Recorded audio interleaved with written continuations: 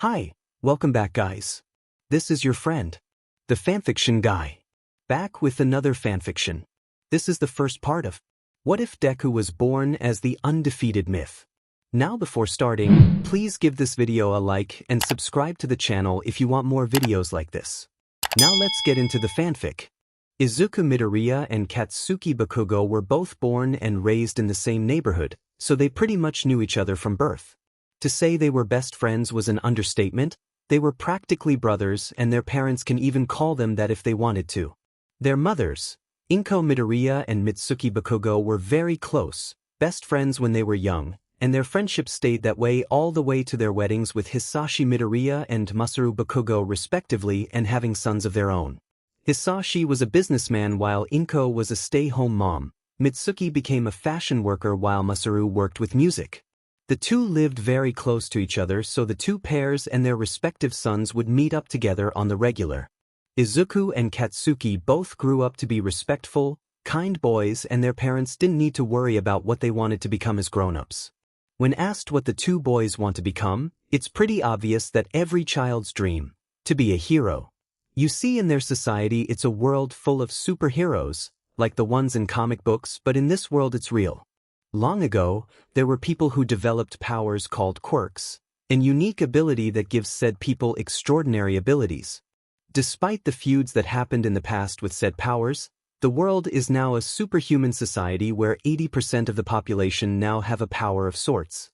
As such, being in said superhuman society, it's obvious the two's dreams were to become heroes ever since the world introduced the symbol of peace and current number one hero, All Might. All Might was the strongest hero in all of Japan, gifted with a very unique quirk that practically makes him unbeatable to any villain alive. In fact, he's so powerful that compared to other countries with a crime rate of over 20%, All Might was able to keep said crime rate below 6 to 3%. As such, their society and Japan was a relatively peaceful place with nothing to worry about as long as All Might was around to deal with the villains. Additionally, not only was he around to keep the villains occupied, but he's also a major influence on the world as kids all around the world want to be just like him. A cool, strong hero who fought villains and worked to keep them behind bars.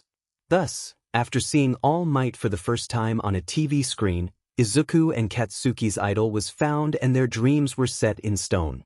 Continuing onward, a child's quirk starts to show around the age of 4 years old.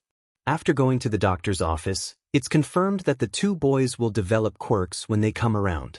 As time went on and Katsuki turned 4, it wasn't until a few months in school that he finally developed his quirk, Explosion, being able to create a liquid that acts like nitroglycerin from his palms and denote them as explosions. Everyone in both his school, his parents, his best friend, and his uncle and aunt were so proud and impressed with his ability that everyone told him that he'd make a strong and powerful hero. Of course, the price of praise comes with arrogance and ego, but it's nothing to worry about since Katsuki would have small talks with Izuku's father, Uncle Hisashi. Did you see that, Uncle Hisashi? Did you see it? Huh? I bet no one has a greater quirk than me. Katsuki bragged with mini explosions popping out of the palms of his hands as Hisashi stopped drinking his coffee and reading his newspaper. It was a Saturday afternoon, so Hisashi and Katsuki's parents had no work on the weekends. The 2 days were perfect for weekly hangouts and play dates for the two boys. However, this particular weekend had Izuku leaving to get groceries with Izuku, and she didn't have time to tell Mitsuki. Despite it, it didn't stop her or her husband from coming over and revealing that they're going on a date night, and Hisashi agreed to look after Katsuki until they returned, or he can stay over for the night. After explaining the situation for Izuku and Izuku's disappearance, Mitsuki and Masaru kissed Katsuki and waved him goodbye as he spent some time with his favorite and only uncle. Yes, it is a great quirk. But Katsuki, make sure you don't let all of the praise get to your head. Hisashi gently lectured as he put down his coffee mug and set aside his newspaper. Katsuki turned to look at him and yelled out, "What? Of course not. I'm going to be the biggest, baddest, coolest hero that'll be even greater than All Might." Katsuki screamed as he tried to jump on the coffee table, but Hisashi grabbed him before he could try and kick his mug. I know. But Katsuki, it's not the quirk that makes you cool. It's you yourself that makes you cool. Hisashi explains as he gently places Katsuki on his lap. I know, I'm awesome and the best at everything. Katsuki beamed brightly, though it seemed that he didn't quite get Hisashi's message there. So to further elaborate, that's not exactly what I meant. What I meant was that a person, no matter a hero or not, they aren't defined by their quirk. You see, Katsuki, I know All Might is the greatest hero of all, but it's not just his quirk that makes him the greatest. It's his personality, his charisma, his actions, the fact that he wants to do his best to make the world a better place, how he tries to save all the people he can save. All of those qualities and many more are what make All Might, and what makes him the best hero Japan has to offer. As Hisashi finishes, Katsuki looks at his uncle in awe as he processes his words. So quirks aren't what define a person, but actions and personality do? Katsuki looks up at his uncle and sees his smile further spread on his face. Correct. Hisashi exclaims as Katsuki jumps off his lap once again and puts his hands on his hips and beams. If that's the case, then I'll be the greatest hero who never loses, just like All Might. And once again, it seems there's something else that Hisashi needs to confirm with Katsuki. As he laughs heartily and gets up from the couch, he crouches down as he rubs Katsuki's head. All right, big guy. It seems you're still letting some things get to your head. Not. The little blonde pouts as he stamps his feet adorably. You are. Hisashi says more sternly, this time with his nice smile turns into a tight frown and his eyes narrowing slightly. Katsuki drops his pout and cows before him. Whenever Hisashi or Inko become more serious, it usually means that they are dropping their nice acts. Mitsuki always told Katsuki to never make either Inko or Hisashi mad, as it seems to run in Midoriya blood to be scary whenever they're mad. Katsuki, look, I'm not saying you're not great and all. I'm just telling you not to get in over your head. Have you ever heard of the 7 sins? Hisashi gets in front of the boy and puts his hands on his small shoulders. Katsuki looks at him before thinking hard and forming the usual thinking pose anyone would do. Only 4. Sloth, envy, wrath, and pride. Katsuki's eyes widen and his eyes drop down to his sides as he begins to realize what Hisashi's trying to tell him. You're good and it's okay to remember just 4. But what I'm trying to say, Katsuki, is that when someone allows their pride or arrogance go over their head, they develop egos and think they're great when there are still things they need to work on. In fact, some heroes let their own egos get to them and make them think they can handle anything when this just gets them into trouble or try to handle something they actually can't. And in cases like those, sometimes, they don't come back. But All Might can do anything. He always wins and saves people with a big smile. Katsuki seems to become desperate as he clenches his fists. I know All Might can do anything, but even he needs help and even he lost a few battles in the past. When Katsuki looks at him with disbelief and attempts to retort, he continues, Katsuki, even the strongest, greatest, or the bravest people need help. And that includes All Might.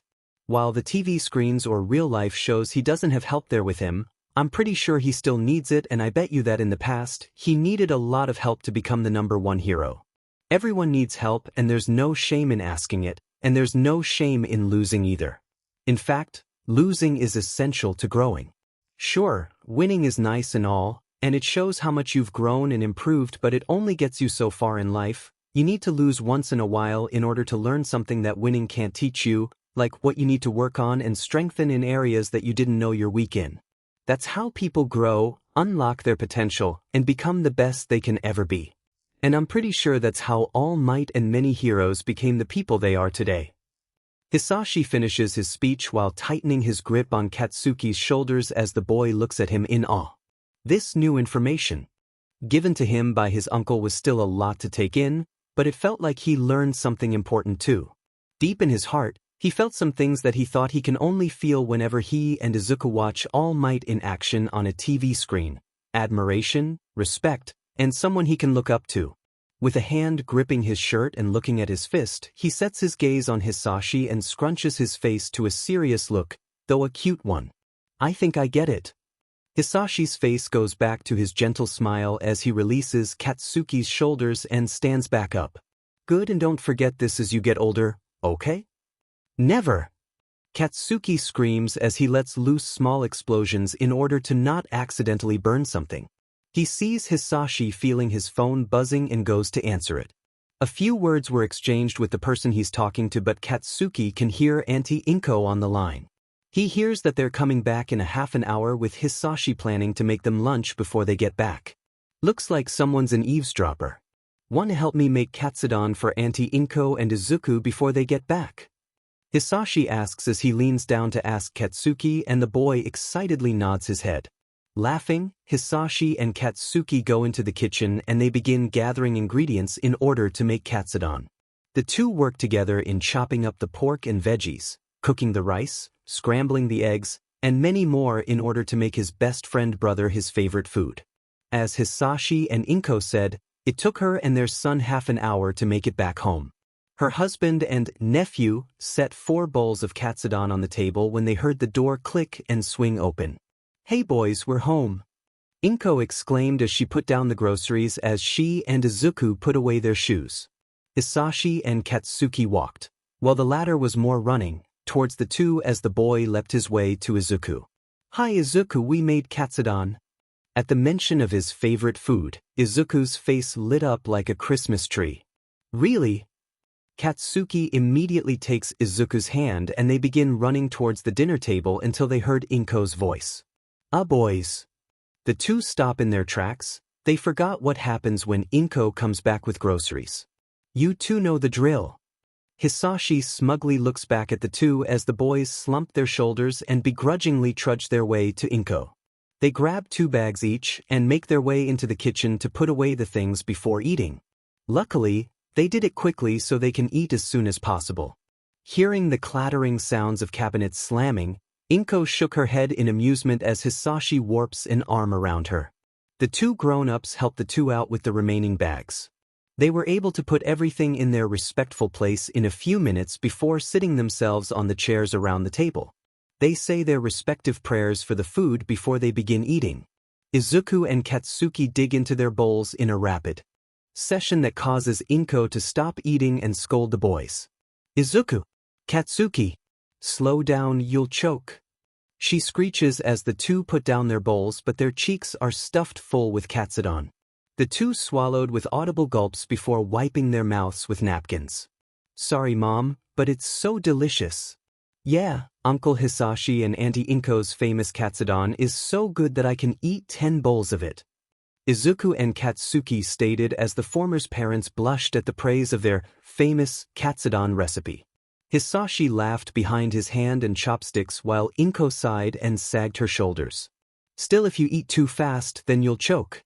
And isn't best to savor the flavors slowly," Inko responds with a mischievous smirk and glint in her eyes. Her husband side-eyed the 2 boys as they began to process the idea of savoring the katsudon much slower next time. Izuku and Katsuki then turned to each other and began speaking as though they can read each other's minds. "Actually, that's not a bad idea." "True, especially when you hear the crunchy sounds of the pork dash, or the creaminess of the scrambled egg dash, or the cooked rice dash. When it's at the right temperature dash, and flavor dash. It'd be a food paradise." The 2 screamed as though they came to a profound realization. Inko and Hisashi laughed out loud at the boys' antics as they made a solemn vow to eat food much slower next time. However, it seems that the adults laughing is what made the 2 realize that they've been tricked. "Hey, you tricked us, Auntie. I'm sorry, but you've made your solemn vow. So you have to eat your food slower next time," Inko said in between laughs as Hisashi began laughing harder than before. Katsuki and Izuku made pouts before laughing out loud as well. After the heartful meal, the adults cleaned up while the 2 boys began playing inside Izuku's room with all might toys and bouncing around the area. Izuku's room was filled to the brim with posters of his and Katsuki's idol. To his walls, his computer home screen, his bed sheets, and even his clothing were all might-themed pajamas. It's always a party whenever the 2 come over to either boy's house, as they would play with each other and have fun until they literally drop and fall asleep before leaving with their parents. The day progressed with Inko and Hisashi planning a regular movie night as they got a call from Katsuki's parents that they won't be able to pick up their son as their date night will end very late. Additionally, getting home will be a challenge as the roads are filled to the brim with traffic, but this isn't the first or last time Katsuki's ever stayed over at Izuku's apartment. The boys didn't stop playing hero versus villain, with either boy being All Might and another boy playing bad guy for All Might to beat.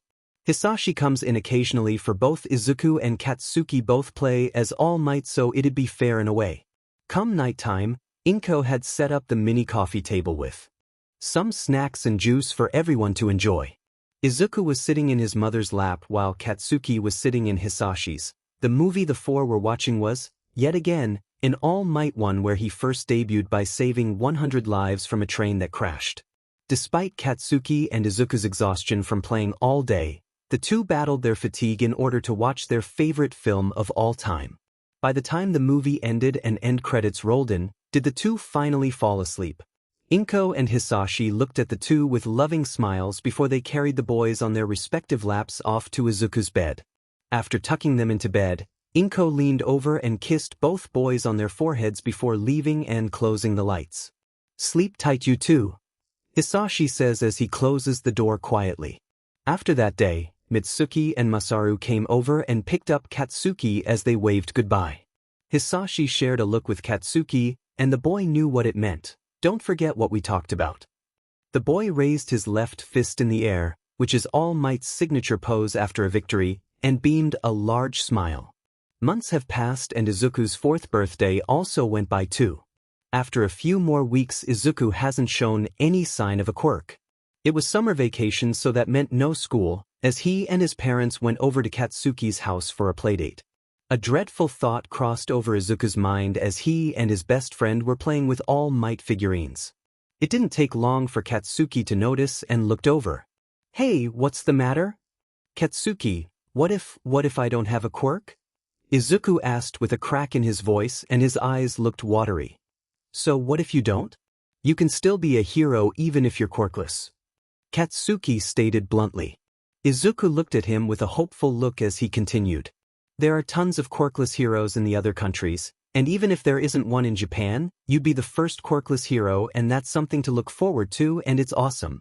Listen, Uncle Hisashi told me this once, it doesn't matter what your quirk is and it doesn't make you a hero. It's your actions and personality that makes you who you are, hero or not. And so, who cares if you don't have a quirk? We'll still be the best hero duo this world has yet to see." After affirming that with a big, bright smile does Izuku's tears leave his eyes, and he too reforms his sad face to a happier one. "You're right, even if I don't have a quirk, then I'll become Japan's first quirkless hero. That's the way. Hey, do you think you can hand me the All Might cards we got last week?" Katsuki pointed to the ones on his bed. They were inside a small plastic bag so Katsuki won't forget where he puts them in. Izuku stands from his spot on the floor and grabs the bag. However, just as he's about to hand the bag over, he doubles over in pain. He drops the bag and his arms immediately wrap his middle section. "What's wrong?" Katsuki stands up as his hands wander Izuku's body. "Oh, no, but it hurts, does." Izuku collapses onto the floor as he breaks out in a massive sweat that quickly damps his clothing and it begins to stick to his skin like glue. Steam begins to come off his body as Katsuki tries to put his hands on him, but the moment he does, he retracts them as he feels the sensation of being burned. "Izuku, you're burning up. It hurts, it's so hot. Help me, Katsuki."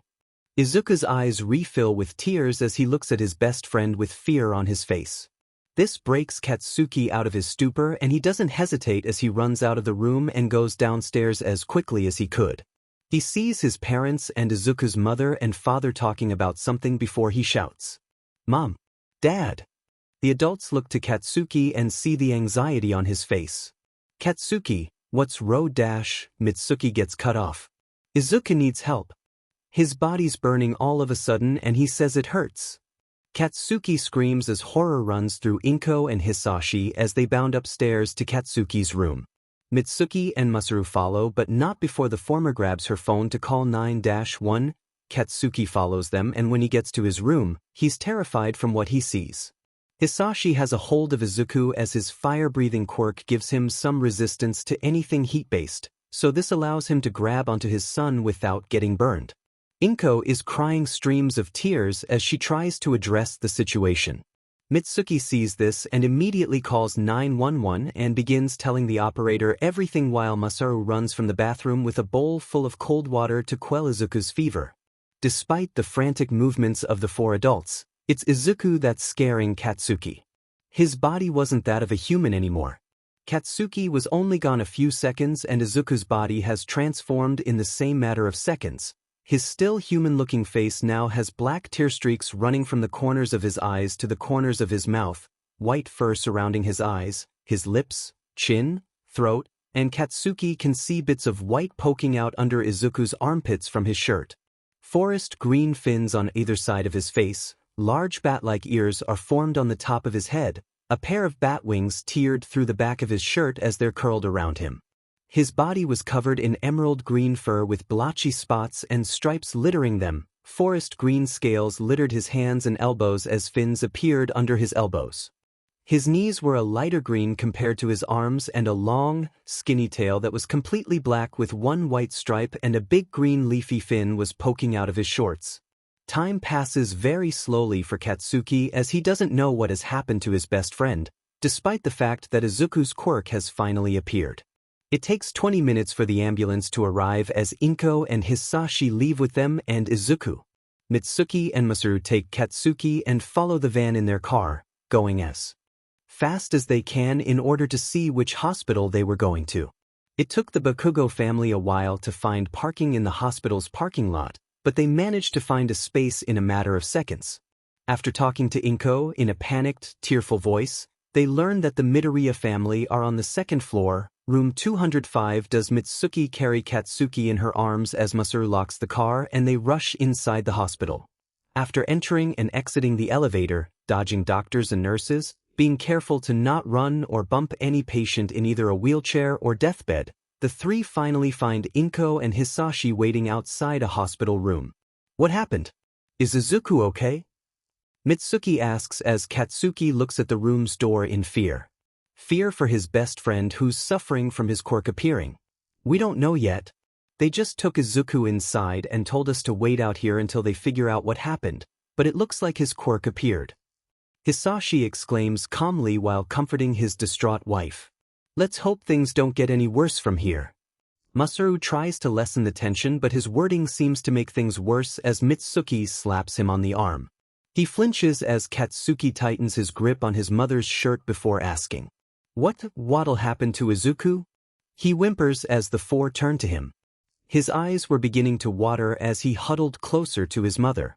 Concern etched on his face as his body trembled in anticipation and stress. Realizing their fears were making the little blonde scared, they calmly addressed the situation for him. Mitsuki gently sets him down on a bench as she crunches down to his eye level. We don't know what'll happen to Izuku yet, but I'm sure the doctors and nurses will take good care of him. But, if he does need help, will you be the one to give it to him?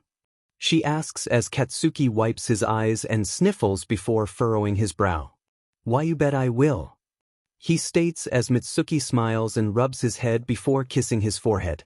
Masaru, Inko, and Hisashi smile at the mother-son moment before they hear the door opening and Dr. Seiko comes out with a clipboard in hand. Mitsuki stands up as Katsuki looks around her to better hear the conversation. Dr. Seiko, how's Izuku? Inko asks as she clasps her hands together. Seiko raises his glasses before going over the information on the sheets. Izuku Midoriya has a high fever, but give him some time and we think it'll break tomorrow morning or afternoon. It was a bit of a scare for all of us, but no worries, he will make a full recovery. And more good news, his quirk appeared. It took us a while to get it under control, but it's successfully suppressed for now and he'll be fine. Seiko exclaims with a smile in hopes of lessening the family's worries. Inko breaks down into happy tears but less hysterical than before as Hisashi breathes out a sigh of relief. Masaru almost collapsed as he puts his hands on his knees as Mitsuki sighs and looks back to Katsuki with a thumbs up. Katsuki takes this as good news and offers his mother a thumbs up in return. Unfortunately, The moment is cut off when the doctor looks at his clipboard and fixes his glasses. However, there is one thing that bothers me. And with that, the relief is replaced with worry once again. What is it? What's wrong? Hisashi questions worryingly as Dr. Seiko looks at him and Inko. Nothing's wrong with him besides his fever, but if it's not too personal, what are your and your wife's quirks, Mr. Midoriya? This causes the two to recoil and look at each other before answering. My quirk is fire breathing. And my quirk is being able to attract small objects to me. Why? Hisashi and Inko answered as the doctor rechecks the papers once again to see if his info is correct. It's just, neither of your quirks match Izuku's. This has happened before where children often get a quirk that's completely different from their families on both sides. It's not very common, but at the same time, it's not very rare either. While it's not completely clear on what his quirk is, it appears that he has the ability to shapeshift into a creature of sorts. He answers as the families look onward until Katsuki blurts out something. A creature, like Dragoon Hero, Ryukyu? The five look at him before the doctor continues. Yes, it's something similar to Ryukyu's quirk, and appears to be something akin to a dragon. Unfortunately, I'm not an expert in mythology, but I have a friend who does. Seiko replies as his left hand digs into the pocket on his coat. He pulls out a card and hands it to Hisashi that reads, Professor Densho of Japanese Mythology Museum. You can go in and see Izuku now if you want, but the hospital closes around 10 o'clock just to let you know. He opens the door as everyone piles into the room slowly. Izuku is on a deathbed, breathing heavily as his face is flushed red with beads of sweat dripping down his forehead. He's wearing a hospital gown with the bed sheets covering his tiny body. Inko and Hisashi sit on one side while the Bakugos sit on the other. Katsuki grips the bed's bars in worry as Inko places her hand over Izuku's. You're going to be okay, you're going to be just fine, Izuku. She mutters as Hisashi rubs his wife's shoulder once more. Katsuki keeps looking over and trying to stand on top of his chair to get a better look of Izuku, only for Masaru to grab a hold of him and put him on his lap. He'll be okay, Katsuki, we just have to wait tomorrow. But tomorrow's in 12 more hours. He whines after looking at the clock on Izuku's nightstand and counting the amount of hours in his head. Mitsuki once again rubs the top of his head. Katsuki, we're all worried. But, if we hope that Izuku will wake up sooner, he will. Really? Really? Mitsuki and Masaru smile at their son as he glances at Inko and Hisashi, who also give him reassuring smiles. Okay. Despite knowing it's to keep Katsuki calm and not stress out about Izuku, still can't help but worry as he prays to Kama-san to help his best friend get better faster. Luckily, it seems Kama-san has heard his prayer as Katsuki felt time move by faster somehow. There were times where either he or an adult would go to the bathroom, and Mitsuki and Masaru offered to buy food so Inko, Hisashi, and Katsuki could watch over Izuku. Unfortunately, visiting hours have passed and Dr. Seiko solemnly asked everyone to leave, assuring them that they'll send someone to watch over Izuku. With heavy reluctance, everyone left but not before Inko kissed Izuku's forehead and prayed that he'll wake up the next morning. Despite going home at night and heading off to bed with heavy hearts, no one was able to sleep, especially Izuku's parents and Katsuki.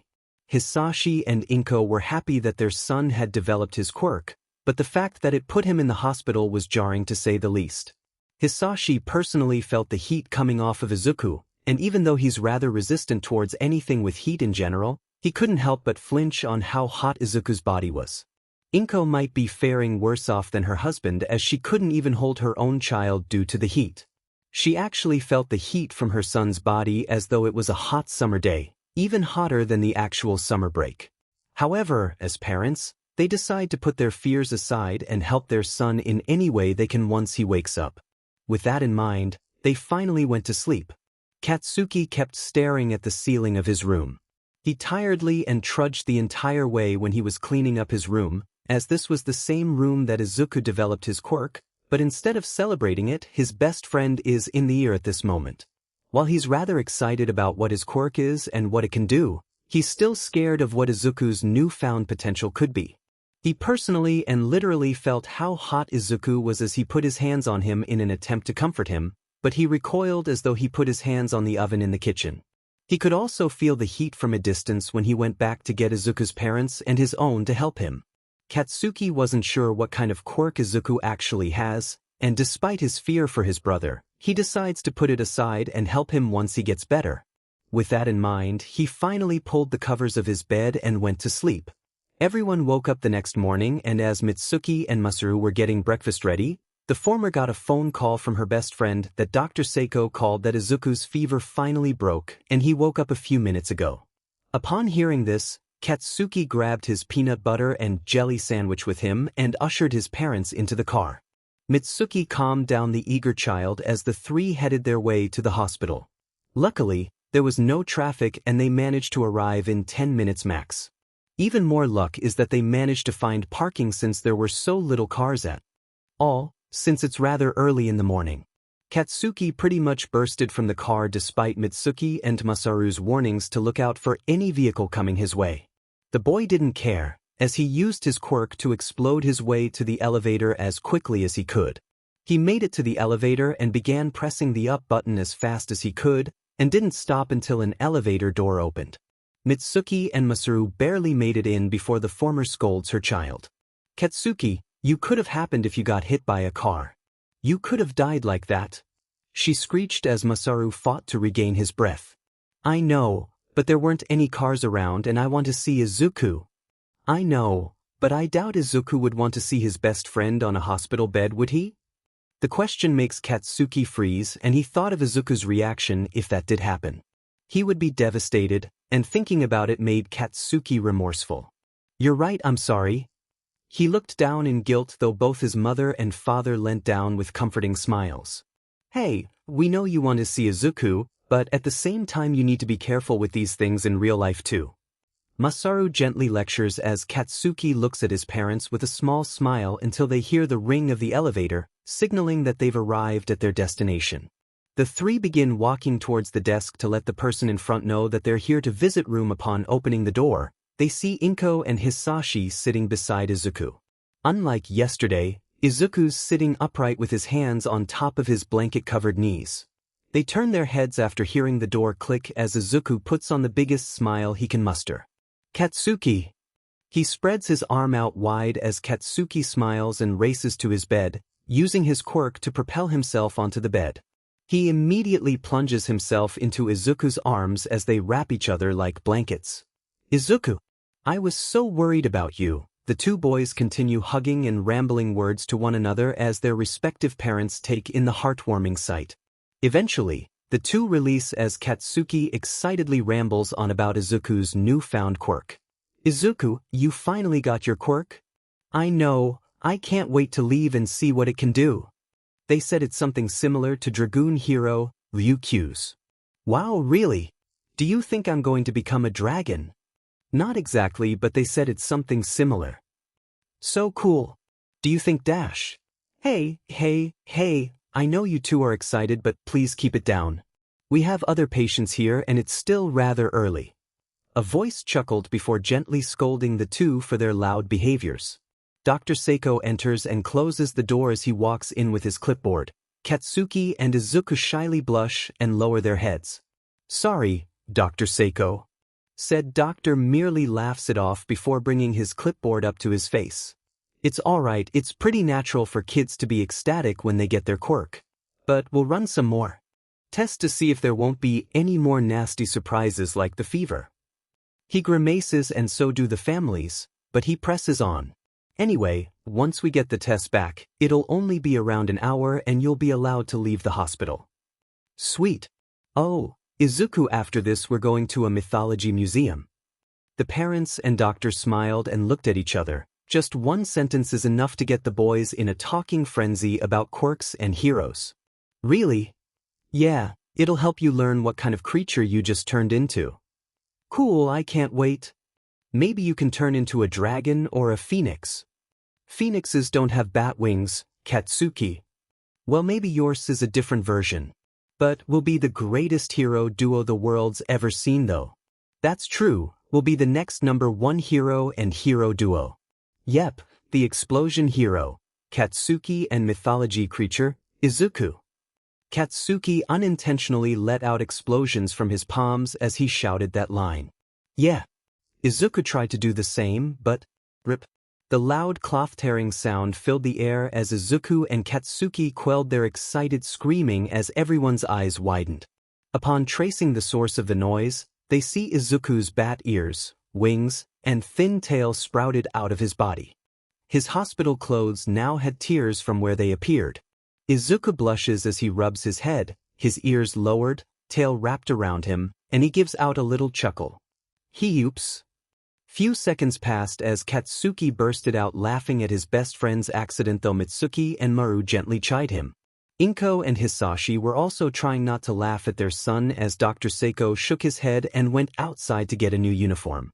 Nonetheless, it didn't stop Izuku and Katsuki's continuous banter as they continued talking about the possibilities of what the former's quirk could be. Only the wings and tail began flapping and wagging wildly now. The sight was so cute that Inko and Mitsuki couldn't help but take a few pictures of the scene. 2 days had passed after Izuku was released from the hospital as Hisashi and Inko set up an appointment to meet Professor Densho about Izuku's quirk. Despite his parents telling Katsuki's that they didn't need to come if they're too busy, they brushed it off as they wanted to know everything too, and it wouldn't be nice to Katsuki if he didn't come along. Now, they're standing in front of the Museum of Mythology. It was a very tall building that looked like a traditional Japanese house, but the words clearly state its name. Izuku and Katsuki were looking at the building in awe as they strained their necks to take in the glorious sight of the architecture. In front of the building was an elderly man that's in his late 40s with professor-style glasses, a lab coat, some pens and pencils in his pockets. His hair had a few white streaks in it and was combed backwards, wearing brown pants and black sneakers. He saw the 2 groups of 3 and began walking down the steps to meet. I see you're the ones who called, and these are friends, I presume? And this is the little one with the dragon-like quirk. He meets the Midoriya family while gesturing to the Bakugo family. They wave politely as Hisashi and Inko shake hands with the professor. He then leans down to meet Izuku, who shyly reaches for his mother's hand. Yes, this is Izuku. Sifo to the man. Inko states as she holds her son's hand and tells him to greet the man in front of him. Hello. He says shyly. Densho chuckles before standing up straight and begins leading them inside. Shy one there, huh? But I welcome you all to Japan's Museum of Mythology. He opens the door and leads everyone inside. They take in the sight of tapestries depicting yokai ghosts and demons, paintings of Japanese and Chinese dragons, and statues of other creatures. Izuku and Katsuki fast walk around the museum, being careful not to run into one of the artifacts. Japan has many mythical creatures, but the most common are often demons and ghosts. Though I doubt little Izuku's quirk is anything like that. To narrow down the list of creatures we have in the museum, may I have the description of his quirk's appearance? Densho explains as he leads the families around the museum, who continue taking in the sights of the many creatures that filled the inside of the building. Yes, though it's only brief, but he had large bat-like ears, wings, and brown feet. He had green fur and blue scales covering his arms like fish. He also had fins on the sides of his face, and then there's that long, skinny tail with a leafy design at the end. There were also these black markings on his face that ran from the corners of his eyes to the corners of his mouth. Inko explained as Densho began connecting the dots of Izuku's quirked form. His eyebrows rose and his eyes widened before leading everyone to a different section deep inside the museum. As he directs everyone to a large doorway, the sign above them says, Humanity's Guardian, the Creature of Peace, and the Undefeated Myth. After reading the sign, Izuku's eyes widened as he and everyone else took in the sight of a large statue in the middle of the room. The statue depicted a large spider with a woman's head laying flat on its back. Its stomach was torn apart as the 8 legs of the monster appeared to be folding in on itself like a real dead spider would. On top of the monster was a 4-legged chimera-like creature. It had the head and body of a cheetah but was much more muscular, and the tail was thin and had a flat, fish-like tail at the end. It had large bat ears on its head with fish-like fins on either side of said head. A long fin sits on top of its forehead that continues from the back of the neck and ends with a larger fin in between the creature's shoulder blades and large bat wings. Surrounding both creatures were people cheering for the chimera as its head is pointing to the sky, its mouth opened, and is seemingly roaring in victory. The statue was a shining gold color and the ceiling lights empathized the brightness of said color. Is this the creature Izuku's form took? Denzo decided to break the silence as everyone's attention is now turned to him. Not completely, but it's close enough. Hisashi confirms as Izuku and Katsuki continue looking at the creature before they see a sign in the middle of the statue. As they begin reading the sign, Denzo continues talking. Then Izuku's quirk might give him the ability to shapeshift into the Dumuren. Dumuren? What's a Dumuren? Katsuki and Izuku asked as they finished reading the sign and looked at the professor.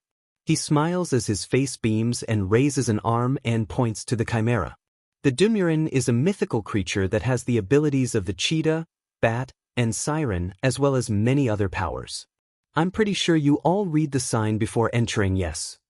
Upon their nodding, he continues, then you know they've been given many titles but their most famous ones are the three, humanity's guardian, the creature of peace, and my favorite, the undefeated myth. The Dumuren have protected humans against monsters that desired human flesh and blood, kept the peace in all the countries by using their abilities to solve conflicting problems, and are the most powerful creature to ever exist because no matter what monster the Dumuren faces, they always win. Everyone's eyes widened as they took in the information Professor Denzo unleashes on them about the Dumuren. Izuku was repeating the Dumuren knowledge until Katsuki nudged his shoulder. His best friend looks at him with a bright smile as he addresses the last title. You know, if the Dumuren is the strongest, undefeated creature in all the world, that makes it exactly like All Might. With that information, Izuku's eyes widened even further as his mouth turned into a big smile. You're right, they are like All Might. Their excitement is cut off by Denzo. Yes, the Dumuren are like All Might in terms of power and being undefeated. He states as he begins leading everyone around the statue. Scrolls and old drawings on ancient paper show more depictions of different types of Dumuren, ranging from battling monsters to making treaties with either people or peaceful monsters to aiding the people with their daily lives. Smaller status of Dumuren litter the area with coded writing labeled below them, like the main statue before. Though mythologists around the world are still researching the Dumuren, we do know this. They start off as a rookie or beginner status called tyros, and as they grow, they gain and master their abilities before gaining unique markings to show they've graduated from tyros to champions. They have elemental abilities, though they are shown to possess only one power. Being a creature of the said three animals, they are able to adapt and live in all said forms of life from the sea, land, and sky. Their fur can turn into hardened armor that's so powerful, only another Dumuren is strong enough to break it. Their wings are said to be indestructible, including the skin and bones. To ground a Dumuren you'd need to dislocate them or rip them right off their shoulder joints. Their wing thumbs are incredibly flexible and can straighten or even turn backwards. Their tail fins are able to turn a full 360 degrees and can be used as a tail blade, baseball bat, or even be prehensile. Stories say they also have the ability to change their size, from the smallest house cat to a size as big as a mountain, they say. In fact, that statue itself has a story of its own. The spider monster called the Joragumo, a creature that takes the form of a woman in order to lure people to her trap before revealing her true form and devours them. Legend says the Joragumo claimed the lives of 5 people in a village before she was caught and defeated by the Dumuren that was protecting the village. The Dumuren once again triumphed as it roared into the sky with the native people cheering it on. Izuku and Katsuki's eyes continue to widen as they sparkle with all the new abilities and powers a Dumuren has and can use to their disposal. Inko and Hisashi also take in everything Denzo says as they look at Izuku with a sense of pride. Mitsuki and Masaru are also excited by what kind of hero team the boys could make when they go pro-hero. Denzo continues listing Dumuren abilities that are either well-known or have been researched. The day progresses until it's the evening, the professor giving the Midoriya family a list of the creature's abilities. According to him, the Dumuren's powers continue appearing as they grow older, and while Izuku isn't a Dumuren, his quirk might follow up like the actual creature. Nonetheless, Izuku and Katsuki were eager to find out what kind of powers Izuku will have in the future, as the professor also hands them his contact info in case they have more questions regarding the Dumuren. After the eventful day, the families leave while waving goodbye to Professor Densho as they head towards their respective cars. They planned on going out to dinner together for fun, as Izuku and Katsuki continued mumbling plans as the future hero duo while their parents ordered them food. Everyone ate wholeheartedly before leaving to go back to their respective homes. Izuku's quirk was named Dumuren Shifter after the whole debacle of fevers, creature transformations, and heat-based craziness. Izuku and Katsuki continued experimenting with Izuku's quirk, as it was true with what the professor said. Izuku's Dumuren abilities continued to show as he got older. Even though the professor didn't exactly say what abilities will show as they come when a Dumuren grows older, Izuku and Katsuki were able to check off the basic abilities before slowly going on to the more complex ones. It took Izuku a few weeks of training to be able to transform into a Dumuren cub completely. His full form had him looking almost identical to the Dumuren statue back at the museum, just smaller, and was in various different shades of green. And when he transforms into a Dumuren, one would think he'd ruin his shirts and pants all over again, but Mitsuki was a fashion designer, so she took this problem into account. She solved it by making Izuku's clothing for him from now on by weaving a special cloth that will sew itself back together when interacting with heat, and giving him clothing options that won't give him a lot of trouble, like sleeveless shirts. After his quirk appeared and how hot his body was during that incident, everyone thinks that his Dumuren elemental ability might be related to a heat-based power like fire. However, that wasn't the case. After Izuku turned 5, he and Katsuki tried to see what kind of elemental ability Izuku had. It wasn't until Katsuki decided to practice long-ranged moves with his quirk that Izuku tried summoning any kind of attack. It didn't work until he accidentally sneezed and a long, purple beam of power and intense heat spewed from his mouth. Luckily, the targets they made were only a few broken pots and old branches on top of an old tree stump, but the attack from the Dumuren Shifter not only destroyed the remaining targets, but completely incinerated the stump and left a huge burn mark on the floor. Right after that, Izuku and Katsuki began theorizing what kind of element Izuku had. Could it be green fire? No, didn't look like fire, and the color was purple. It was in an instant, but I saw it, it was purple. I thought Professor Densho said a Dumuren's element is the same color as its coat? Well, maybe with you it's different. Maybe, but what element was it? I don't think it's fire. Even though the attack was a quick one, I could feel how hot it was, and it felt hotter than any flame I've felt. Okay, so we can cross fire off the list. But what could be hotter than fire? The two boys continued thinking while crossing off any heat-based elements that didn't match the intense heat from Izuku's attack, or elements that didn't make any sense. It wasn't until Hisashi came in that they found their answer. You boys having fun with your elemental guessing game? It's not a guessing game, Daddy. We're trying to figure out what my element is. Hee hee, I'm sure you two will figure it out. Well, we just crossed fire off our list. All we have is plasma, electricity, or lava. Katsuki explained as he handed his uncle the list of elements he and Izuku compiled. Hisashi takes a look at it and then theorizes. You know, from the way you two described it, I think Izuku's element might be plasma. Why'd you say that? Katsuki asked. You two said that it was hotter than any fire you felt, right? After a few nods from both boys, he continued, well, what's hotter than fire is plasma. In fact, they say plasma is the heat coming off from the sun and stars in space. And that's hotter than any fire we have here on Earth. Phew. Boys stared at Hisashi in awe as they took the theory into consideration. Izuku's fever, how hot he was after the incident, and now the attack's intensity and heat he unleashed in his little sneeze. It felt like it all made sense in a way. Izuku and Katsuki decided to write the element down as plasma as they go outside to put the idea to the test. Though, Hisashi tells them not to do anything too crazy when experimenting with the idea. Knowing the two boys who go crazy over either heroes or quirks, they're bound to act like kids in a candy store. Once Izuku's elemental power is now discovered to be plasma, they continued training their powers pretty much daily, whether together or not. Izuku was able to further his element by making attacks and discovered the ability to heal himself by using plasma energy. He was able to unleash the 3 basic breath attacks of the Dumuren: Elemental Breath, Sonic Boom Clicks, and Siren Scream.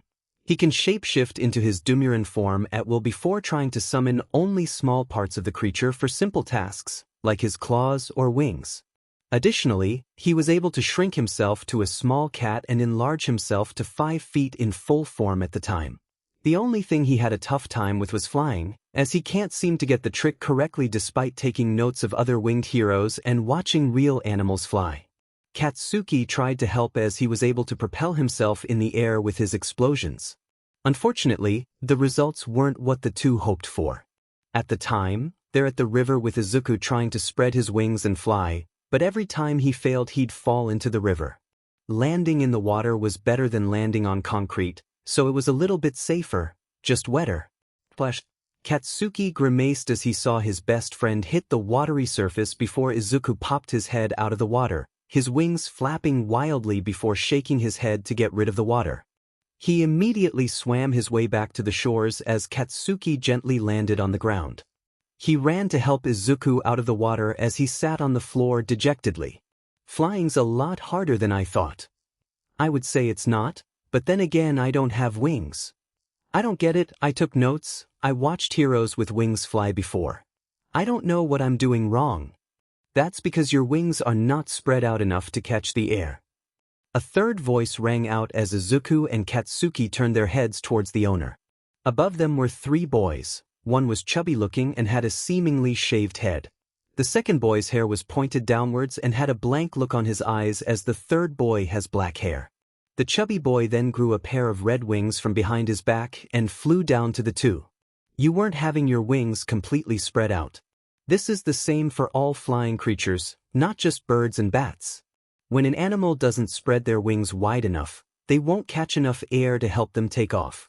So, last 2 attempts to fly and I can see what you're doing incorrectly. If you want, I can teach you how to fly. The boy explains and kindly offers as Izuku looks at him with hope. Really? Yeah, you were getting the hang of the flapping part, it's just your wings aren't spread out enough. Izuku and Katsuki looked at each other before the latter smiled and encouraged the former. Okay, then can you teach me how to fly properly? Sure. Oh, my name's Tsubasa, the boy with the straight hair is Yubi and the black hair is Ine. What are yours? Izuku Midoriya. Katsuki Bakugo. Cool. Okay, Midoriya, we're going to start off with gliding before flying. You need to spread your wings more, and to do that, it's best to glide before going into the real thing. Watch how I do it and you follow. Remember, spread your wings out. Tsubasa yells as he jumps into the air before spreading his wings wide enough that the air catches underneath him. The air keeps him afloat before he gently flaps his wings to land safely.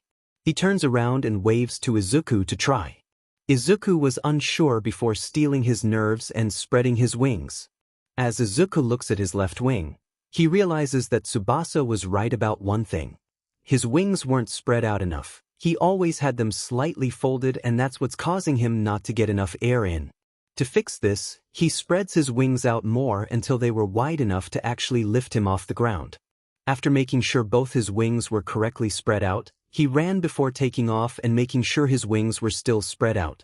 Though the flight was wobbly, Izuku was able to glide as he heard Katsuki cheering for him before he tried to land. When he glides near where Tsubasa is, he tries mimicking the same flapping movements Tsubasa did.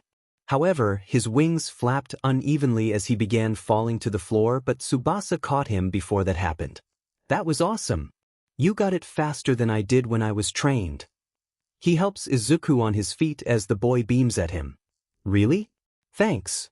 Tsubasa motions that Izuku does it again as they both glide back. Izuku follows close behind him, and as he saw Tsubasa making the same flapping patterns to stabilize himself before landing, he does the same. Once again it was wobbly, but it was a lot better than before as he landed. Whoa, this dude's a fast learner, Tsubasa. You two could make a team of flying pros one day. Ine states before Katsuki loudly scoffs. The only team of pros around here are me and Izuku. We're going to be the new #1 heroes in the future. Katsuki proudly shouts as he walks up to Izuku and wraps an arm around him. Izuku had the wind knocked out of him before smiling, put his own arm around Katsuki and nodded. The three boys looked at them before Yubi laughed. Well, that'll be something to look forward to. It'd like to be a hero too, but my quirk only makes my fingers longer. It's not a really useful quirk. Yubi awkwardly states as he makes his fingers slightly longer and looks down in shame. Katsuki frowns before walking up to him and gently flicks his forehead. Oh. Hey, no quirk is ever useless. If you want to be a hero, then be a hero, no matter what anyone says. Katsuki states boldly before Izuku walks up to him. Yep, there are many possibilities with any kind of quirk. For example, color-changing hair is the best for undercover missions. No one would be able to tell if that person's a spy for something else, and if they try to find the person, they can just switch hair colors and blend in with the population to avoid detection. And your quirk, if you look at all the possibilities, you can either make it bend or be flexible if you trained hard enough. Hehe, Izuku's a quirk-analyzing nerd. Give him a quirk, and he'll give you ideas and different training regiments. Katsuki states as he crosses his arms. Izuku blushes but still looks at Yubi with awe and hope. The latter was happy that there were kids who gave him ideas, inspiration, and compliments about his quirk. Yubi looks at his now shortened fingers and then looks back at the two with renewed hope. You're right. I don't care what anyone says, I'll be a hero in the future. You can count on it. He shouts as he pumps his fist in the air before the other four do the same. Oh, by the way, what are your quirks? Mine's already obvious. Tsubasa can fly, and Ine can make his black hair grow.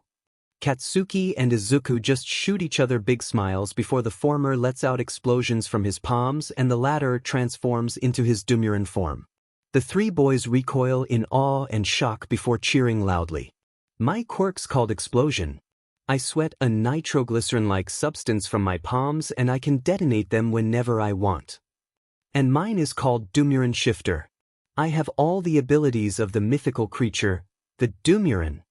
The five continue rambling on about quirks, their favorite heroes, what they want to be when they grow up, and other things before the day ends. And like that, Izuku and Katsuki got a band of friends that continue to meet up almost every day. They all meet up to hang out at the river as Tsubasa continues teaching Izuku how to fly, as well as giving the boy useful tips like stabilizing, hovering in one place, redirecting himself midair, and that his tail can help with steering. It wasn't long until Izuku was finally able to fly correctly as he began soaring the skies while doing fancy tricks like loop-de-loops, dive bombs, and even diving into the water headfirst and popping out of it like a missile. The three boys cheered for him and Tsubasa as they continued flying like a madman, or Dumuren, before he finally landed and they all went out for ice cream to end the day. Man, what a day! Izuku finally learned how to fly thanks to Tsubasa. Yubi exclaimed while being careful not to drop his strawberry ice cream. Flying's always fun. It's too bad that Yubi and Ine can't do it though. Tsubasa laments as he licks his ice cream while pointing at his two friends. No worries, I can carry them on my back when we fly. Remember, I can grow 5 feet when transformed, so they can easily fit on my back. Izuku reminds him as Yubi and Ine flashes him smiles and thumbs ups for the suggestion. So, what do you guys think of the future? I know we already discussed what we want to do in the future, but it's a little scary honestly. Ine says as he looks up at the sky. Who knows, but all I know is that we'll all be heroes one day. It's also a blast that we're going to the same school. Maybe, we'll go to the same middle high school and high school. Yubi states with a bright smile. Maybe, hey, if we're all going to be heroes, maybe we can develop nicknames for each other. You know, as practice for our actual hero names. An idea popped into Tsubasa's head and he announced it to the others, who perked up from their fears of the future. Hey, that sounds like fun. Izuku proclaims as he and the other boys began thinking of some nicknames for each other. It took some time to figure them out and after finishing their ice cream, they eventually got it. Tsubasa, Gargoyle. Yubi, Fingernails. Ine, Shadowman. Katsuki, Kaken. Izuku, Dikaru, Deku. Despite the names, Yubi points out something about Izuku's with a wince. Maybe we should change Izuku's. When the boys looked at him, he shyly replied, well, I realized that looking at Izuku's first name in a different light, Deku's actually another way to read his name. And why I think we should change it? It's because Deku means useless. Izuku backtracked as he looked lost in thought as a downed expression clouds his face. He never realized that his name could be read in a different way, especially one that meant negative wording. Yubi and Katsuki take notice and immediately act accordingly. Not that you're useless or anything like that, Izuku. Really, you're an awesome friend and are going to be an amazing hero one day. I was just worried if people might take it the wrong way and then dash. If that's the case, then I'll remind them that Deku stands for Dikairu. Yubi's shouting and constant arm waving was cut off by an angered Katsuki. We all agreed Izuku's name is Dikairu but will be shortened into Deku so it'd be easier to say, or if people prefer the short version. But if anyone dares look at it in a negative limelight, then we'll make them see why Izuku's name is Dikairu. Katsuki shouts as he makes his right hand into a fist and he points it into the palm of his left hand for emphasis. The other boys took his words into consideration and agreed to defend Izuku's honor and name if anyone dared try to belittle him. Yubi relaxed and considered it before looking back at Izuku and apologized for any trouble he just caused. Izuku waves it off and states that Yubi was just looking out for him. The group of 5 then fist-bumped each other before shouting loud into the sky before waving goodbye and going home. As Izuku and Katsuki were walking home, the former nudged the latter. Hey, thanks for making Deku a better meaning than the other one. No problem. We're going to be hero partners and a team in the future, so that means we gotta look out for each other, you know. Yep, and once we go pro-hero, nothing will stand in our way as the new #1 heroes. That's right. Any villains out there will rue the day they got in the way of Kacchan and Deku. After a few moments of silence, Katsuki decided something and slumped his shoulders and arms. Tsubasa was right about something. These are good nicknames for temporary hero names. He muttered this as Izuku laughed out loud. Few more years went by as the group of friends would come over to either Izuku or Katsuki's house for play dates since the other three's families were too busy and away to have them at their own houses. It wasn't a problem for the two families as they think the more friends Izuku and Katsuki have, the better. Their families also got accustomed to the group's decision of nicknaming each other and was pretty much the norm nowadays. With their quirks growing, them learning things inside and outside of school, with cool friends to hang out with and parents to support them, things were going to be fine, dandy, and happy for the pair of future heroes. Hello, this is the Mizudafu police. I'm sorry to say this, but your husband died in a villain attack that occurred few hours ago. I'm so sorry, madam. A green-haired woman fell to her knees in silence, her face full of tears and are buried in her hands. Her 9-year-old son runs up to her and asks her if what the policeman said was true. He knows much of the world to know how life and death works, unfortunately. She doesn't say anything as she wraps her arms around her child as he continues to ask her the same question over and over again.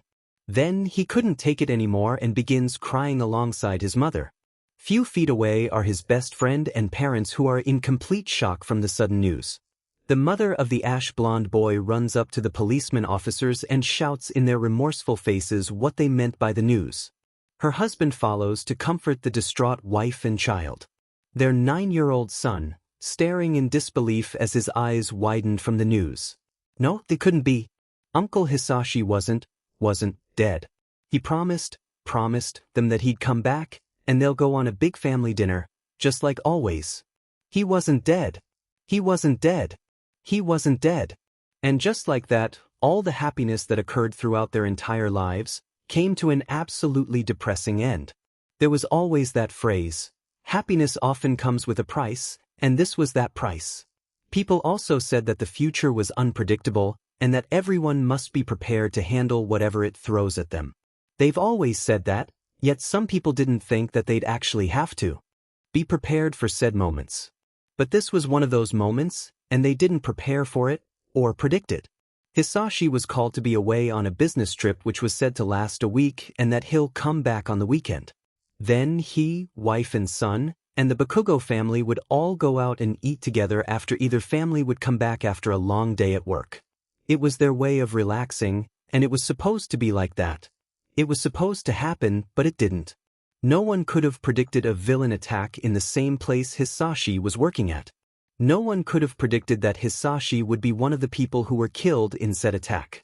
No one could have predicted that that would be the last time Hisashi would ever see or speak to his family again. No one could have predicted that would be the last time Hisashi ever said, "I love you," to his wife and son. No one could have predicted that the future would end up like this. And no one was prepared for it either. But sadly, they need to face reality. Uncle Hisashi was dead, he's not coming back. That was the last time he ever spoke to his wife Inko and his son Izuku. That was the last time he spoke to Mitsuki and Masaru Bakugo, and the last time he rubbed Katsuki's head goodbye. The very last time he'd ever see them again, and the very last time they'll see him again too. Days passed as Hisashi's funeral was being planned, and the days that passed and came were filled with nothing but sadness and depression.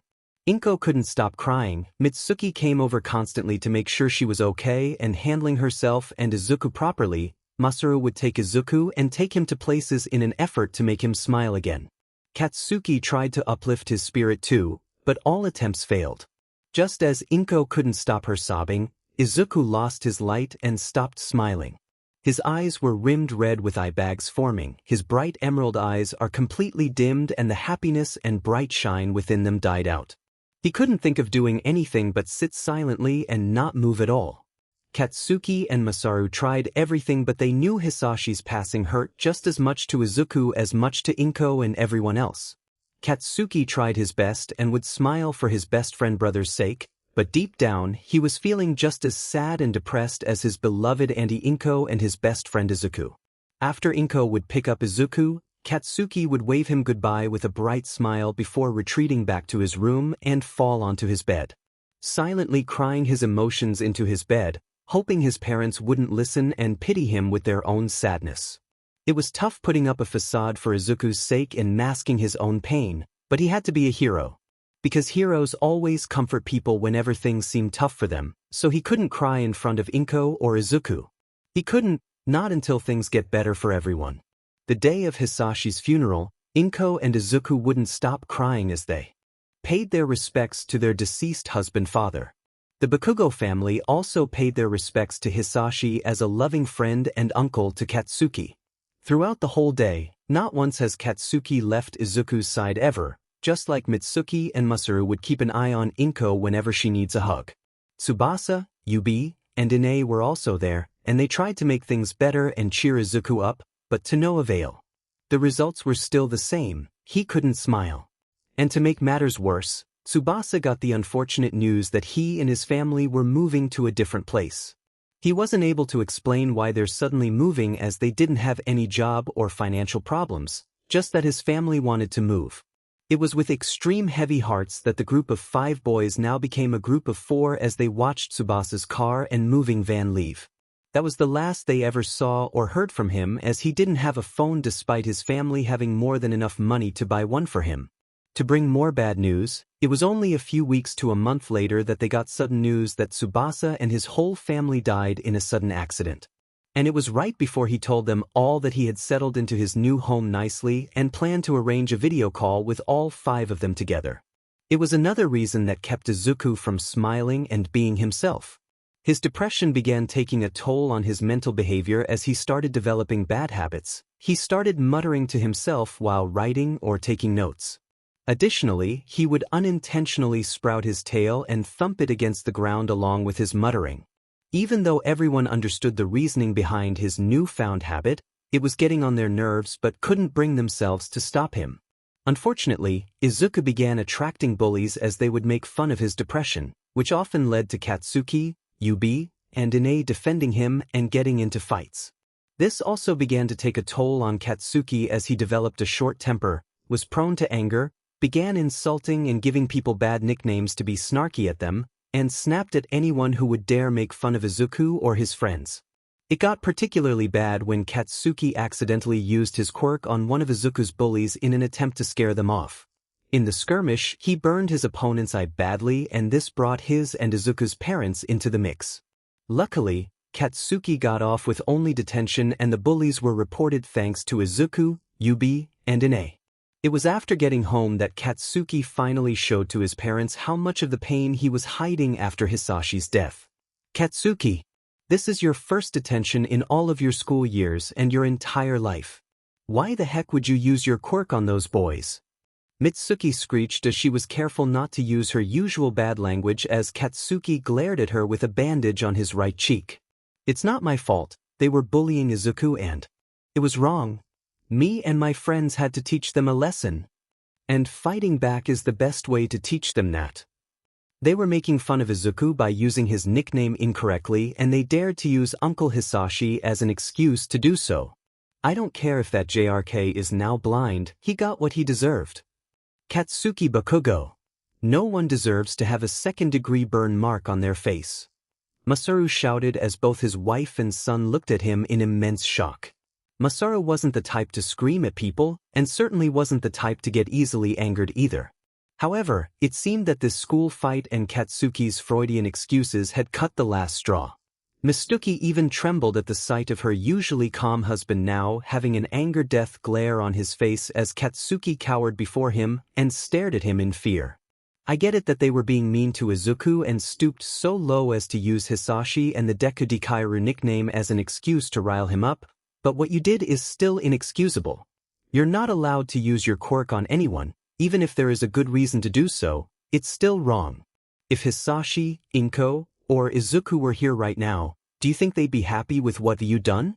Do you think they'd be proud that you could have potentially blinded someone's eye? And do you think, if All Might were here, he'd praise you for what you've done? Would All Might do something like that to someone, even if he too had a good excuse? Katsuki stood in shock and terror as his father questioned him about what he'd done, and honestly he did feel guilty and was using his anger and protective behavior towards Izuku as an excuse for what he did. Even though it felt right to make the JRKS back off, it did feel wrong, and Katsuki was indeed horrified when he learned that his opponent's eye was burned badly. However, he pushed it aside in order to put up a front, but as his father continued to scream at him, he felt his facade beginning to waver as he nears his breaking point. Mentioning Uncle Hisashi didn't help, as the more he's talked about, the more he felt his bravery wane and is close to shattering. And if Hisashi were here, he would dash. Uncle Hisashi isn't here. He's dead, he's gone, he's never coming back. So don't talk about him like he is. Katsuki screeched. Masaru stops berating him as he and Mitsuki looks at the distraught boy. His angered face turns into one of pure sadness and despair. Tears immediately fill his eyes as fat drops of water fall off his face, and his voice cracks the more he screams. I know what I did was wrong. But that was because Izuku was still suffering and those jerkwads didn't give a damn. They kept making fun of Uncle Hisashi, using "I" incorrectly by saying it meant useless or worthless, and using them as excuses to make Izuku angry. They even said he wanted to die because of his monster son, and that was the final straw for me.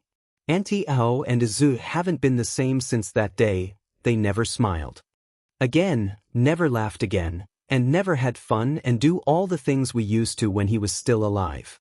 I'm trying so hard not to break for their sake, but I feel like I'm going to break if I can't help out at least. I don't know what else to do. Katsuki stopped and inhaled as he exhaustingly collapsed on his knees.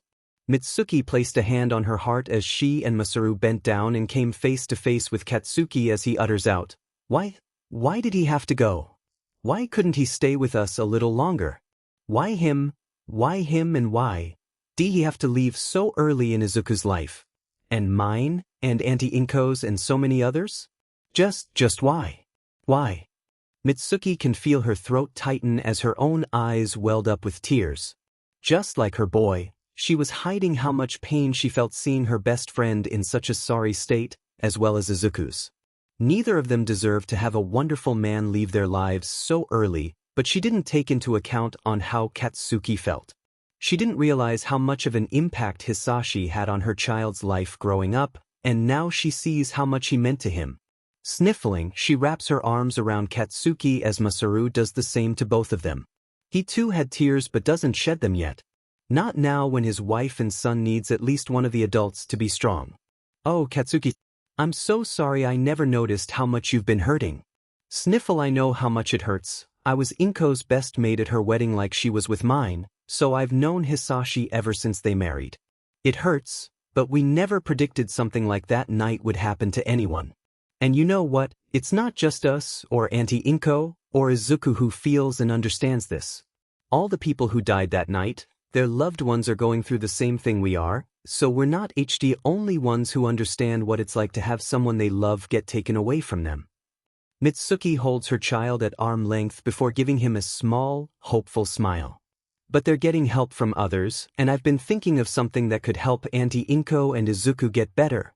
Therapy. Many people who have either depression or are suffering from losing a loved one get comfort from others or go to therapy to heal. They understand people's pain and recommend things to help them. But I want to help too. Katsuki sniffled and wipes his eyes. Masaru smiled too before rubbing his head. We know, and it's wonderful that you want to help, but you're suffering too. I'm not sure if you noticed, but you've become angrier these past few months. You've also become hostile, temperamental, and rather rude towards others. If you want to be a hero, you need to treat others properly, and that means no fighting other people to put them in their place. We understand that you want to help Auntie Inko and Izuku, but you need help too, and there's no shame in asking for it or needing it. That line reminded Katsuki of his talk with Hisashi 5 years ago. Everyone needs help, and there's no shame in asking it. He ponders this thought and he remembered all the times he needed help with things, even though it was simple tasks like making katsudon with Izuku or asking his mother or Auntie Inko help with his homework or fix something he destroyed. It was a little embarrassing to ask for help, but it was better than doing something on your own sometimes. And thinking back on everything that happened the past few months, Katsuki thinks that it might be best to have help healing than do it alone, same with Inko and Izuku. Okay, and is it okay I have therapy too? Mitsuki and Masaru smiled at their sons asking for help as they decided to call a close friend of Masaru who's a therapist. According to the brown-haired man, he was the top of his class after he graduated from a medical university that studies human emotions and the mind. Deciding it's best to bring this friend up to Inko and Izuku would be best as they're not getting any better. If anything like Katsuki, they were getting worse. A day later, Katsuki's parents met up with Inko and Izuku to explain that they want to arrange therapy sessions for the kids and Inko. The Midoriya woman had gained weight and was much shorter and wider than her previous self. She stated that she was doing fine and that they can make it only for Izuku and Katsuki. Mitsuki frowned and got up from her seat. She can easily tell that she didn't want to trouble her best friend more than she is right now. However, Mitsuki refuses to take no for an answer, and instead of talking, she immediately shoved Inko into her arms. It didn't take the green-haired woman long for her to break down into tears as she wrapped her own arms around her blonde friend. Masaru stood up and just put his hand on Inko's shoulder and looks on as the two women hug each other and comfort one another. Katsuki was in his best friend's room and knew that he and Izuku were listening. He looked at his friend and could see that he was thinking about it. Knowing talking wouldn't help, Katsuki did what his mother did for her best friend, and decided to do the same as he'll do anything to help the Midoriya family heal. He wrapped his arms around Izuku, but unlike his mother, he didn't shed tears. The ash blonde thinks it's because he's too tired or had already shed too many tears that he doesn't have any more to cry. However, it doesn't deter the fact that Izuku was accepting the help he desperately needed as he wrapped his own arms around his best friend. Decided it was settled to get therapy sessions, Masaru called up his friend Benjiro Kokoro to explain the situation with his son and close family friends. He agreed to help all three of them on different dates and times as he prepared to help the two boys first, as they were younger and cost less for Inko. She took up work more often after Hisashi died to make up for his passing, despite her and her son having enough money for them to live by and Izuku to continue school. As a result, she would return home much later in the day and at times couldn't pick up Izuku from school. Not wanting the young boy to be alone, Mitsuki and Masaru would pick up Izuku to cover for Inko. Despite Inko and Izuku's apologies, it was always a pleasure having Izuku around. Weeks to months of therapy sessions went by, and luckily, Things turned up better for the Midoriya family. Inko and Izuku began to slowly smile again, and they were starting to go out more with everyone else. Katsuki's anger and explosive, pun intended, issues began to die down as he was getting control of his newborn temper and learning new ways to properly handle situations where it doesn't involve quirks or fighting. Benjiro would have the boys over every Tuesday and Thursday afternoons where he would spend an hour each to address them and give them advice whenever they would talk about their issues with him. Wednesday and Friday afternoons were for Inko as he gave her tips on not losing weight but to properly handle the loss of her husband instead of crying and eating to soothe the pain. The therapy sessions were all the three needed to get better, from a month to a full year. Izuku was finally smiling, acting like his usual bright, happy self. He was able to properly handle himself, got rid of his muttering habit, and took care of his own bullies and business with a strong sense of confidence and refusal to back down. Inko was also herself too, being eager to interact with others, going out with her friends again, and was finally losing weight and slowly looking like herself before that tragic night. Compared to the Midoriyas, Katsuki was much slower on his recovery, but he was almost back to his calmer and nicer personality, wouldn't judge or glare at people at first glance, stopped reacting angrily and violently at any negative thing heard, kept his dry wit and snarky traits and nicknaming habit, but it was more endearing than insulting. Unfortunately, his temper remained, but his ability to restrain his anger and hostility also grew as he would just warn bullies never to do something terrible again, or would report it after getting enough evidence to show it to a teacher or the principal. Inko and Izuku still weren't completely over Hisashi's death, but they were definitely improving and are able to handle it much better, thanks to Dr. Benjiro. Things were finally going back to normal, the two families began hanging out like they usually did, go out for family dinners, and Izuku and Katsuki still kept their fun childhood nicknames the group made as a way of keeping their happy memories alive.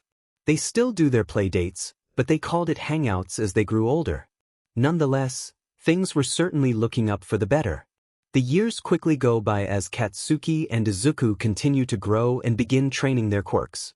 The two were determined to be the best heroes and team the world has yet to see, thus they decided to have backup styles and different ideas so they can adapt to different types of villains when they go out in the field. Additionally, they decided to learn martial arts in case they encounter a villain who can stop their powers from working. Katsuki studied karate and Krav Maga while Izuku studied Muay Thai and Taekwondo.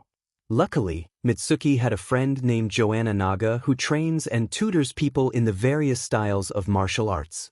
Mitsuki talked to the boys about her, and after calling and meeting her, Joanna agreed to take both Izuku and Katsuki in as students. Through intensive training and hard work, the two quickly rose the ranks in her classes, and in a span of 2 years, Katsuki and Izuku had earned their black belts and deemed official masters. Despite no longer being under her tutelage, the two still go to her studio to train and learn more tricks as well as practice with the other students there. When training together, Izuku and Katsuki would do sparring and would often add in their quirks to strengthen both superpower and hand-to-hand fighting. Though they weren't serious battles, they were still fun as it's Izuku and Katsuki's teenager way of roughhousing. After a sparring session outside, the two boys headed inside as Inko managed to return from work early and was making dinner.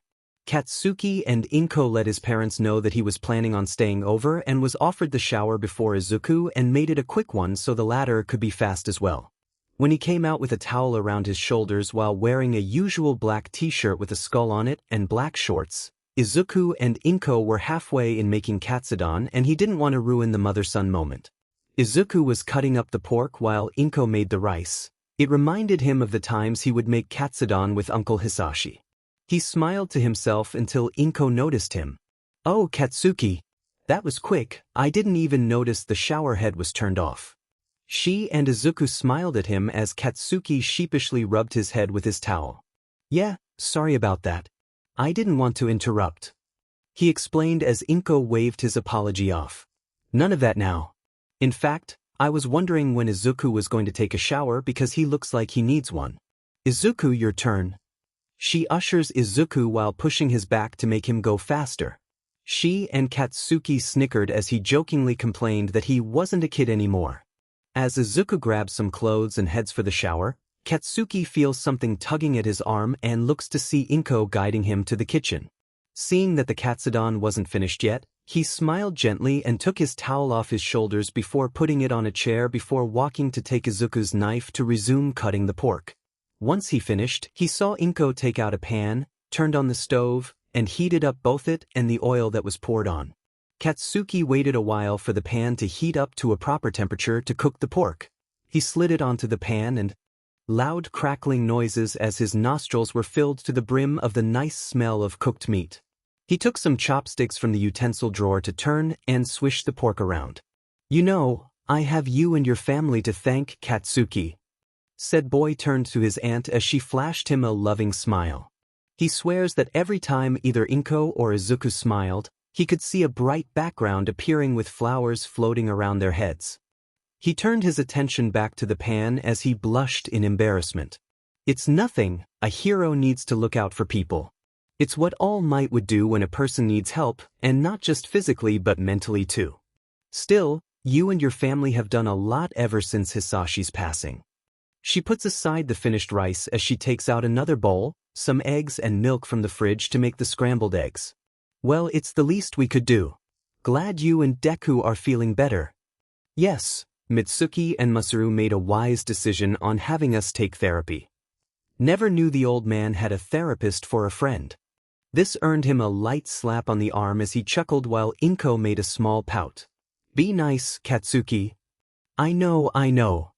He muttered as he finished cooking the pork and put it aside before wiping the pan clean. Inko then poured the egg and milk mixed liquid onto the pan and took over that part of making the katsudon.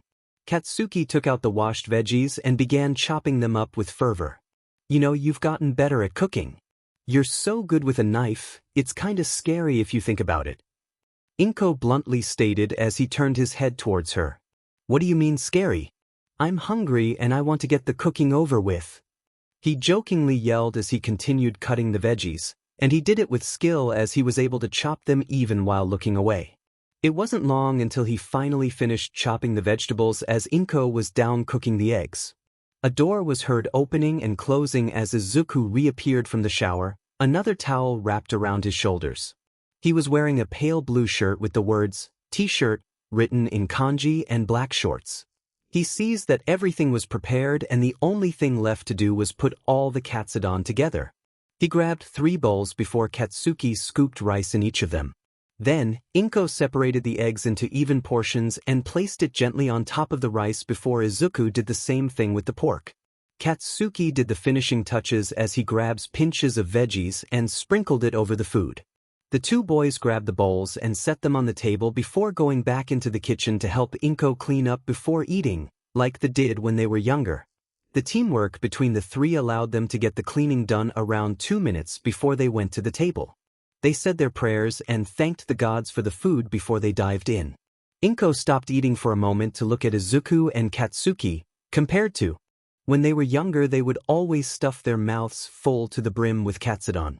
Now, they would take a couple bites of katsudon before talking about something, either quirks, heroes, or subjects and activities they had in either school or with their friends.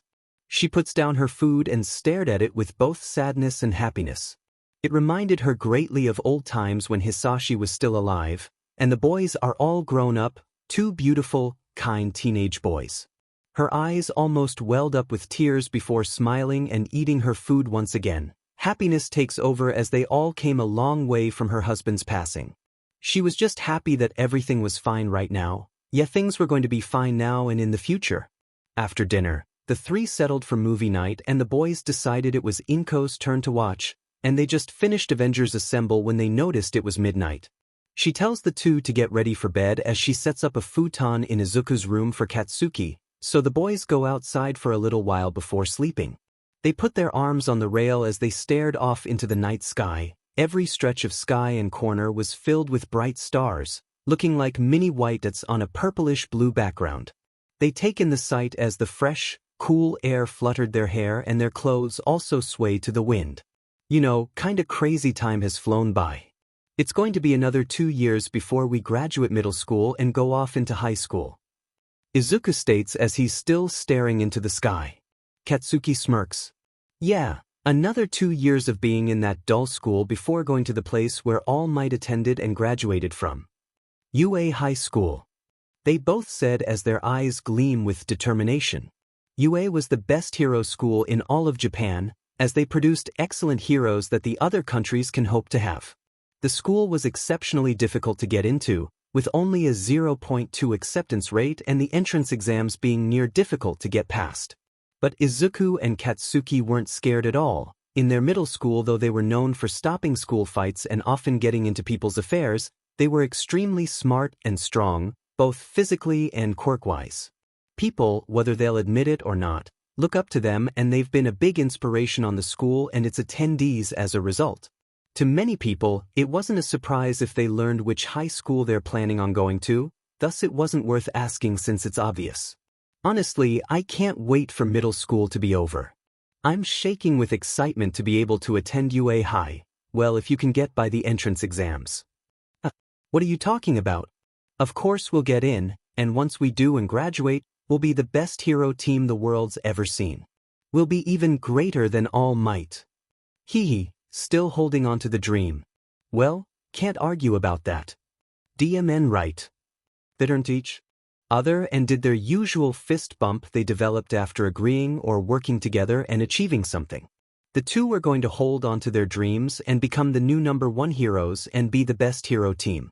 They then heard Inko call out to them that their beds were ready as they headed inside. They tell Inko good night before going into the Greenhead's room to sleep and await another day of middle school. Yeah, things were going to be fine now and in the future. 14-year-old best friend brothers in all but blood Izuku Midoriya and Katsuki Bakugo were on their way to school when they heard a villain attack near where they were. Excited as he was, Izuku grabbed the ash blonde's hand and pulled him along while dodging pedestrians, but was still careful of his surroundings like obeying the traffic lights. The greenhead was staring at his phone that was constantly being updated with news about the incident as the explosion user merely smirked. As always, the two are stoked about anything involving heroes, though Katsuki likes to admit he's more reserved about it than Izuku, though he can't ignore the bubbling excitement bursting in his stomach. He just hopes it's not one of those heroes that were heroes purely for the sake of fame, glory, and money. He hates those types with a passion. Luckily, he gets his answer on who's there when the two boys rounded the corner and see a huge villain on top of a train track bridge while fighting a hero whose skin was practically made of wood while wearing a dark blue outfit with pink flowers around his belt. The new rookie and upcoming hero, Kamui Woods. Welp, so far, he's good on Katsuki's list, even though it was rather recent that Kamui debuted as a hero. He looked around him to see heroes backdraft and death arms around, keeping people away from the action while catching debris here and there. Right next to him, Izuku was eagerly writing down everything that was going on with the fight, jotting down every action that the heroes were making. It's just like Izuku to be analytical and observant. Hee, we got ourselves a fanboy over here. A man with starfishes coming out of his head gently teased as he nudged Izuku with his elbow. That got the greenette to blush and look away before he smacked a smirking Katsuki in the shoulder. Suddenly, people started screaming when they saw Kamui pulling back his arm and was about to make multiple branches grow. Izuku, and even Katsuki, couldn't resist screaming along with the hero as he unleashes his ultimate move. Preemptive binding lacercane prison. It would have been an awesome move to watch in person if it wasn't for another hero literally kicking the villain in the face. Canyon Cannon, screamed a lady heroine in a white, purple, and orange outlined hero costume as she lands just as the villain falls to the floor below the railway. Another rookie hero in the making, MP Lady. Izuku and Katsuki's excitement gets cut off by the sudden arrival as well, as multiple male photographers snapping pictures of MT Lady posing seductively and winking at the cameras. Yep. The hype went away as the two boys walked off with the former slapping his forehead at the perverted men while Katsuki cursed them out. Oh well, better luck next time for Kamui Woods. Doesn't mean he wasn't any less impressive though. And what about you two boys, planning on becoming heroes? The starfish man asked as he turned to them. Izuku and Katsuki looked up before turning to each other as they glanced back at the man with determined smiles. Yeah, more than anything. The jog from the railway to Aldra Junior High, their middle school, wasn't that far and the two easily made it in time. They entered their classroom and blended in with the rest of their classmates as they silently made their way over to where Yubi and Ine were, by the windows. They waved at them quietly as Izuku waved back before his bright smile dimmed.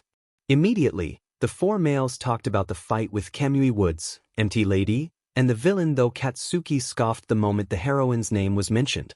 Izuku doesn't blame his hatred for heroes like her, the ones who were purely heroes for the fame, but he doesn't let it stop him from talking about the fight that occurred. Kachin. Deku, a girl who had a crush on the two, saw them and shouted their names. Said two flinched and hunched their shoulders, they and their friends trying to pretend they didn't hear her, but it was all for naught. Like moths to a light, the two boys were swarmed by their classmates, all of them asking to hang out, do study sessions, ask for a date, give them gifts, etc. to show their kindness. Izuku's face quickly morphed into a scowl that rivaled Katsuki's, but was thankful that Yubi and Ine looked just as annoyed and disgusted as they were as they tried to get rid of the crowd. True and only friends, Izuku was grateful they're trying before a deep-seated feeling of anger and disappointment welled inside him. That's right, true and only friends. Throughout their whole lives, Izuku and Katsuki were bona fide aces in just about anything you throw at them. Grades, tests, mock battles, quirk evaluations, socializing, leadership, cooking, games, you name it, they'll ace it. Problem that comes with being good at everything combined with having flashy and strong heroic quirks is the so-called popularity that comes with it. Izuku grits his teeth as his hands threaten to turn into claws. It's so frustrating being looked at, and the only things people seemed to know about him was his quirk, and Katsuki felt the same way too. Over the years as they grew up, students and teachers alike showered them with praise and compliments galore, but thanks to Katsuki seeing the truth behind it, Izuku did too. It was all false, just trying to butter them up to get on their good side and leech off their success once the two go pro. Izuku can only thank his best friend for steering him away and having his back, especially during the 1 year where he was bullied for grieving his deceased father. Even though he's recovered from both, it didn't leave him, as he's marked with feelings of distrust and wariness of strangers. Especially if said strangers were classmates he knew he couldn't count on for anything. It's times like this that Izuku really hates how society is so centered around quirks these days, especially towards those with flashy, strong, and heroic quirks, because people with those powers are destined for greatness. In Japan, there's a hierarchy of sorts, with quirks with those deemed strong are placed on the top, while those with weak quirks, villainous quirks, or no quirks at all were at the bottom and treated like trash. There's also no escaping that people with mutant-type quirks are seen as less human or abominations, as Izuku hates to use the word. He wasn't blind that they were better treated in city areas compared to the distant countryside, but that doesn't mean the discrimination is gone or any less disgusting. Heck, there weren't many mutant-type quirked people in their school either. Izuku blames their biased but school for it. Unfortunately, it's not just schools that are biased and view powerful quirks above all else. Most heroes these days were people with flashy quirks and glory hound personalities. Heroes with mutant quirks and so-called trash quirks were either rarely heard of or people actively ignore them. Doesn't escape the fact that there were plenty of heroes practically lord their status over misfortuned people. So-called heroes like Night Light and Scarlet Flight, for example, where they played the beach in sheep's clothing through and through. On the surface, everyone believed they were like all might, all heroic and pure hearts of gold. Izuku even got their autographs at one point when he first met them.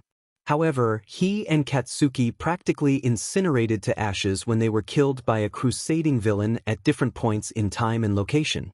In the end, it was revealed the former was involved in a human trafficking ring selling young Japanese girls to perverted rich foreigners, while the latter was very bigoted against people with mutant-type quirks, where she participated in hate crimes and even left plenty of them to die during catastrophes. When the news reached everyone, Izuku wouldn't deny it rocked their world when they found out. It put a dent in the Greenette's admiration for heroes while planting a deep-seated anger and hatred for heroes for using the name to do evil deeds in the Ash Blonde. Izuku's never seen Katsuki hate heroes as much as those two, as well as MD Lady if his expression when she appeared was to go by anything. But alas, even though their government made promises of performing background checks on ideals and morals, Izuku highly doubts that's the end of heroes parading the name around. Same with their classmates here, even though they all want to go on to the hero track like him and his best friend, he knows they're doing it so they can look down on people and gain money. But with those personalities, Izuku highly doubts they'd actually make it through one day in any hero school. He almost smirked at his harsh thoughts, but he suppressed it, can't give his classmates a reaction making them think he's either listening or interested. Come on Izu, I hear there's a new karaoke club downtown, we should go see. Bakugo, can you help me with this question here? I'm a little stuck. Come on Midoriya, let's spar, I'd like some pointers for my quirk. I know you're good at that. Hey, Baku, there's a new recipe on spicy lasagna I know you'll like. We can try to make it at my house if you'd like. Midoriya, here's some chocolates I think you'll like. Come on and open up. Bakugo, how about we try to hit the arcade later? I'd like to see you smash some of the games. Literally. If Izuku and Katsuki were tea kettles, they'd be steaming and hissing right now. Quite clearly, Yubi and Ine are able to tell as they increase their struggling to depart the crowd but are still proving futile. Even though it was their incredibly biased teacher coming in and closing the door, it finally put an end to their classmates' nonsense as the two could finally breathe a little. Exhausting. Utterly exhausting. Izuku and Katsuki looked at each other in annoyance and their energy was now drained out of them. Like plenty of other kids, middle school SCD, but Izuku could only hope that their new classmates at UA aren't going to anything like this. Katsuki just sat in his chair while learning back as Izuku just took out his notebook and began writing down more notes from today's fight as he listened. So, as third years, it's time to think about your futures and what you want to do with your lives. He began as Izuku stopped writing for a moment to glance up. I could pass out your career aptitude test, but why bother? We all know you all want to go to the hero track. He threw the papers with the students' names and quirks on them with their high school choices listed on them into the air. And with that, everyone in the classroom, including Yubi and Ine, began using their quirks in the room. Everyone except Izuku and Katsuki, who were still disinterested, their moods still in the dumps. The teacher stated that everyone does have nice quirks but that they need to restrain themselves. He then turned his attention to the two aces of their school. Izuku Midoriya and Katsuki Bakugo are two fabulous aces of our school. He side-eyed them as everyone turned to them with adoring smiles and suggestive looks. Izuku and Katsuki looked up to pretend they were paying attention as their teacher continued. With very impressive test scores in all mock battles and subjects, no doubt about it that you two will definitely go into UA High. They're going to try for the national school? That school has a 0.2% acceptance rate. It's impossible to get into. Meh, I'm not concerned. I mean, it's Midoriya and Bakugo for crying out loud. With those quirks I'm sure they'll make it in. Sigh, I can't wait to see them after they graduate. Such big strong hunks, and the magazines and posters that will come out once they go pro. Wonder if they'll make a monster poster of Midoriya with Bakugo riding on top of him. Dude, don't make it sound like a dirty joke. Said boys grimaced as everyone's comments were getting on their nerves. The only thing that brought their mood up was that Ine and Yubi weren't joining in the conversation and the two were just downright awkward. Yep, middle school really was suffocating. Back in the city, people would think that things would go back to normal after the MT Lady and Kamui Wood's battle with the villain, but then again, we're in a superhuman society where villains are running around.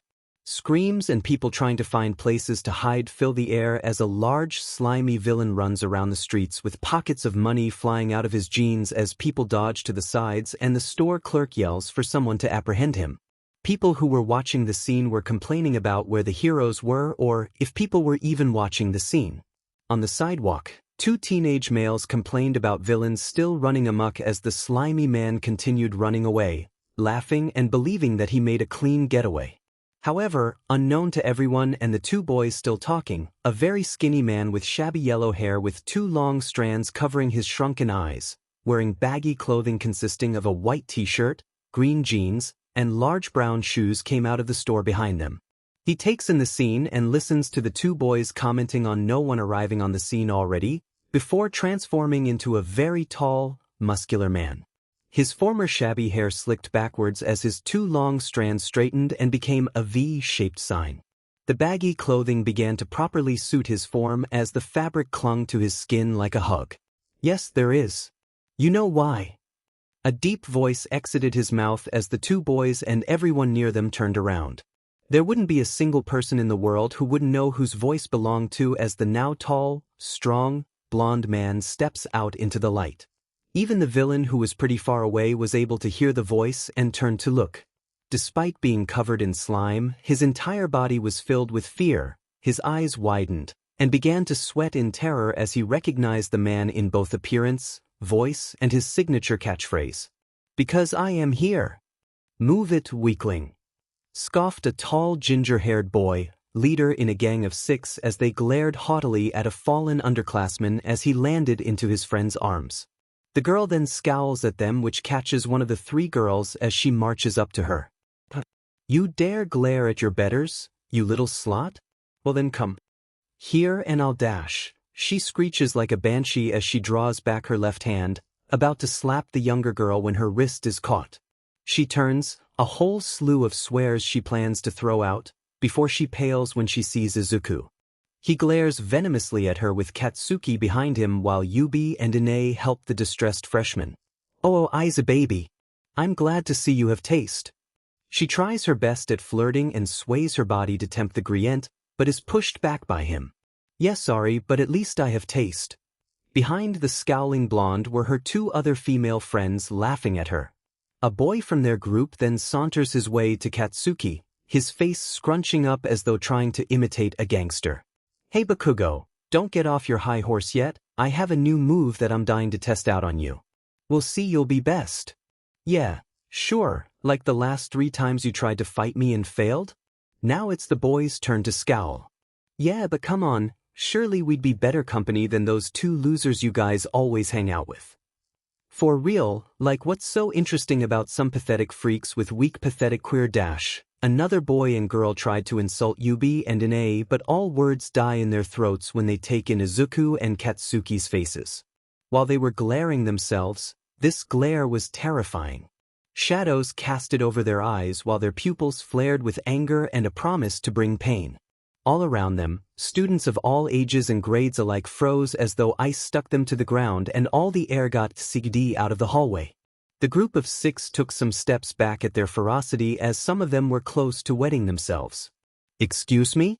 Who are you to call our friends pathetic when you all aren't off your high horses? So some extras think they have the right to talk shit, huh? Don't forget all the times you failed your sheet and all you got are some fancy words but with no weight to them. Fine then, you all want to have a round. Then, I hope you all are volunteering to test out Katsuki's new move he was testing out a few weeks ago. Yeah, I'm dying to see how it'll hold up against a villain or a weakling, although I definitely don't want to end up behind bars because a bunch of talkers can't even hold up their banter." Izuku's eyes flared purple while a few sparks let loose in Katsuki's hands. Bluff or not, they were serious with their threats as the group of 6 then scampered off, only to run into a teacher. Said teacher immediately starts yelling at them and hitting them with a ruler for disturbing their 2 aces on a good day. The 2 then leave with their 2 friends, knowing the only thing their teacher was going to do was let those 6 idiots off with a slap on the wrist. The Greenette sighed. This was their daily routine at middle school, being hampered with praises by their classmates, fed compliments by their biased teachers, and having to deal with a bunch of morons with their heads so far up their buttes that they think they can see Neptune. Izuku ran a hand through his hair, already feeling a headache coming on from having to endure another hellish day of middle school. And it seems Yubi notices his sour mood. "Hey, if you and Kaken are free, want to go to the arcade for some time before going home?" Yubi asked. "Sure, both my parents are at work. Deku, you coming?" Katsuki turned to Izuku and saw he shook his head. "Sorry, my mom asked me to get groceries once school was done and look after our home, so not today." "Ah, that SCKS, but it's cool man. See ya tomorrow then."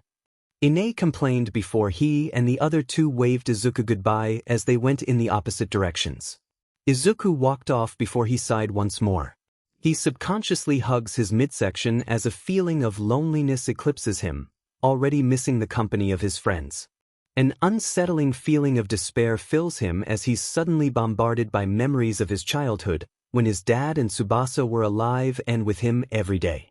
A time where his childhood was filled with smiles every second and a new adventure to begin with his group, all gone when they died. Eyes began to well up with tears, with the shapeshifter wondering why his memories just now surfaced, but he guesses that's what happens when you're very lonely. You want to be with people, especially the ones you love. Izuku then stopped and stared at the sky, suddenly envisioning what his future at UA and then as a pro will be like. He can already imagine himself and Katsuki getting a large amount of fans while easily beating up a bad guy because of their awesome teamwork and set of moves. A small smile graces his lips before it disappears just as quickly as it came. In that future though, with the exception of his best friend, his mother, Katsuki's parents, Yubi, and Ine, those are the only people he ever sees in his life. No one else other than those six. As much as he shares Katsuki's distrustfulness because it helped them realize who they can truly depend on, he can't help but desire another friend to add into their mini band of misfits.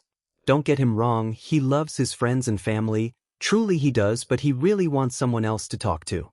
Someone who can just look beyond the surface of the water and see him for who he is. Katsuki wouldn't be as trusting or nice about letting someone else in his life, but Izuku is just holding out on hope that they'll get to meet that someone soon. It's just with every single school year that they get new classmates, and the moment either boy sense a single intention of exploitation, Izuku has to squash his wish down while enduring another year of false friends and biased teachers. He also wouldn't mind a non-biased teacher as well. He walks again while begging to the skies above to please let him and Katsuki have new friends at UA High. But he'll have to wait another 10 months to see if his prayer will come true as he decides to take a shortcut and walks under an underpass. To take his mind off depressing thoughts, he takes out his phone to check the news on the fight just a few hours ago. Okay, the fight is still over the news. Man, wished Kaken and I could have seen Kamui Wood's new move. Ah well, there's always next time. Izuku mutters as he switches from the news app to the notes app for the list of groceries his mother made for him. As he begins reading the list, he doesn't realize that the manhole behind him began to leak slime from the holes. By the time he finally noticed something going on behind him, a large amount of slime towers over him. What the dash? He doesn't have a moment to exclaim as the slime villain violently tackles him to the floor. His phone, bag, and its contents are dropped from his shoulders and onto the floor as slimy tentacles wrap around his body. Izuku tries to scream, but sludge immediately enters through his mouth and nostrils as he struggles from the villain. You'll make the perfect skin suit for hiding, boy. Don't worry, I'm just taking over your body. It'll be easier for both of us if you don't fight back. It will only hurt for a minute, you'll feel better soon. The villain laughs as Izuku calms down and addresses the situation before him. Hee, finally agreeing to help me out, huh? Thanks for the help, you're a real hero to me, boy. I didn't know he was in the city, I gotta get out of here fast before he tracks me down. The green head quickly takes note of the fact that he's alone, no one is around where he is as everyone is most likely in their homes, and he's underneath a bridge, thus no one will even notice he's in danger.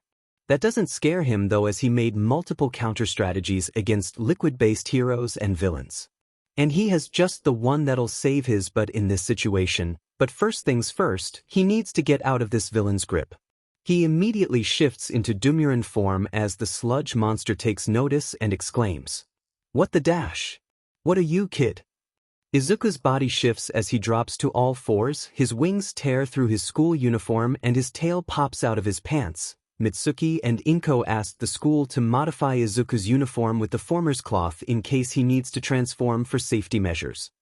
The villain tries to grow in order to further engulf the boy, but just as Izuku finishes transforming, he begins summoning plasma to heat his body up to the point that people get burned if they touch him.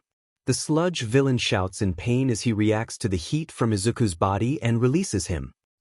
"Damn you, kid, when I get my hands on you, I'll dash." "Wait, what are you?" The villain doubles back in fear as the shadows underneath the bridge cause Izuku's Dumuren form to look more menacing than it already does. He bares his sharp teeth, growls loudly, claws extended, and his eyes glowing bright purple from his element. His large bat wings flared, which made him look much bigger than he is. Despite his terror of the Dumuren shifter in front of him, the villain refuses to back down and lunges at him. No matter. I don't care if you are a monster, I will escape this city and you're going to be my way out of here. Izuku's not deterred as he bows his head and releases a loud sonic boom click. The sound impacts the villain completely and the vibrations resonate through his entire body. He's paralyzed in an instant. It felt like his ears were ringing intensely, his brain hitting every part of his skull, and his body was shaking as though he struck a gong with his very own 2 hands. He collapses to the floor as he puts his hands on his ears to stop the ringing before looking up and seeing Izuku standing tall with murder written on his face. The villain trembles in fear as the Dumuren shifter lowers his head once more and continues spreading his wings out, blocking out the light from the other end of the bridge. The villain sees a face full of teeth and glowing purple eyes before fainting in utter terror. Upon seeing him faint, Izuku calms down and turns off his intimidation tactic as he slowly turns back into human. He picks up his bag, notebook, and phone before attempting to call 911 until he hears the manhole shoot up and wind blows in his face. Izuku jumps back and clutches his phone tightly before trying to morph back into his creature form until he hears a familiar voice and a familiar catchphrase. Upon realizing who it was, he froze in shock. "I am here. Now surrender, Villa Dash." A very bulky man pops out of the manhole before turning around and about to unleash a punch to stop the villain before freezing. He sees that the evildoer he was chasing before collapsed on the floor, and in front of him was a boy wearing black clothing that looked like a school uniform. He stands still for some time before repositioning himself and taking an awkward stance as he waves to the boy. "Oh, hey there, kid. I was tracking down this villain, but it appears I don't need to do any more searching. I would have gotten here sooner, but I guess the city sewer system was pretty difficult to navigate. Anyway, you were a big help in capturing this evildoer and Dash. You alright, kid?" All Might was so busy monologuing that he didn't notice that Izuku fell to his knees. He dropped his phone as he continued staring in shock.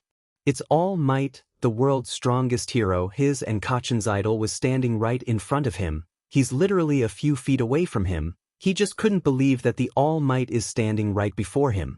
However, his awe of his most favorite hero is cut off when he finally returns to reality and stammers in his answer. "Oh yes, I'm fine, All Might." Izuku shakingly grabs his phone as All Might grabs a soda bottle before drinking its contents and begins collecting the villain inside it. His body was made of slime, thus a liquid, and in that line of thinking, he should fit in the bottle despite looking so big. It took some time and needed help from Izuku that allowed All Might to successfully collect all of the slime and put him inside the plastic container. After screwing the bottle cap back on, Izuku took the perfect time to ask All Might for an autograph for him and Katsuki to share. He scrambled around his pockets, trying to find something to get his signature before remembering his notebook and one that belonged to Katsuki. He forgot it the last time he visited his and Inko's house and meant to return it to him, but he kept getting caught up in stuff and forgot until he returned home and tried to do the same thing the next day, only to forget again. Izuku takes them out of his backpack with a pen and bows respectively before All Might. "But before you leave, All Might, do you think I can get your autograph for myself and a very close friend of mine? It's just we've always looked up to you, and you've been our big inspiration, so it'd be really nice if you could dash." Izuku is cut off when he feels the 3 objects get taken out of his hands as All Might quickly writes his name and draws his face in the 2 books with the black pen. He gives them back to the green head as he checks to see the signatures of the number 1 hero. No doubt about it, there were big autographs written on 2 pages of each notebook as Izuku takes the sight of them with pride and happiness. He couldn't wait to tell the guys and Inko about this special meeting. "Thank you so much." Izuku bows once more in thanks to All Might as he salutes to him politely. "No thank you, young hero. As I said before, you helped me catch this evildoer. Now I'm off to take this criminal to jail. So long, beloved fan." And with that, All Might takes off into the air with fervor as wind flies around him as he becomes a very small object in the sky, very quickly. Izuku is nearly blown back as the objects are nearly ripped out of his hands by the wind pressure from All Might's jump. Once it calms down enough for Izuku to see properly, he lowers his arms and sees his idol long gone before he opened his eyes. With a bright smile, Izuku quickly stuffs his items back in his bag before he once again takes out his phone and begins to dial Katsuki's number to tell him of his spectacular encounter. You know, Kachin, it wouldn't hurt to make a new friend every once in a while. Ine said. Huh. At that, Katsuki whirled around to glare at his friend for suggesting something so bizarre to him but felt his heart pound at the suggestion. What do you mean, it wouldn't hurt to make new friends? Like I need any potential leechers double-crossing me and Deku just because we won't meet up to a single of their DMN standards. Yeah, we know. I mean, the only reason we haven't been played was because you're surprisingly good at reading people. Yubi said. Katsuki raised an eyebrow at that. Surprisingly good? But don't you get bored hanging out with us all the time? I mean, those JRKs weren't wrong with you and Izuku. Spending 24/7 with us all the time. It wouldn't hurt trying to talk to someone who isn't us too, Deku, Auntie Inko, Aunt Mitsuki, and Uncle Masaru. Ine added, don't be ridiculous. Those jerkwads only said that because they're jealous they ain't true friends like you two, and like I said, I don't need any backstabbers leeching off of us. Katsuki sked and turned his back. Okay, but you can't seriously state that you're fine with just 6 people in your life. I mean, bad stuff happens all the time and people lose their loved ones regardless. Death has no due date and you don't know if any of us will get caught up. Look at Uncle Hisashi, we never expected he'd die but dash. Ine should have known it was a bad idea to bring up Uncle Hisashi as he's still a sensitive topic for the two, but he had to get his point across. It's a miracle he didn't flinch when Katsuki practically turned 180 on him. Don't you dare use Uncle Hisashi like that ever. And don't think anything bad will happen to anyone, not when me and Deku become the number hero duo. We're going to save more lives than All Might can and make sure villains pay for trying to mess up people's lives. That you can count on, and we'll make sure no one loses anyone else or feels alone again. Katsuki shouted before he whispered the last few words to himself. He turns around again and lowers his head with his shoulders hunched, still ignoring his gut gnawing at his words. As the ash blonde skulks off, Yubi and Ine look at each other worryingly. It was true that Katsuki is good at reading people. He's the sole reason why they and Izuku have become good at spotting intentions behind kind words or acts. However, like Izuku, they also wouldn't mind having another friend around if they had better luck at meeting people who will actually become their friend for friends and not just for popularity points. They also weren't blind to the bad sides of hero society and heroes themselves. People leeching off of the two will come time and time again, but they wished it didn't happen so many times to the point Katsuki is so distrustful of everyone he meets. They really hate seeing the light die out in both of them. Suddenly, the explosion user felt his jean pocket vibrate as he reached in and pulled out his phone. The screen showed Izuku's phone number as he wondered why he'd be calling him. Nonetheless, he answered. Deku. Hey, Kaken?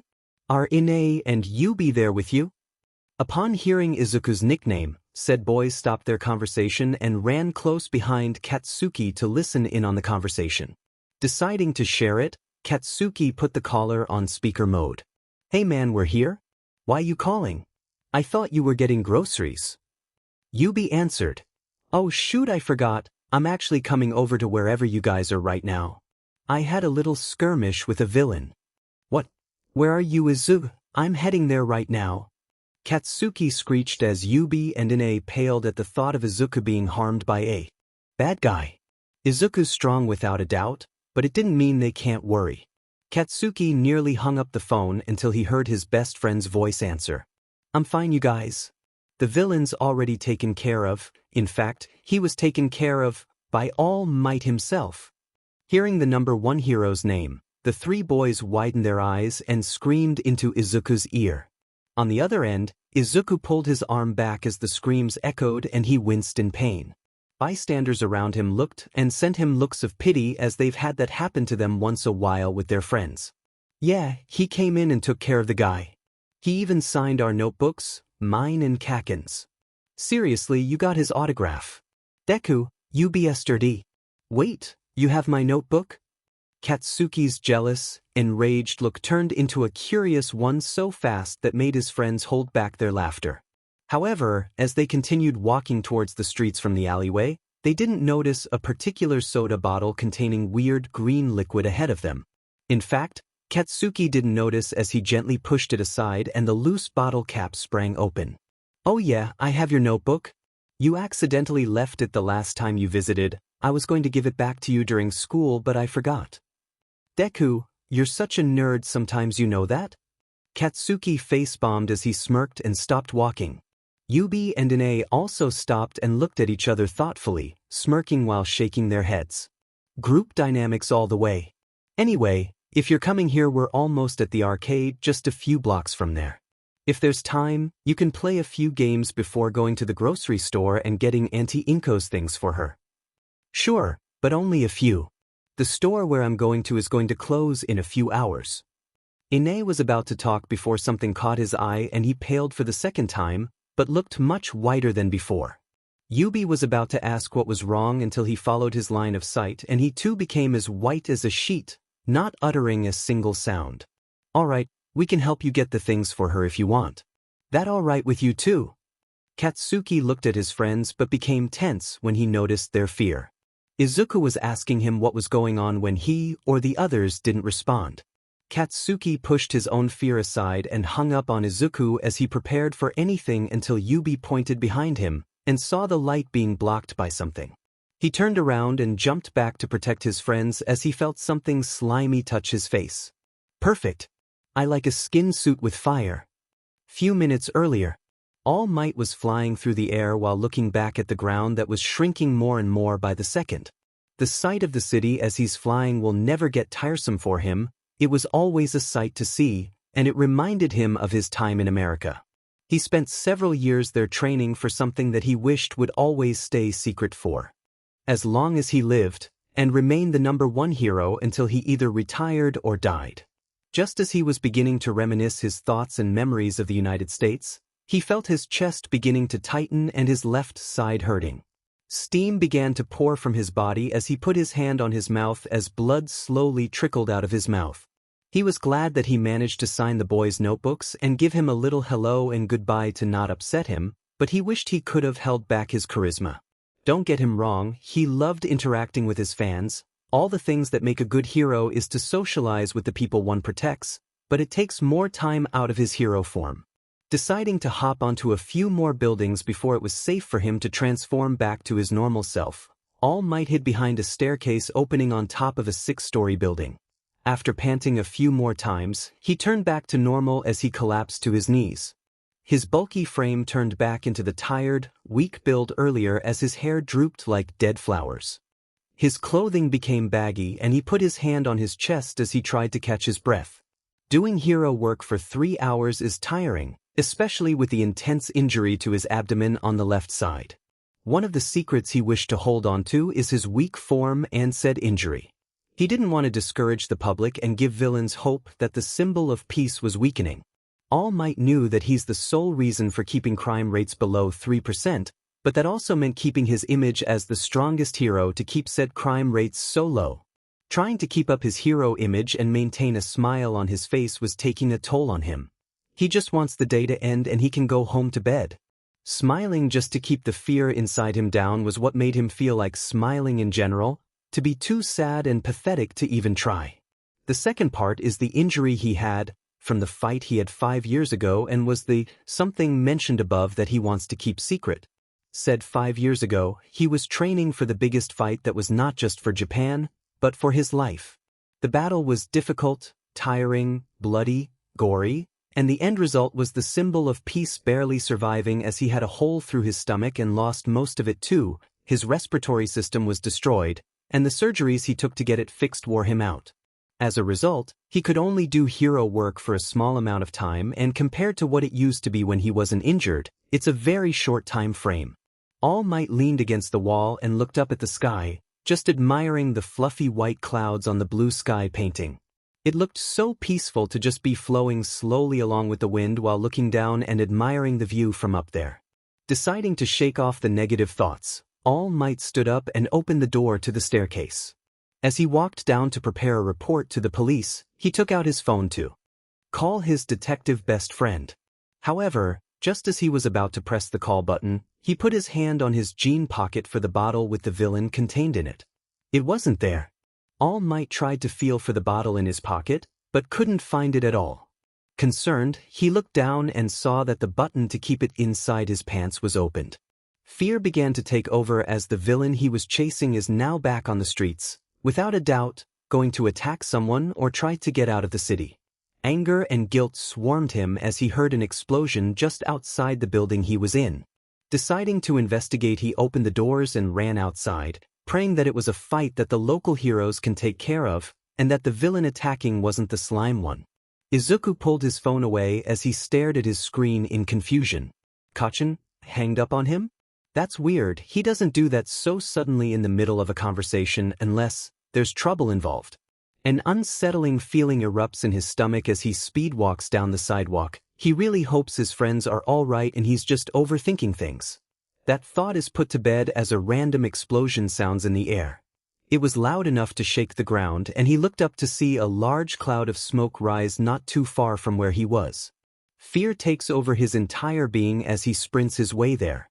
Years of honing both his quirk and body made him fast enough to the point he didn't need the infamous cheetah speed to get where he's going.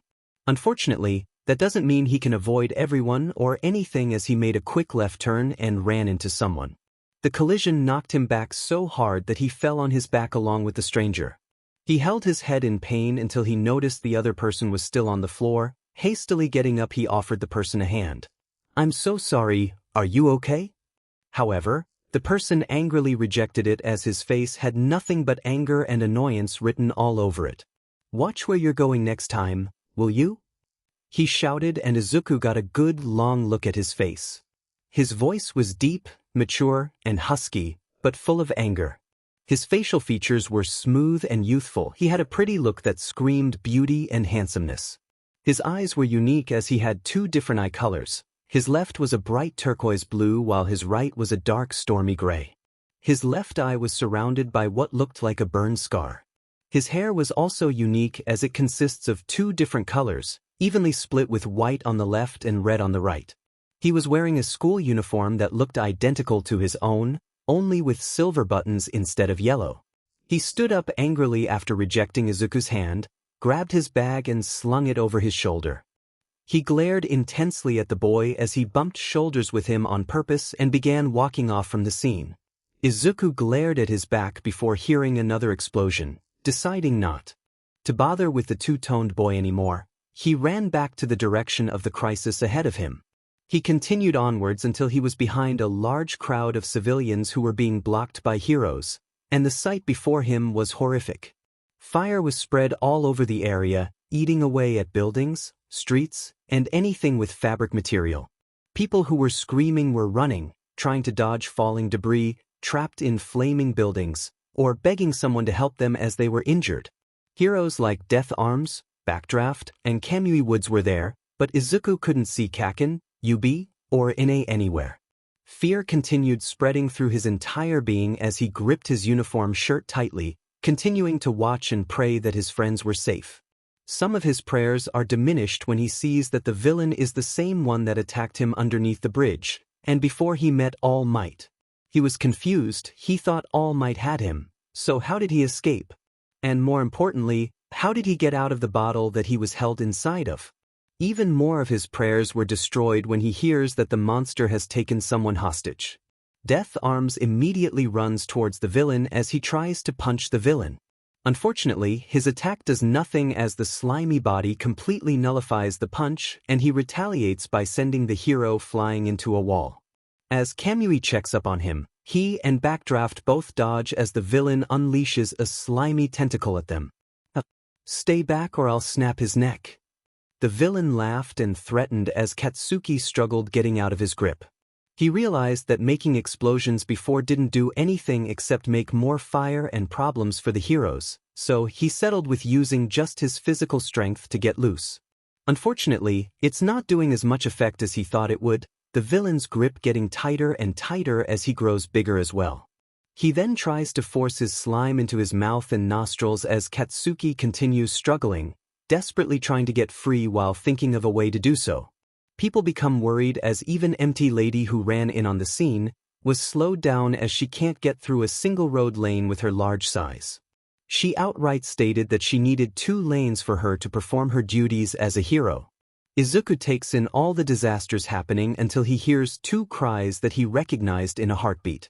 He turns to his right and sees Yubi and Ine amongst the rubble surrounded by fire, their clothes burned and some scratches and bruises, but they seemed alright. He calms down when Kamui Wood swoops in and catches the 2 with some other civilians in his arms. But that was only Yubi and Ine. Where's Katsuki? Fire and wood don't exactly make a good combination. I'll let someone else stop this guy, he shouted as he looked at Backdraft in hopes he could. However, he was preoccupied. Don't look at me, I've got my hands full here. Where are those fire trucks? Can you guys get to him? True to his words, he was busy putting away the fires Katsuki accidentally created earlier, and as the villain continued slamming his tentacles into the buildings and anything that makes explosions. It was clear that the villain was trying to keep the heroes preoccupied with not just rescue, but having to put out the fires and staying away so the villain doesn't kill his captive. The heroes complain that none of them have the right quirk to handle the monster's slimy body, needing to rescue people, put out the fires, or are essentially put on damage control. Kamui Woods puts Yubi and Ini down before turning his attention to Death Arms. He reassures himself that there will be a more suitable hero coming to rescue the ash-blonde boy as the muscular hero mentally laments and apologizes. Demon it, if only he had a little more power like All Might, he'd be able to defeat the villain and save the hero. People all around him were either worrying about the boy, complaining about why the heroes are just standing around, or are cheering them on. Izuku tries to see if he should step in and help, but remembers it would be against the law. He knows this, but every fiber and muscle in his body was begging him to go and at least help the hostage out, but he forbade it and fought against it with everything he had. That is, until he saw the hostage's face. Ash blonde hair, ruby red eyes. Fear resonates in them as he slowly suffocates. The villain laughing as he nears victory. And suddenly, all the rationality and thinking Izuku had to prevent himself from rushing in to help the hostage completely flew straight out the window. Katsuki! You idiot, stop. You're going to get yourself killed. Izuku burst through the crowd of people, ran straight past the heroes, and headed straight towards the villain. Death Arm's warning doesn't register in his brain as he continues running. Fear turned into anger, anger turned into determination, determination turned into resolve, and Izuku lost control. With a fierce roar, the green-haired ran from the crowd and jumped in the sky, instantly turning into a Dumuren in the blink of an eye. Everyone who sees him shrieks in either terror or awe as they take out their phones to document the moment. The cocky villain looks up and immediately pales, recognizing the creature that fought him at the underpass. Katsuki opened his eyes slowly before they widened when he saw a green Dumuren. Izuku. The villain cowers and panics before he shoots out gooey tentacles at the middle school student. Without hesitation, he dives forward, all the while dodging his attacks. Izuku breathed in and out in surprisingly steady beats as he felt his body move on autopilot. The action was going on so fast that he's impressed that his body was reacting just as quickly because it feels like his mind is taking a back seat. Actually, he didn't even comprehend that he transformed or that he was flying and getting real close to the villain. He just wanted to save Katsuki. It was only after dodging a near hit from one of the tentacles that it snapped Izuku's mind back into place. Seeing that he was about to get in close in just a few seconds, Izuku tucks his wings in until he is face to face with the villain and spreads them out wide.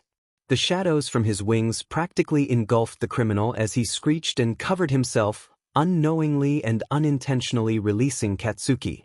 He takes in a big gulp of air before falling into his best friend's arms. From there, the shapeshifter flaps his leathery limbs hard while the ash blonde explodes his captor square in the face. The combination of both attacks manages to launch Izuku back into the sky. The two then fly far away enough that by the time the villain recovered, he saw the Dumuren flying far away with his prize. "Oh no, you don't. Get back here with my skin suit." He screamed before trying to go after them. The heroes try to stop him before he grabs the Dumuren boy, but they weren't fast enough. He was going to grab the two of them. And again, the key word is us. Just as the tentacles were about to grab Izuku, All Might appeared, grabbing all the tentacles from reaching Izuku and Katsuki. Everyone is shocked to see the number one hero and symbol of peace all of a sudden, but worries and fears turned into happiness, joy, and cheers. Izuku and Katsuki stopped long enough to take in the scene before them. Their favorite hero was right there in front of them, and he was about to kick butt. All Might saw everything. It was the same sludge villain that he was chasing that was attacking the place. How could he have been so careless and foolish? He let the criminal slip through his grasp and it was destroying everything in sight. He even heard it took a hostage. Everything was his fault. He was pathetic and weak and disgraceful. To make matters worse, he doesn't have any energy left to transform and be All Might to take care of the criminal. Even more bad news, the heroes in the common areas can't handle the villain as none of them have the right quirks to fight him. He was so angry at himself for letting all of this happen until he saw the same green-haired boy he met back when he first detained the criminal burst from the crowd. The boy was reckless. What was he thinking going in like that? Until he saw him transform into a mighty creature that looked like a cheetah, bat, and siren all combined together. He felt the anger he resonated, the determination was clear on his face, the bravery he showed. His eyes traced the boy as he took off high in the sky before dive-bombing straight towards the villain, dodging his attacks until he got close enough that he flared his wings so wide he stopped his descent. The villain got terrified from seeing the creature up close and personal that he loosened his grip on the hostage. The boy grabbed the captive and took off, leaving the villain with nothing. All Might was stunned by what happened. A boy that was around 13 or 14 years old went in and rescued the boy. Not even the heroes around the area that were fighting the villain were able to do that, but this kid did it. Shame filled him that a mere boy was able to do what the heroes couldn't, what All Might couldn't because of his time limit and weakened state. However, shame was pushed aside as he felt something that was long since dead reawaken and rise like a phoenix. Fear turning to anger, anger turning to determination, determination turning into resolve. And All Might immediately went in and protected the two as the green-colored animal was almost grabbed by the slime villain. I really am pathetic. To let a boy do what we heroes couldn't. Pros are always risking their lives and that's the true test of a hero. Blood poured out of his mouth once again as the villain tried to attack him. But his attempt failed when All Might pulled his right fist backwards and punched the air before it was able to connect with the villain. Delaware smash. A large blast of wind bursted forward as the villain tried to stay in one piece, but was ripped apart from the wind pressure as the air flew all over the place. Izuku stopped flying and fell to the floor with one arm holding Katsuki as he used the other, his hind legs, and wing thumbs to claw at the floor. Heroes like Lady were protecting civilians from the air and any debris flying towards them as powerful forces of wind slap at their faces. And this wasn't the end of the attack's force. The blast was so powerful that it created a tornado that spiraled upwards. The tornado cleared the smoke from the fires and the clouds were also blown away as a circular shape took form in the sky. Everyone is stunned by what happened. A boy turning into a mysterious creature managed to save the hostage, All Might appeared and defeated the villain, and now, it was raining. People began to shift their focus to the sky as raindrops poured downwards and began dousing out the flames on the buildings and streets. Holy crap! Change the weather. Death Arms spoke as his eyes widened in awe and disbelief. Everyone also comments on it before one person from the crowd directed their attention onto All Might.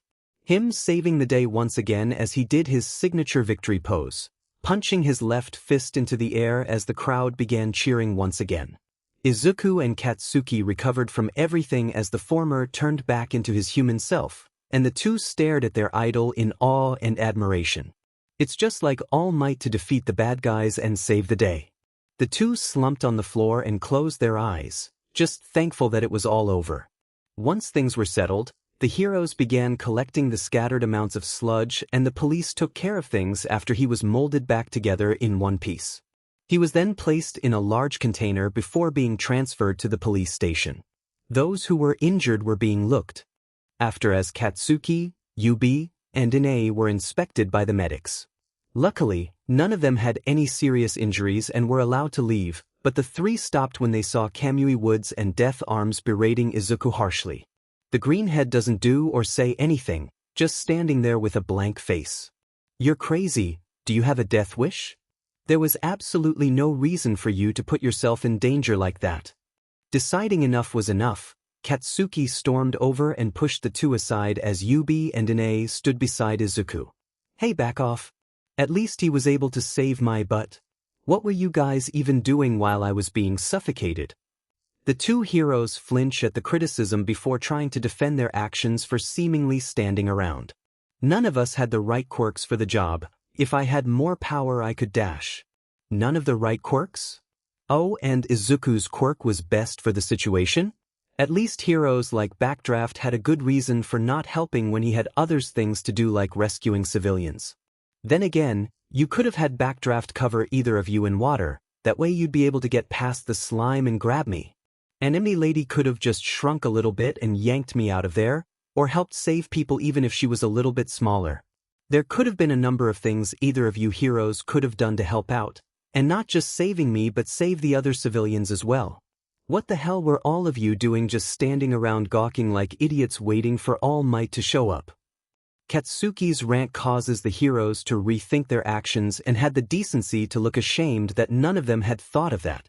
Everyone took note of the scene before them but most shrugged it off, but not the heroes, the four boys, or the symbol of peace who was being swarmed by interviewers.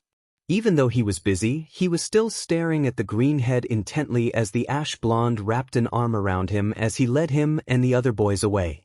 Maybe he could be the one. The red and white-haired boy stared in shock.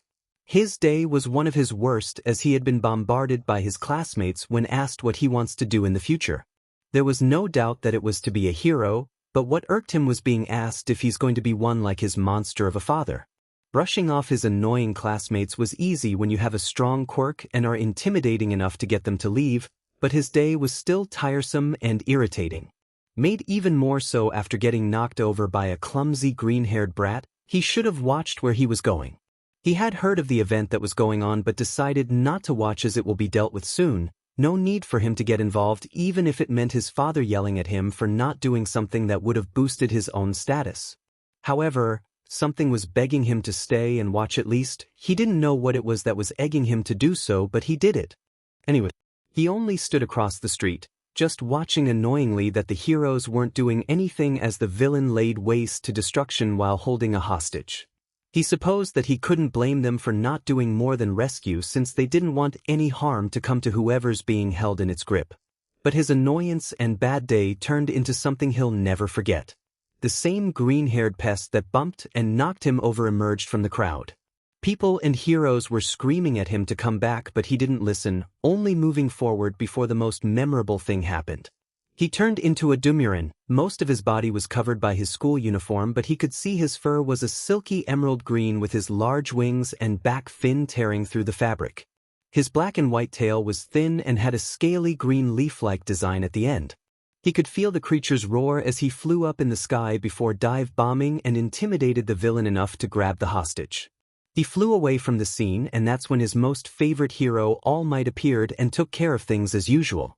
Even more amazing was that he changed the weather with just one hit and made it rain. It was so fantastic that he couldn't believe he witnessed everything that just transpired. He stood there for several more minutes until the heroes began collecting the villain to arrest him, but he didn't care about them. He was searching for the Dumuren. While he didn't see the Dumuren, he did see the boy who turned into one, only this time, he was being yelled at by the heroes until 3 other boys came in and defended his actions.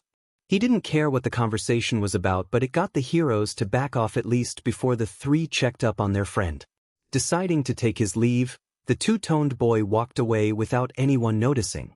He couldn't believe it. He saw a Dumuren. An actual Dumuren. Although, he knew it was only the boy's quirk that allowed him to turn into one, but still.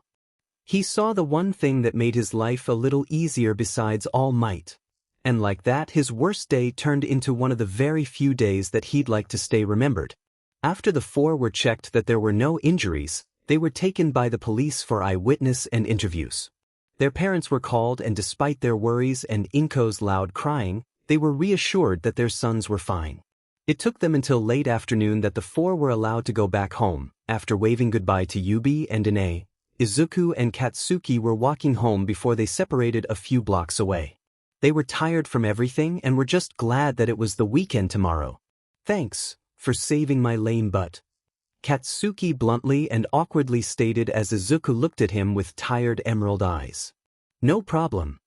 Those dumbass heroes shouldn't have yelled at you, even if you ran in like that.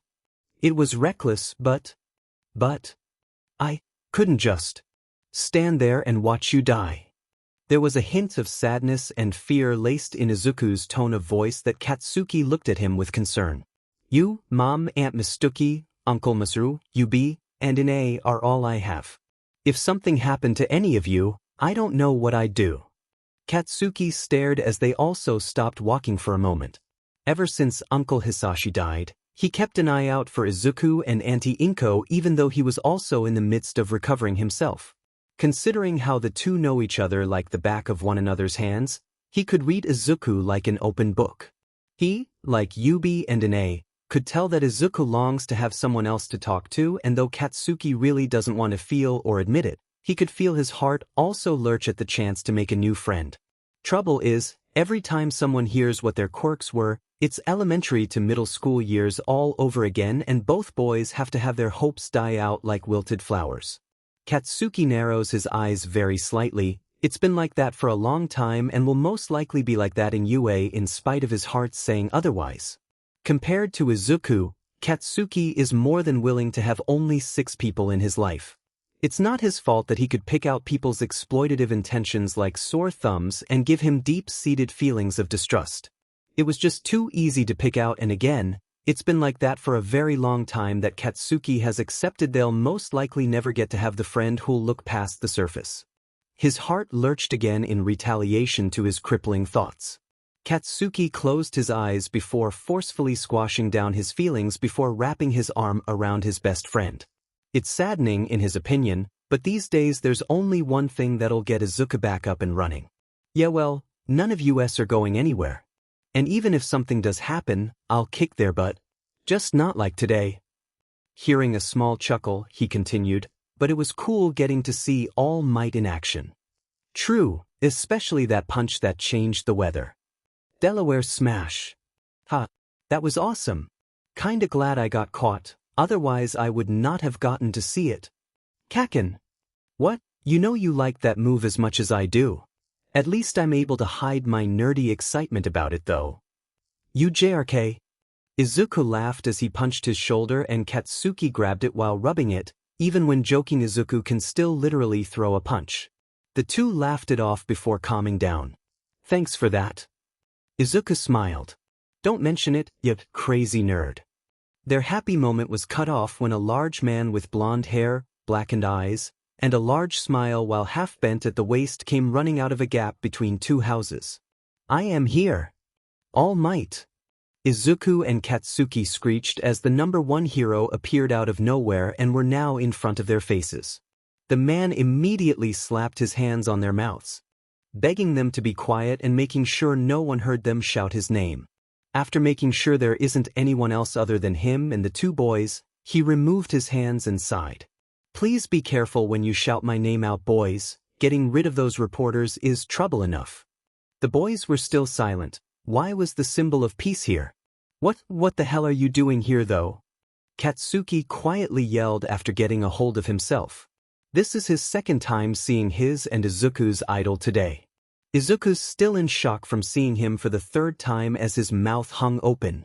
There's something I want to ask the young green-haired boy, but I hoped that I find him alone though. All Might bashfully stated as Izuku looked shocked by that. What do you mean you hoped to find me alone? What do you want? Izuku questioned shyly before they recognized steam rising from All Might's body. Hey, what's going on with the steam? Katsuki worried as he and Izuku rushed to him before the tall man put up his hand, motioning them to stop. I wanted to talk to the green-haired boy alone, but I didn't think you two would be together. But no bother hiding it anymore. Just don't scream after this, all right? he said as more steam rose before it covered him whole. Izuku and Katsuki covered their eyes before the steam dissipated enough that they could see again. But what they saw shocked them, but they remembered that they promised All Might they wouldn't scream. Instead, they slapped their hands over their mouths to prevent any potential noise from escaping. Their idol was now a very skinny-looking man with his slicked-back blonde hair looking shabby as it dropped. His baggy clothes no longer fitted his frame as his face looked shrunken and ill-like. The boys still struggled not to scream or do anything that would attract anyone. Their favorite hero of all time was now this skinny, frail-looking man. What in the hell happened? All Might takes in their reactions before sighing. The boys calmly remove their hands from their mouths as he begins talking again. I know that this is a lot to take in, especially with what happened today.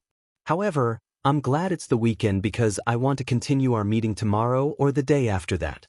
Whichever you both choose is fine. Okay. Izuku stuttered as All Might handed Katsuki a piece of paper, an address and place written on it. Dagoba Municipal Beach. Arrive on 7 a.m. on Saturday or Sunday. I'll be waiting. Smiley face. Dagoba Municipal Beach? It's that place a junkyard now? Katsuki raised an eyebrow. It's true, the beach was once a popular spot for people to go see the shoreline until the population began dumping their trash on the place.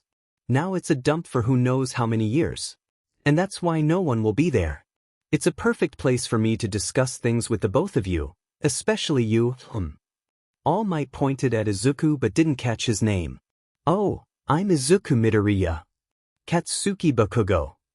The two stated their names as All Might nodded. Ah, alrighty then, I'll be waiting tomorrow or the day after that to continue our talk.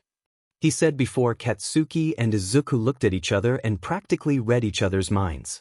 Tomorrow. All Might rebounded by their bluntness and synchronized answer. It was a little creepy and he thought that the two boys would want to take tomorrow off to relax, but he supposes it can't be helped if they wanted answers so bad. Nonetheless, he smiled at their answer and waved them off as he walked away. Okay, I'll see you two there at 7 a.m.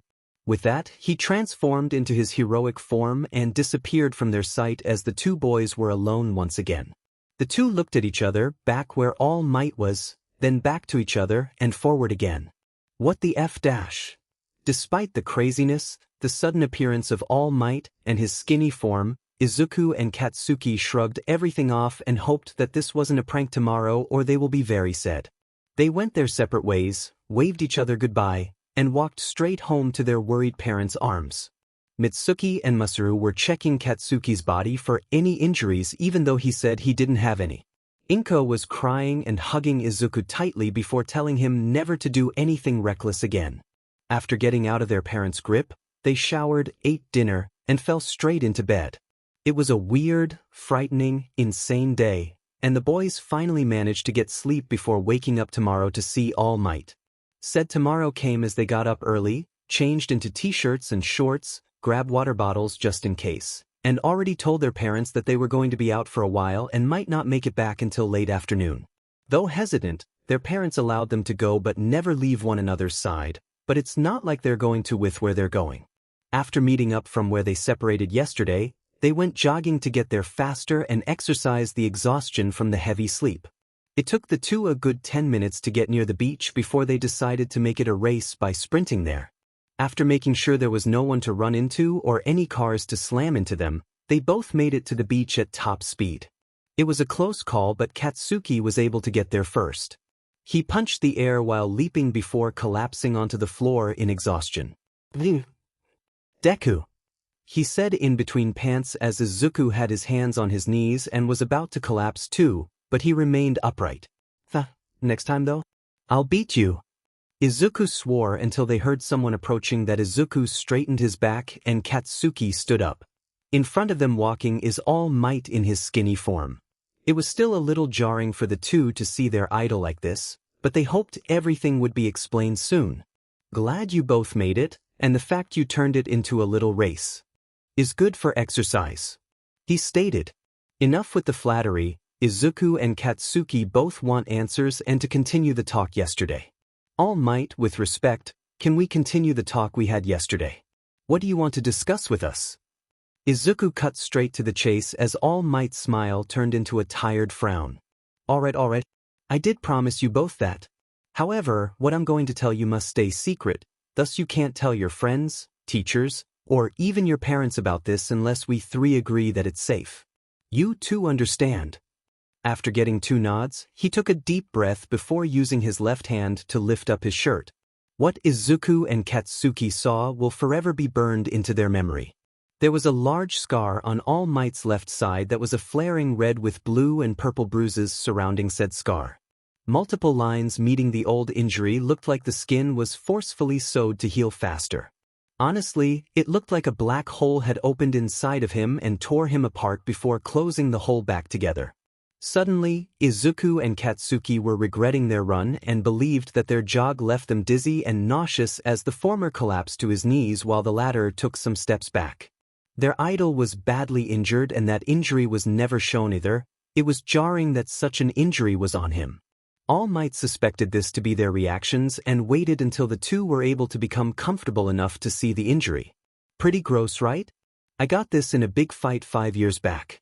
My respiratory system was basically destroyed, I lost my whole stomach, and all the surgeries have pretty much worn me out. It can't be fixed. Right now, I can only do hero work for about 3 hours a day. Rest of the time, this is what I look like.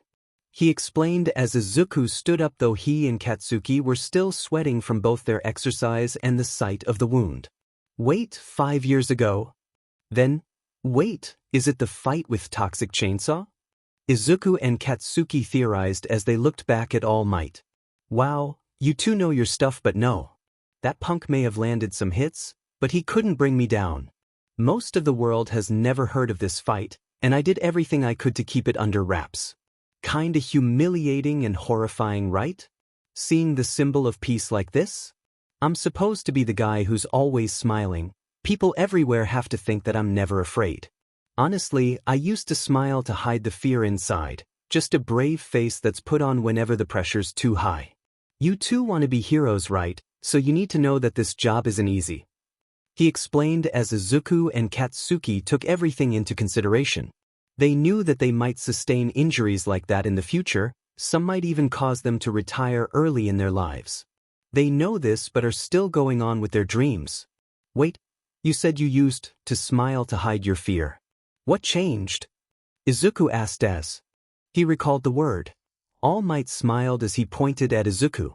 You kid, you gave me a reason to smile again, but not to hide my fear. When I saw that monster attacking young Bakugo, I knew it was my fault that happened because I was so careless and foolish. So for that I'm sorry. Before Katsuki could object to it not being his fault, he continued, I just stood there blaming myself while hoping that a hero with the right quirk could help you. So when I saw a young boy try to save your life, it inspired me to act too.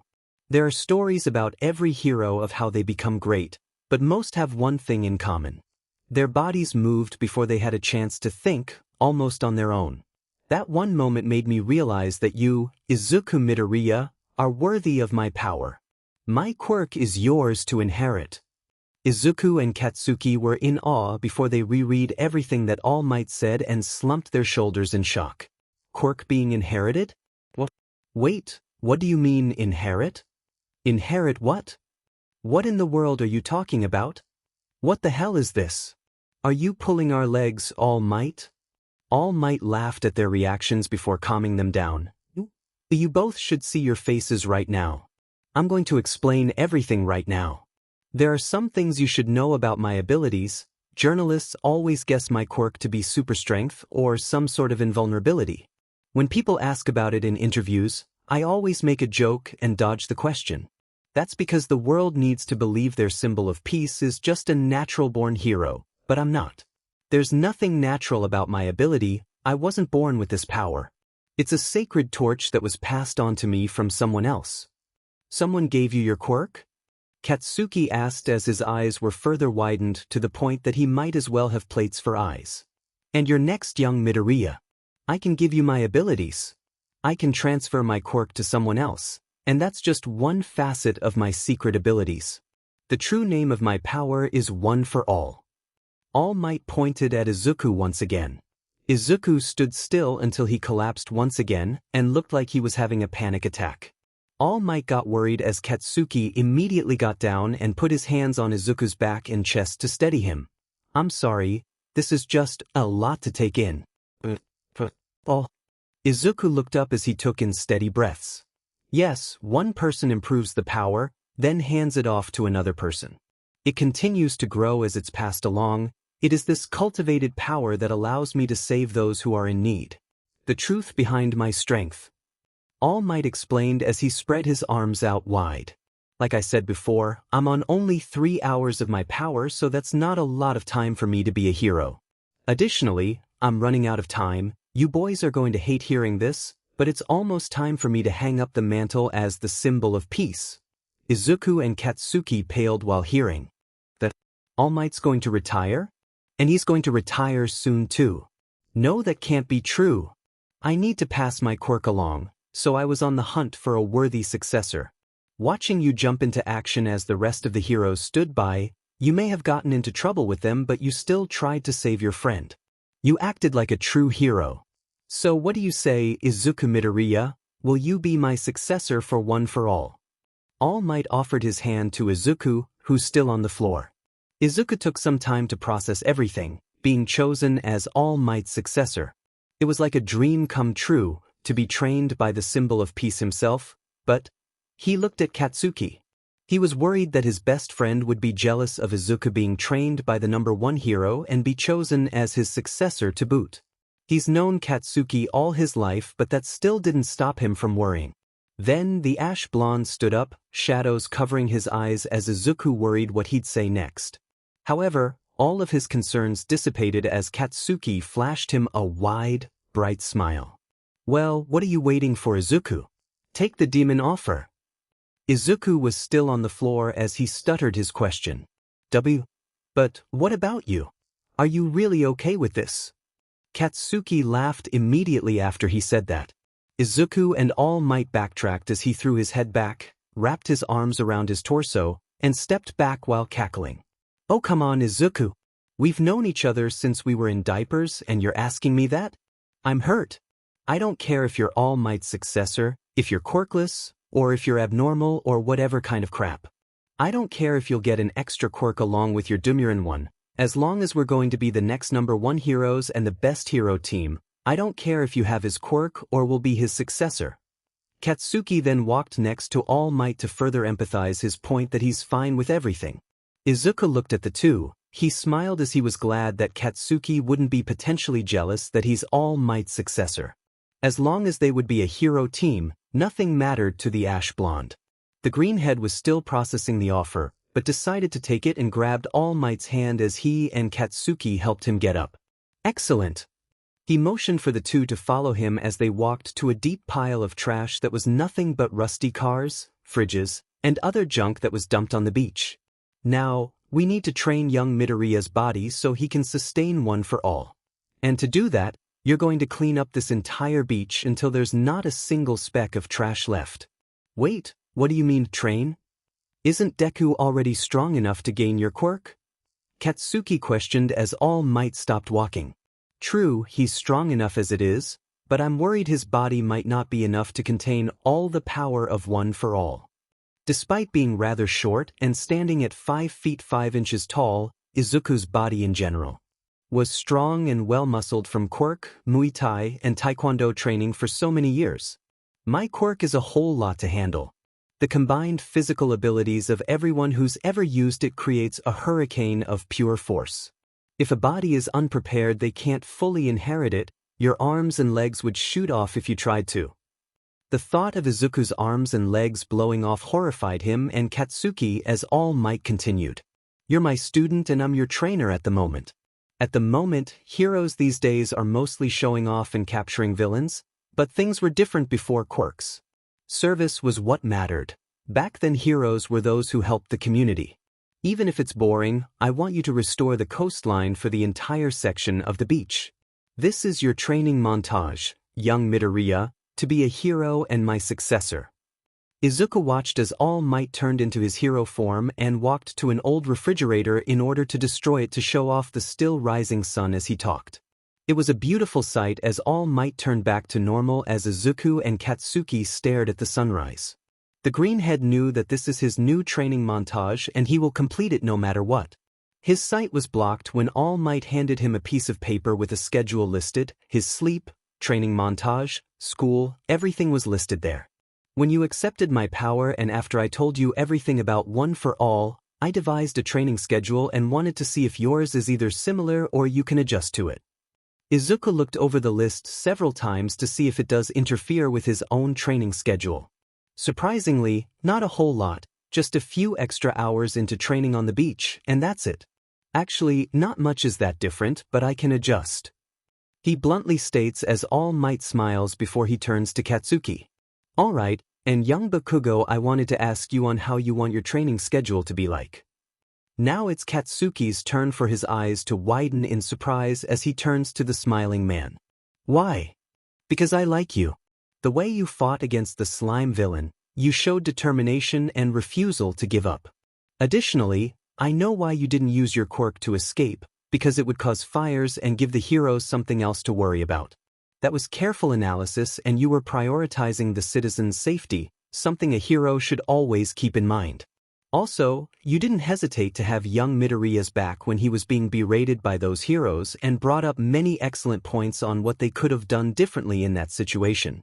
Besides, I can tell how much young Midoriya cares for you and trusts you very much.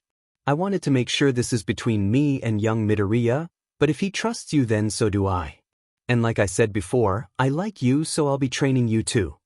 Katsuki beamed with pride as he could feel happiness and his own nerdy excitement beginning to rise from within him. Thank you, All Might.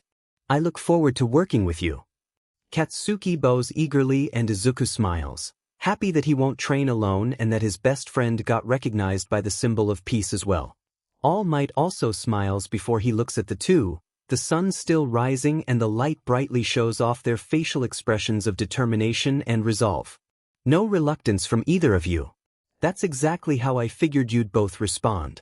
All Might smiles before he raises his right hand and clenches his fist as the sun continues rising behind him. You two figured out where you both want to go for high school, correct? Yes. UA High School. The one where you went, and it's the best school around. Izuku and Katsuki answered and All Might's smile widened further as he chuckled slightly. I kind of figured as much. Well, the clock is ticking and the entrance exam is in 10 months. So in that time, I'm going to train you both to enter the school I attended. Don't either of you give up, it's time to go beyond. All Might screamed before punching his left fist into the air with the boys following suit as they shouted UA High's ultimate motto. Plus Ultra. Ever since that day, Izuku and Katsuki have been spending every other day at the beach with All Might there. Izuku was building his body muscle further in order to HRNSS OFA better while Katsuki discussed the kind of training All Might and he would agree on, focusing on building Katsuki's power and techniques. After revealing details on how the explosion user's power works, All Might devised arm and hand training regimens that would help Katsuki's sweat glands grow and give him more power. From that point on, All Might continued to oversee both boys' training as well as getting to know them on a personal level. He was surprised and saddened to hear that Izuku and Katsuki's lives aren't as pleasant as he thought they'd be. After asking about their childhoods, the two tragically reveal that things have been nice until Izuku's dad died and they've been plagued by people only wanting to get to know them for popularity points that's made them pits of distrustfulness. If All Might were honest, he's surprised to see such disheartened and angry looks on the two faces. Honestly, he'd much prefer them to be smiling, but meeting so many people like that, he can understand. Even more so when the sludge villain incident was revealed, their classmates and teachers were making it a big day. They were either showing false concern or posting on social media that they knew how the two victims, heroes, were at the scene, just using them to be popular. Didn't help that their posts ended up attracting reporters to their school, hoping for an interview with the two or the students hoping to be seen on TV. It's only because of Izuku and Katsuki blowing them off that they squashed their dreams for popularity points. All Might felt sickened to hear the boys being used as advertisement sticks for fame from their own school. He'll have to make a note about it to Nizu if it'll make the boys feel better. Nonetheless, All Might can sympathize with the two boys on what it's like to lose someone you love and having a small group of people you trust to consider true friends. Aside from having OFA as the biggest secret of his life, there's also his skinny appearance and his injury that he made sure no one got a peek at. He worked hard and long to make Japan a safer place, and he was aware that if people were to know all 3 points, no doubt villains all over would surge to fight him. There was only a select handful that saw his skinny form and even more of a select group that knew about OFA, and that's even with the boys added in. All Might feels sympathy for the two, despite the two boys having strong personalities and determination to succeed and go beyond. There was something akin to sadness, loneliness, and distrustfulness that was lingering in their eyes.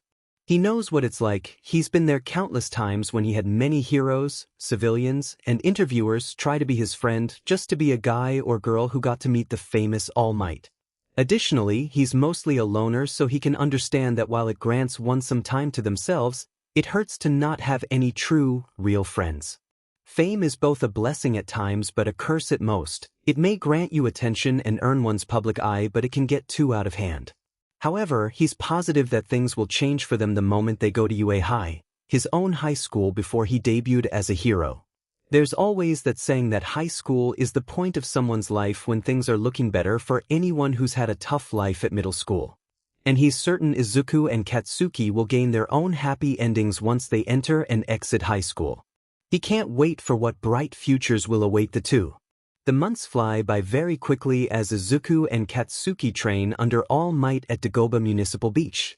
Izuku continues moving the trash away in his human form as his body begins to grow and become much more muscular as time moves on. Katsuki continued doing the arm and hand exercises All Might recommended to him, as well as his own training regimens to strengthen his sweat glands, with the result of his arms getting more muscled and being able to create stronger explosions as time continued. Their parents don't know about this on All Might's command, so they didn't tell anyone, so they're left in the dark. At this moment, they just think their boys are training extra hard to make it into UA's entrance exam, given the immense difficulty to pass both the written and physical tests. As time continues to move onwards, middle school became much more bearable, even though Izuku and Katsuki had to cut off time with Yubi and Ine to train with All Might. The two understand as it's to get into UA High as they continue to study for their own high schools. The day before the entrance exam, Izuku and Katsuki finally managed to remove every single scrape of trash off Dagoba Municipal Beach and even make the beach itself look like it's never been soiled before. Then, the two boys met up with All Might, who finally deemed Izuku ready to take his power, but in order to do so he needed to take a sample of the hero's DNA. Thus, and disgusting as it is, All Might gave Izuku a piece of his hair to devour as he reluctantly did so while looking green around the gills. The symbol of peace tells Izuku that the power will kick in 2 or 3 hours, as he tells the two to get plenty of rest before tomorrow, as he wishes them luck and that he's proud of them both. Today was the day. The UA High entrance exam. Izuku and Katsuki stood in front of the large gates that lead to the greatest hero school of all, UA High. The school that produces the best heroes in all of Japan, the school that's always tough on the students no matter what, and the school that gave the world All Might, the symbol of peace and current #1 hero. The school was at least a 50-story high building that separated into 4 different buildings, the windows painted a beautiful blue and white off the glorious sky as clouds slowly moved on. The school stood on top of a large hill that practically overlooks the town below it. Surrounding the building was nothing but lush forests of tall trees, with the wind blowing the branches as the gorgeous cherry blossom petals were pulled off of them. Down along the path to the main entrance are statues that are presumably the founders of the most famous hero school. Students from different schools continue walking towards the entrance as Izuku and Katsuki look on. This is going to be the day when they enter and pass the test and enter the school that gave the world All Might. The two look at each other and smile. They begin walking towards the entrance of UA High to begin the written portion of the test. However, as Izuku is walking, he accidentally trips on a loose tile and is about to fall. Katsuki tried to stop him, and Izuku attempted to summon his wings from his back until he felt something touch his back. His descent to the floor was halted, and he was floating all of a sudden. The green-haired flailed his limbs as he hovered the ground as he and the ash blonde turned their heads to the person who stopped him from face-planting on the ground. It was a girl with brown shoulder-length hair with 2 bangs almost covering her eyes. Her eyes were also the same color as her hair, as she has a roundish face with vibrating pink cheeks. Her hands were raised as her fingers were spread out and about to touch each other. Izuku and Katsuki saw her fingers had unique pads as she pressed her fingers together after the former was able to reposition himself, and he felt his gravity return to him. Izuku landed on his 2 feet as he straightened before he and Katsuki turned to properly look at the girl. "Hey, are you okay?" "Stopped you with my quirk. I'm sorry I didn't ask first. But I figured you wouldn't mind me catching you. Isn't this all way nerve-wracking? Well, guess I'll see you both inside." The girl asked as she awkwardly waved at the 2 boys before leaving for the main entrance. Izuku was about to catch up to her, but Katsuki stopped him. "What? I'm just going to say thanks and ask her name." "Yeah, but what the? Come on already? You don't know if she might post on social media that we met the 2 sludge villain kids on her way to UA High." "Bro, she didn't even look like she knew us? How is she going to post that if she might not know us? For all we know, if all 3 of us pass, she might be in the same class as us. How can we expect to get a new friend if you won't even let me talk to her and see for ourselves that she could be trusted?" And at that, Katsuki stops and his retort dies in his throat. He looks away and drops his hand from Izuku's shoulders. The greenette sighs and does the same as the ash blonde looks back at him. "Look, like All Might said, UA might be different than all of our previous schools. I know it's a long shot and could just be me talking, but I'm having a good feeling about this. So please, at least give UA a chance to make new friends and get to know that girl if she does end up with us." Izuku asks pleadingly and even does the infamous Midoriya puppy dog eyes. Katsuki's doubtful looks begins to die out and with a loud sigh, gives way to his best friend's pleas. "Fine, but just her," he said while poking the smiling shapeshifter's chest. He then makes his way into his halls with a hand to his chest. The lurching feelings that his heart usually splurges whenever he's being his distrustful self suddenly feel like it's pumping with happiness? Weird. Izuku smiles and is about to head in himself before he catches sight of someone that he remembered 10 months ago on the day of the sludge villain. He stops and turns his head towards that person and is able to see a speck of white and red hair mixing together until they disappear into the building. He continued staring as memories of that person resurfaced. There was something particular about that guy that stayed with Izuku all this time. He even discussed it with his best friend at one point, but the motion was brushed off. Izuku continued staring where the person was until he heard Katsuki call out to him and that he was holding people back from climbing the stairs. This finally gets Izuku to make the trek up the stairs and into the building to take the written portion of the entrance exam. As they enter the building, the students are all directed to a large stadium with multiple rows of seats that completely fill the room. Everyone begins taking their seats as Izuku and Katsuki sit next to each other while the former tries to find either the girl they met before or the boy with the 2-toned hair. While he couldn't find either student, the ash blonde nudged him as Izuku sees a smile on his face as he points to the stage. His eyes widened as he saw a man with crazy blonde hair that's shaped like a crescent moon. He was wearing red-tinted glasses as his mouth had a big smile on his face, and was wearing black, etchy clothing. He has a type of radio on his chest as he wears fingerless gloves while marching onto the stage. "What's up, UA candidates?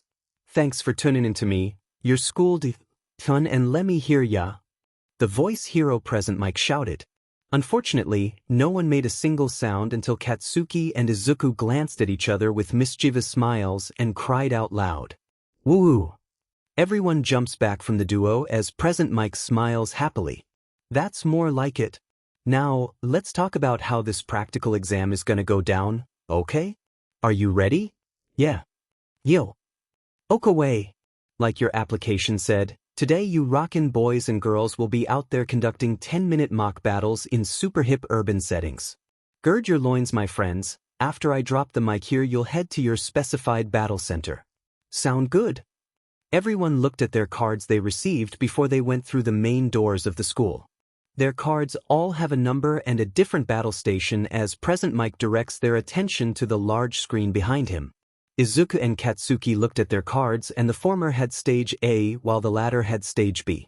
I see, they're splitting us up so we can't work with any of our friends. The ash blonde stated as Izuku peeked at his own and then his friend. Yeah, you're right. Our examinee numbers are one after the other, but we're assigned to different battle centers. The voice hero once again calls for everyone's attention as he begins explaining the task. The screen shows 4 different types of robots as he begins talking. Okay, let's check out your targets. There are 3 types of foe villains in every battle center. You'll earn points based on their level of difficulty, so better choose wisely. Your goal in this trial is to use your quirk to raise your score by shredding these foe villains like a mid-song guitar solo. But check it, make sure you're keeping things heroic. Attacking other examinees is a UA no-no, you dig? Present Mike stops when he sees a hand suddenly shoot out of the audience. Excuse me, sir, but I have a question? A tall, navy blue-haired, spectacled teenager stands from his seat as the ceiling lamp lights point to him. Present Mike allows him to continue as he begins asking his question. On the printout, you've listed 4 types of villains, not 3. With all due respect, if this is an error on official UA material, it is shameful. We are exemplary students. We expect the best from Japan's most notable school. A mistake such as this won't do. Additionally, you two with the ridiculous hairstyles.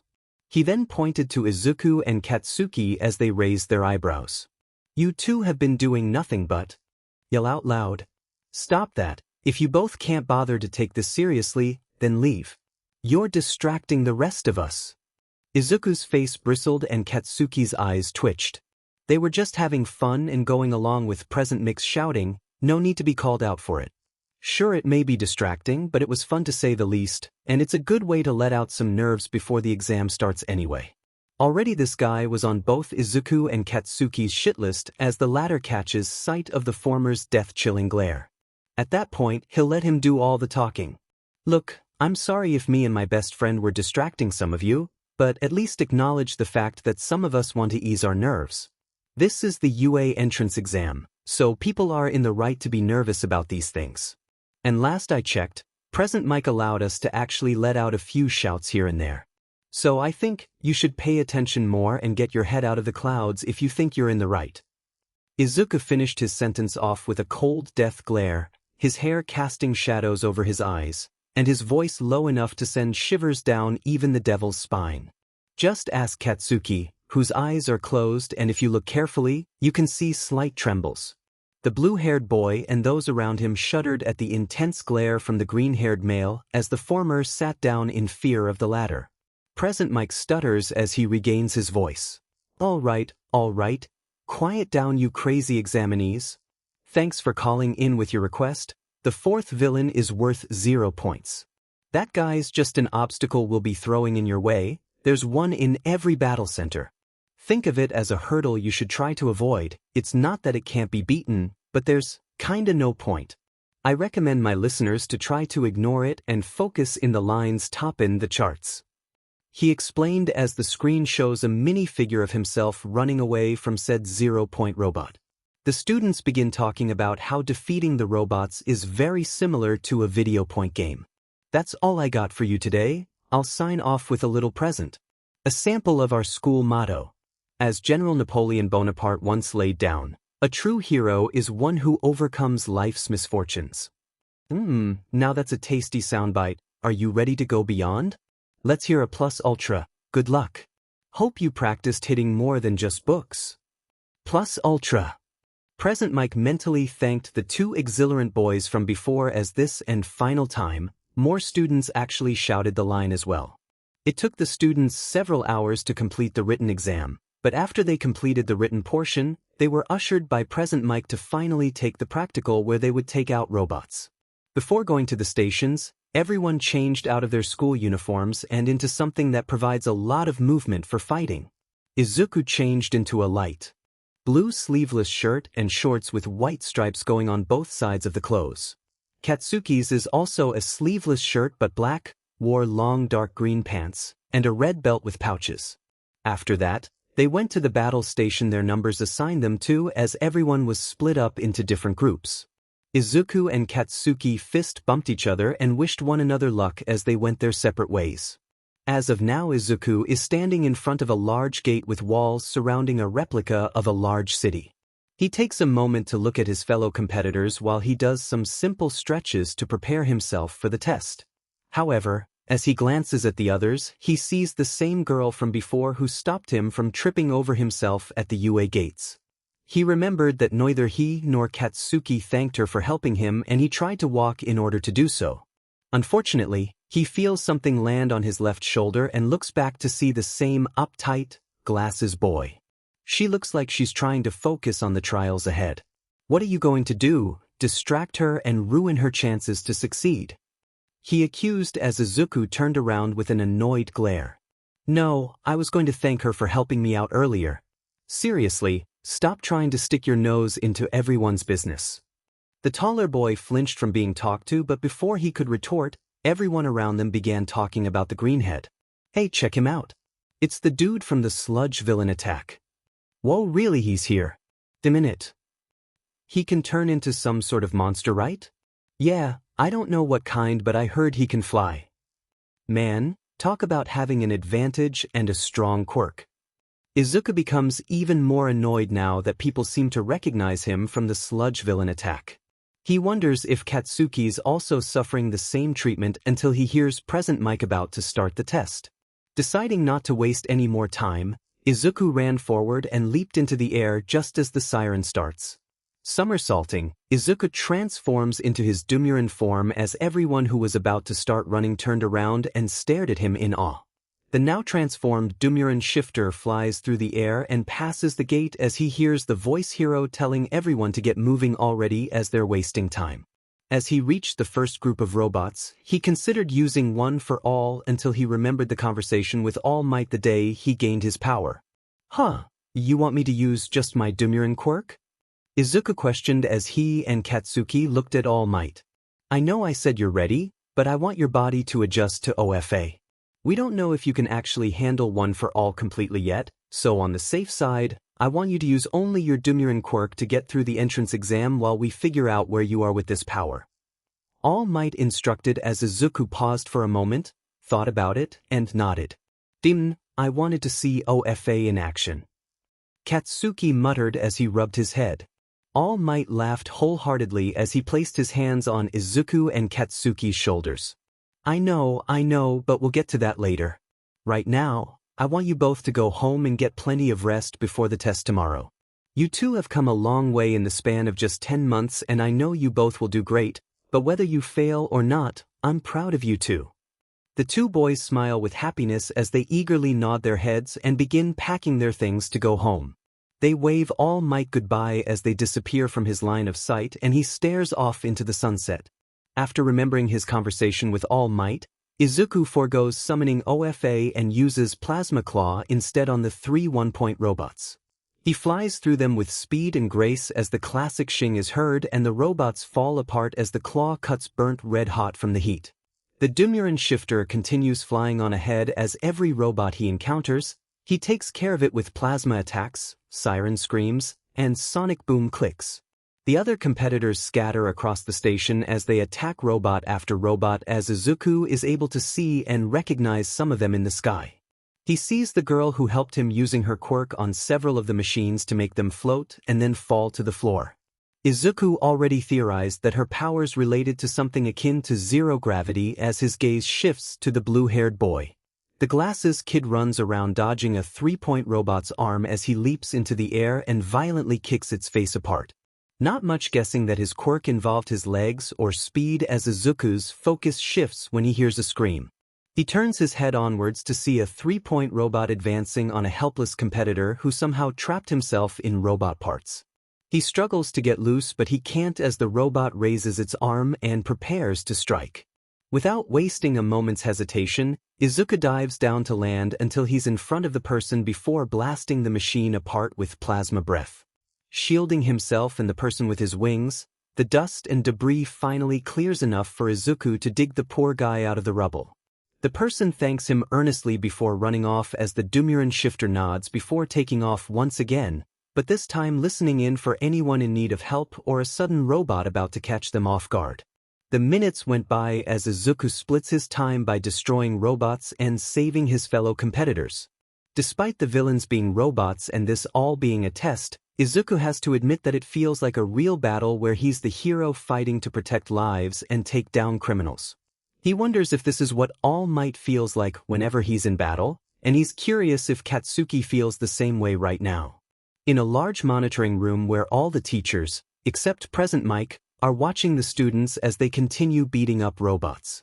The White Mouse was sitting in the front middle seat as he glanced at several of the children battling, searching, or scouting out the area for any more competition.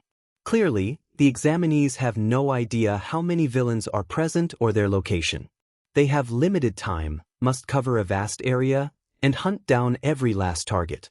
Some use information-gathering abilities to plan out strategies while others rely on speed to pull ahead of their peers.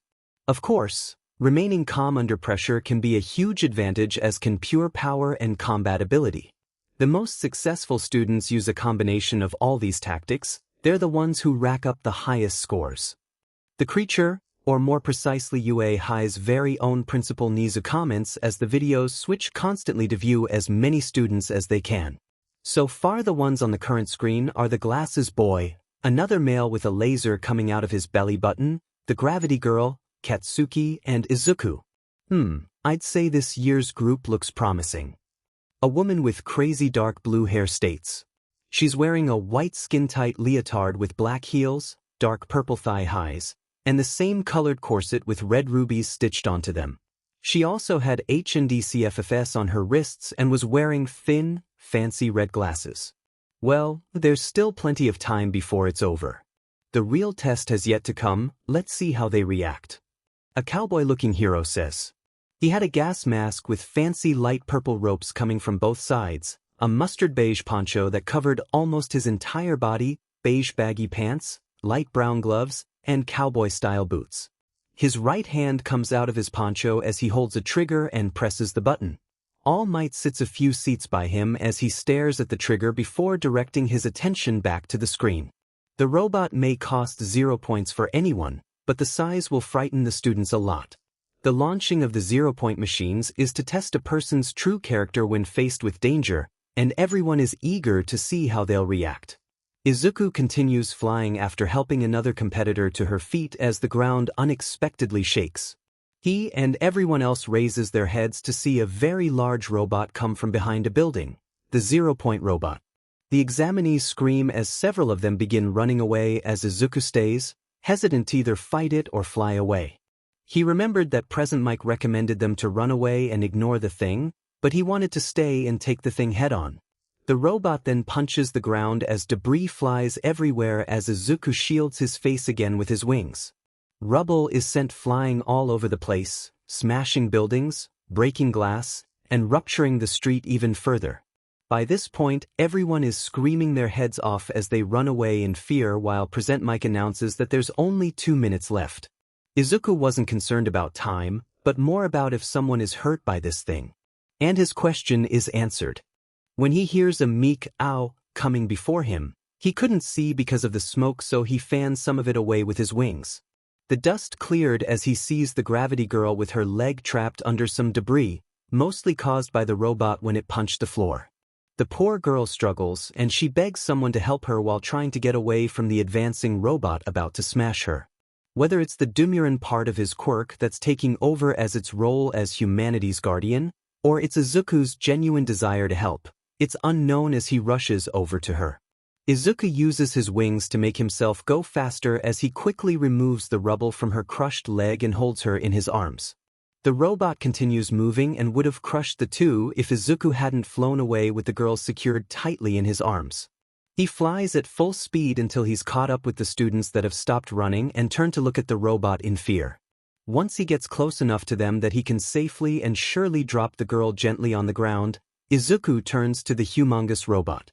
He snarls loudly as he takes off, because even if this is a test, the robot is still dangerous, evidential when it almost killed the girl. He continues flying as he gets closer to reach the robot's head. After all, the head's the most dangerous thing of all but also the biggest weakness because if you go for the head, you're dead. Aggression, fear, and protectiveness flared within him, the same feelings that appeared when he saw Katsuki held in the slime villain's grip that day. It made him want to protect everyone in the battle station by taking out this monster of a robot. The machine tried to take him out with its arm but Izuku dodged and continued to rush at the head as it fixated its gaze on him. He remembered what All Might said about using OFA in the test, but Izuku didn't care as he forgotten every warning and summoned the legendary Quirk. He finally finished arriving at the top of its face as he bares his teeth and pulls his right arm back to use OFA and Plasma Claw.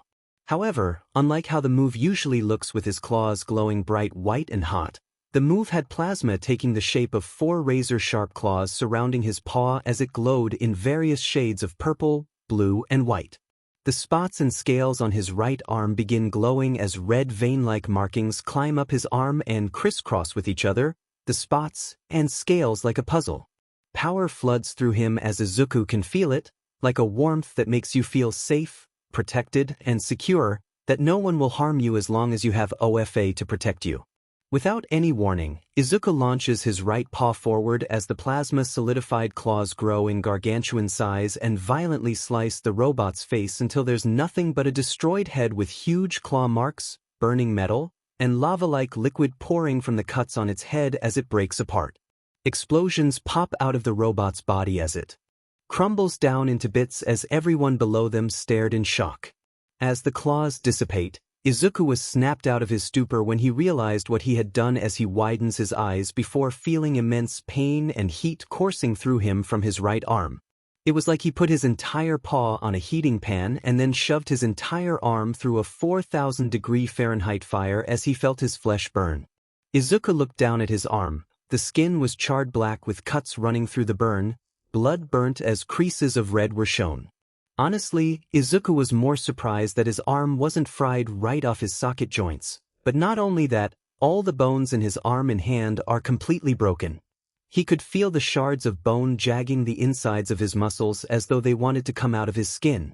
He cursed himself when he felt his body temperature rising instead of falling. OFA must have increased the plasma's heat to a near infinite rate if it left that kind of damage on the robot.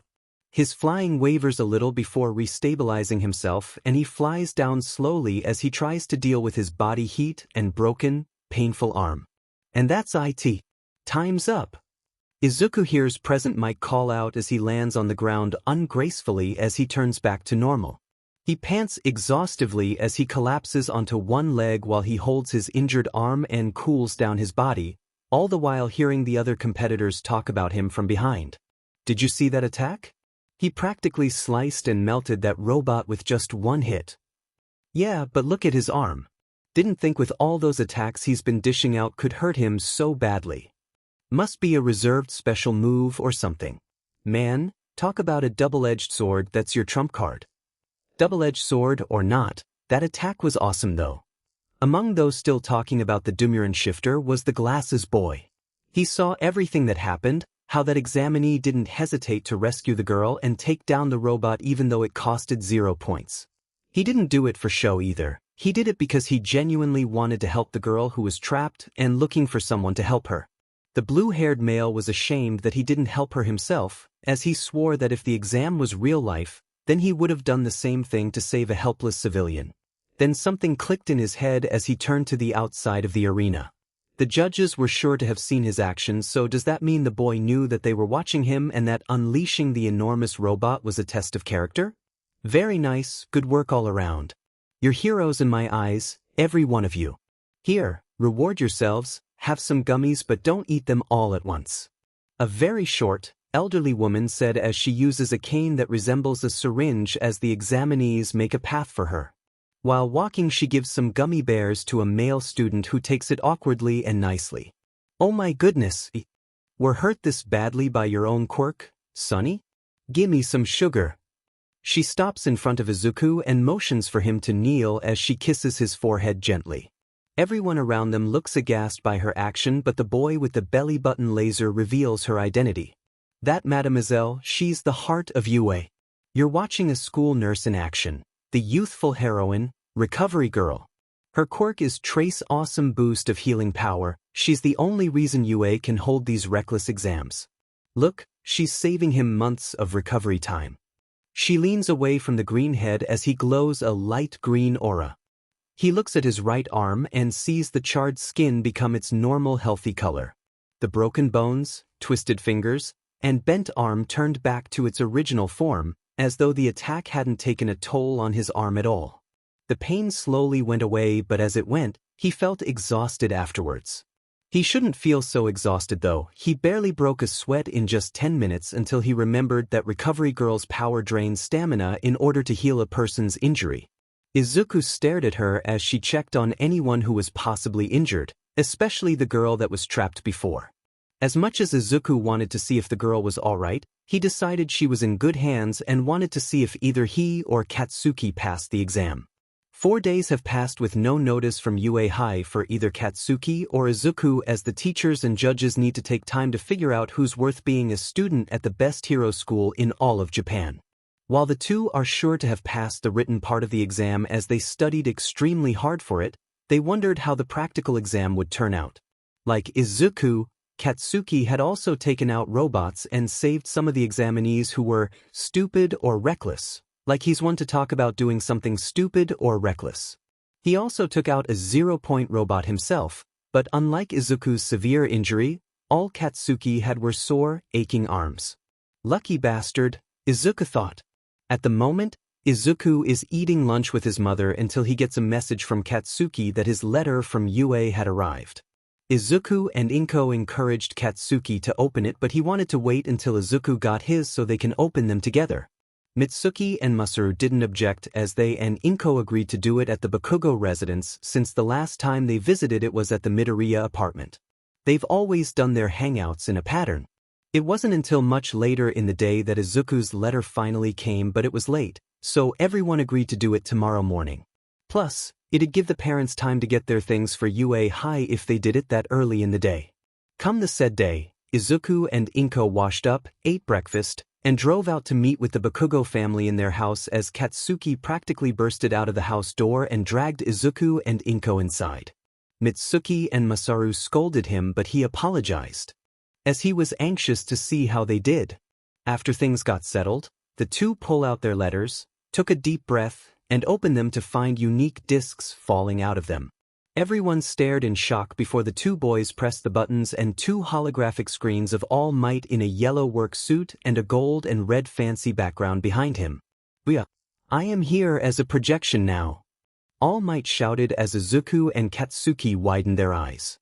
Wait, All Might is giving a message? Does that mean? I know it's been a while, but with great power comes a great amount of paperwork. My apologies, young man. The truth is, I didn't come to this city just to fight villains. You're looking at the newest UA faculty member.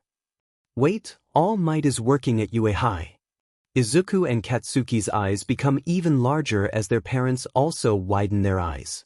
Though the adults can tell that the boys are very excited about this, as their hairs are shaking a little and they smirk at them. Alright, moving on. You have passed the written exam portion with very impressive scores. Might I add some of the best? Izuku and Katsuki's parents smiled at each other while said kids blushed at the praise. For the practical part, you did an outstanding job in not just defeating robots but also another factor thrown into it. You were incredible and your actions inspire people, as the practical part wasn't graded on combat alone. How could a hero course reject someone who is committed to saving others, no matter the consequence to him or herself? After all, that's what makes a hero. And that's what my alma mater is all about. Training those who would risk their lives for the greater good, so we had rescue points.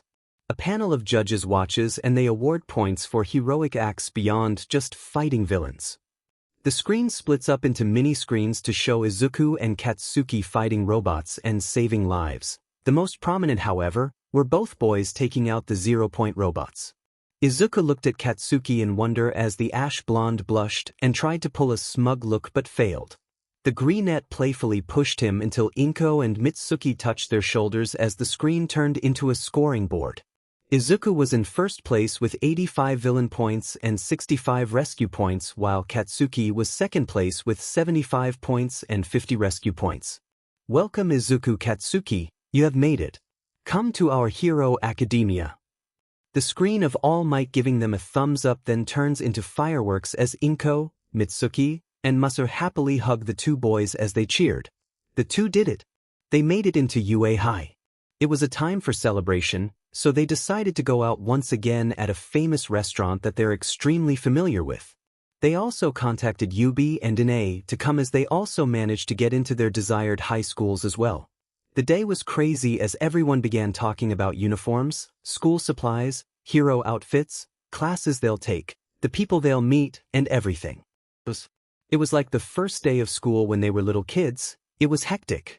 But Izuku and Katsuki consider this day to be better than their other days as it's a day to be happy and get ready to go to UA High. The last few days of middle school weren't interesting as everyone congratulated Izuku and Katsuki for making it into UA High. It was tiring to be in middle school, but they managed to get by as they have to get things ready for high school, the real challenge that awaits the two boys. Everything passed by so quickly as Yubi and Danae tearfully said their goodbyes to Izuku and Katsuki as they separated and won't see each other for a while, but this isn't the last time they'll meet up though. At the moment, Katsuki was spending Friday and Saturday night at Inko and Izuku's apartment. He was making the two his favorite curry to try something else besides katsudon in the household. He had finished making 3 bowls of curry and cleaning up the kitchen counter that he went out to try and find Inko and Izuku. Just as he was about to call out, he saw a door near the bathroom open and peeks inside to find the two praying in front of the shrine dedicated to Hisashi. Katsuki steps away and looks on, not wanting to interrupt the moment. After a few minutes the two stand and finally see the ash blonde. Didn't want to intrude, but the food's ready. He rubbed his head awkwardly as he blushed as Inko and Izuku smiled tenderly. The mother patted his head as he closed his red eyes cutely. You're so sweet, Kaken. Thank you for your consideration. I can't wait to try your curry again. It's been a while. You had it 2 weeks ago, Auntie Inko. I know, I'm just playing with you. The two walked off, but Katsuki remained in place. Katsuki? Can I use the room for something? He pointed to the shrine of Hisashi as Inko and Izuku realized that he wanted to pray as well and smiled. Sure, we'll wait for you. Izuku waved, but Katsuki brushed him off. Nah, don't want your food to get cold. Eat before me, it'll be fine. He walked inside and closed the door without giving either Midoriya a chance to reply. With that, the two walked off as Katsuki sat on the mat in front of the shrine. The shrine was a traditional tamaya, with flowers and incense smoke sticks plunged into small pots in front of a portrait of Hisashi Midoriya. He did the traditional bowing in front of the shrine before opening his mouth to talk. Hey Uncle Hisashi, this is awkward. Me and Izuku did it. We made it to UA High, our dream school. It's crazy and we're crazy happy about it, a lot of celebrating too. Mom and Dad are doing fine, Mom's doing fashion and all that and is going crazy on making me and Izuku's hero costumes. Dad's making music as always, interesting stuff even though I don't get a lot of it. Yubi and Danae are doing fine too, they got into their schools and we'll all try to keep in touch later on. He paused for a moment before talking again. I'm going to be a pro, I'll protect lives and beat bad guys so hard they'll be knocked back to Timbuktu. I'm going to be a strong hero with Izuku and will be the best hero team you could imagine. Also, I'll look after Auntie Inko and Izuku for you, that I promise, so watch us Uncle Hisashi. He declared as he clenched his fists before putting his hands together to bow respectively one last time and then stood to leave. He gently opens and closes the door before heading back to the dinner table to eat with the two greenettes but didn't notice a spirit appearing inside the room. It was a male that was tall, had dark, green hair, freckles, and he put on a gentle smile. I'm always watching. Good luck, you two. Now is the day that Izuku and Katsuki begin their first day at UA High. They're dressed in UA clothing consisting of button-up white shirt, gray jacket with blue-green stripes on the shoulders, inside of the jacket and arm cuffs, a red tie, and dark blue-green pants. However, compared to Izuku who wore the whole attire, Katsuki didn't wear the tie, had a few buttons on his shirt left open, and his bags were sagging a little. They were standing outside of the Midoriya apartment as their parents were excitedly taking pictures despite the boys' insistence that they'll be late on the first day. Mom, Auntie Mitsuki, and Uncle Masaru were going to be late. Come on you two, just one more. That's what you said the last 20. Damn it, I do not want to be late on our first day. Another 10 photos passed that the boys were finally let go by their parents to leave, but not with a few tears and snot escaping their faces every here and there. Mitsuki nagged Katsuki while Masaru sobbed while shouting out praises as their son made a cringy smile at the affection. Inko and Izuku's affectionate hug was less enthusiastic as they just stood there and then released each other. Inko's eyes had tears running down her face as she gently rubs her hand on Izuku's face. Look at you, my baby, all grown up. Hisashi would be so proud. She muttered as Izuku's own eyes began to well up with tears. Katsuki looked over and smiled as the two families finally let the new UA high students leave as they all waved to each other goodbye until they meet up at the restaurant again for celebration. It took them 20 minutes on the train to make it through the city and another 10 minutes to walk on foot to the high school as other students also made their way into the school. Izuku and Katsuki stopped in front of the large gate to UA High and then looked at each other with big smiles. They then simultaneously stepped into the school grounds as they made their way into the school and navigated their way to get to their class. It took some time for the two to find their class until they came in front of a large door that practically reached the ceiling. Class 1A. They looked at each other once again before nodding as Izuku reached and pulled the door over to his right slightly. They saw a bunch of students have taken over most of the seats as their new classmates stared at the new pair of arrivals. There was a blackboard in front of the classroom that had chalk on it. It was a drawing to show the rows and columns of seats with the student's name on it. Katsuki was seat 17 and Izuku was seat. Silence continued until they heard the loud, annoying voice of the student with blue hair and glasses pretty much strut towards them. Good morning. My name is Tenya Ida from Sumai Academy and I can't wait to eagerly work with you as UA students. He addressed loudly as he chopped the air with his arms. Was he a robot or something? Izuku and Katsuki looked at each other for the third time as they seemingly asked themselves that question before the former shook hands with Ida.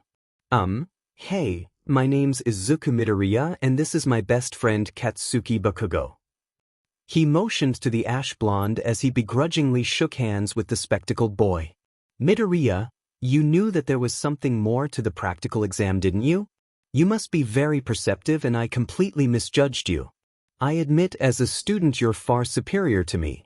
He bashfully stated as Izuku and Katsuki looked at one another for the fourth time today as they shrugged their shoulders and had faces of confusion. What? I didn't know anything about the practical exam?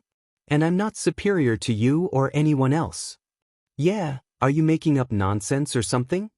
Izuku and Katsuki asked as Ida looked at them again. But didn't you save that girl because you knew the 0-point robot being unleashed was a test of character? What? And oh, I just wanted to beat that thing and save the girl because it could have hurt her. I didn't know there was any test of character or something. Izuku explained. Oh, I see. Nonetheless, you did an immensely heroic act while I cowardly ran away. Once again, you have the essence of a true hero, Midoriya. Ida boldly shouted as Izuku looked around the classroom and outside the halls. This was so awkward and it was good luck that no one was outside. He gently pushed Ida inside as Katsuki tried to close the door until he saw the familiar brown hair and round face that he and Izuku met outside the entrance. Ida, can you keep your voice down? This is really embarrassing. Apologies, I'm sorry for your discomfort. Yeah, I get it, but can you please drop the subject and dash? Hey, I recognize those crazy hairstyles. Dragon and porcupine boys. A girl's voice rang out as the three males turned to see the girl that Izuku rescued during the robot test now entering the classroom. She had the same uniform on like the boys but was wearing a dark blue-green skirt and leggings instead. Dragon and porcupine boys? Katsuki questioned as she turned to him. Sorry, I don't know your names but your hair is so spiky that it looks like a porcupine and your friend there can turn into a dragon. By the way, thanks for saving me and that attack. You used to take out the big robot was so awesome. That slash was amazing and in just one hit. She eagerly made clawing motions up and down as shouts of excitement and amazement rose up in the class at the word dragon. Whoa, a dragon, seriously? That's so manly. Like the dragoon hero, Ryukyu? She's so hot. Quiet down, please, you could disturb the other classrooms. Tenya tried to control the situation as the girl blushed from the commotion she caused. Izuku tried to quiet down the class too, while Katsuki just looked at the girl in amusement. He doesn't turn into a dragon, it's a dash. Katsuki tried to correct her but was cut off by a blunt and tired voice from behind the girl. If you're just here to make friends, then you can pack up your stuff now. Everyone then looked behind her and saw a man with dark eye bags, shaggy black hair, a gray scarf, yellow goggles, and was inside a yellow sleeping bag. Was he a caterpillar man or what? Who is he, and if he's a pro, then why is he so tired out? Welcome to UA's hero course. The caterpillar man said unenthusiastically as he zipped some part of his bag to bring out a jelly pouch to lightly sek on. Izuku, Katsuki, Tenya, and the girl stare at the man in shock, confusion, and were just weirded out by the guy. He then stood up and got out of his sleeping bag. It took 15 seconds for all of you to shut up. That's not gonna work. Time is precious. Rational students would understand that. Hello, I'm Shota Aizawa, your teacher. He bluntly stated as the students took time to process it until he took out a blue gym uniform with white and red stripes that had the letters on it from his sleeping bag. Right, let's get to it. Put these on and head outside. He leaves little room for debate as he ushers the students out of the classroom and to go to the changing rooms. Izuku and Katsuki quickly go to the far seats in the room that were near the walls. There were 2 seats left open behind a seemingly invisible girl as she was wearing the UA uniform. They quickly put their bags on the seats to let the room know that the seats are now theirs. Everyone leaves the class until Izuku stops and recognizes the student with the red and white split hair. He was sitting in the 3rd row, 5th seat as he walked off and out of the classroom by the back door. Izuku stared until he realized that he's going to be the last one in the classroom and followed the others by the front door. Aizawa led the students to the boys' and girls' changing rooms as everyone got settled in and entered their respective rooms. Izuku and Katsuki head inside and see that there were 14 pairs of the gym uniforms on the benches in front of the green lockers. They were all different sizes and had accommodations to each one to suit the person's quirk. Everyone took a uniform and chose a locker to change as they all got to it. While doing so, Izuku could feel eyes looking at him and he slightly glanced behind him to see the red and white-haired boy staring at him. The dual-colored male turns back to changing his attire as Izuku shrugs the thing off and does so too. Once everyone was done and all were outside the changing rooms, they all headed outside to meet Aizawa in front of a gym building with a large field with white chalk outlining it.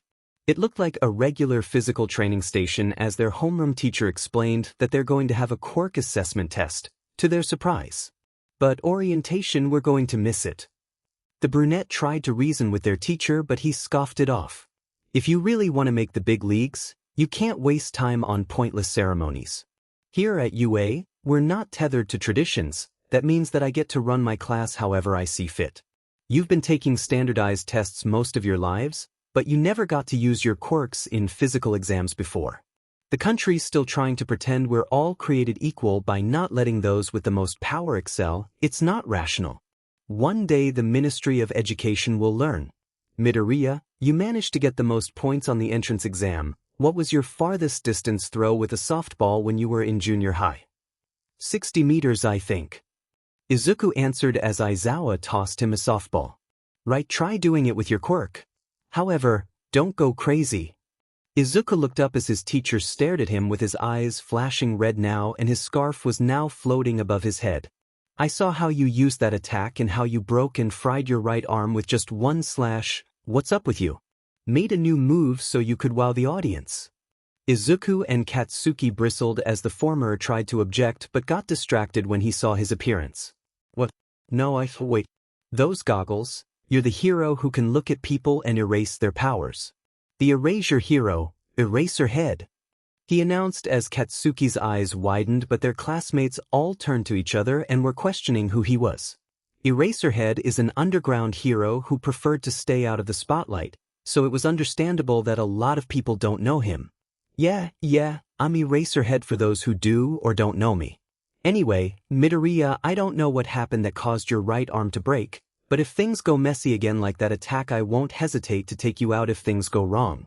A hero who gets incapacitated in one shot has no right on the battlefield. You're worthless if you need saving when there are others who desperately need it. Now go, take your throw and prove to me that you're a student worth being here. Eraserhead warned as Izuku flinched but regained a brave face and nodded. He then walked onto the white chalked circle in front of him and then summoned some of OFA's power as he closed his eyes, remembering what All Might told him. Izuku and Katsuki met up with All Might to tell him the good news as they raced to the beach early in the morning. He waved to them from where he stood until the two tackled him in a hug. They laughed merrily until they all got up and gave the skinny man a hand. Be careful with an old man. I heard you both made it in, congratulations. He laughed before proudly stating as he placed a hand on each of their shoulders. Thanks, All Might. The two boys smiled brightly until Izuku remembered to tell him something. All Might, during the entrance exam, I used one for all. Izuku said sheepishly as Katsuki turned to him in shock. Well, that will explain how he destroyed the robot with just one plasma claw. The robot was big and didn't cost any points, but it took a lot of power to take it out. Katsuki knows it as he did the same thing in his station. He had to use one of the biggest explosions just to blast its head off and left him sweating and his arms ached from everything. I know and I saw it. While I'd admonish you for going against my warning, you did it to save the girl who was about to be stepped on. So I'll let you off with a minor scolding. I heard from Recovery Girl that you broke your arm. She yelled at me for letting you use it at full power. All Might said as both males looked at him. Wait, Recovery Girl knows about OFA? Katsuki asked. Yeah, all the school faculty and several heroes know about my condition, but not about OFA. Besides you two, Principal Nizu, a very old pro hero and a good friend of mine, she's the other one of our group that knows about this secret. Also, try not to talk about it so freely or loudly. Izuku and Katsuki nod in case people around them were going to listen despite it being at night and no one around. But it's as I thought.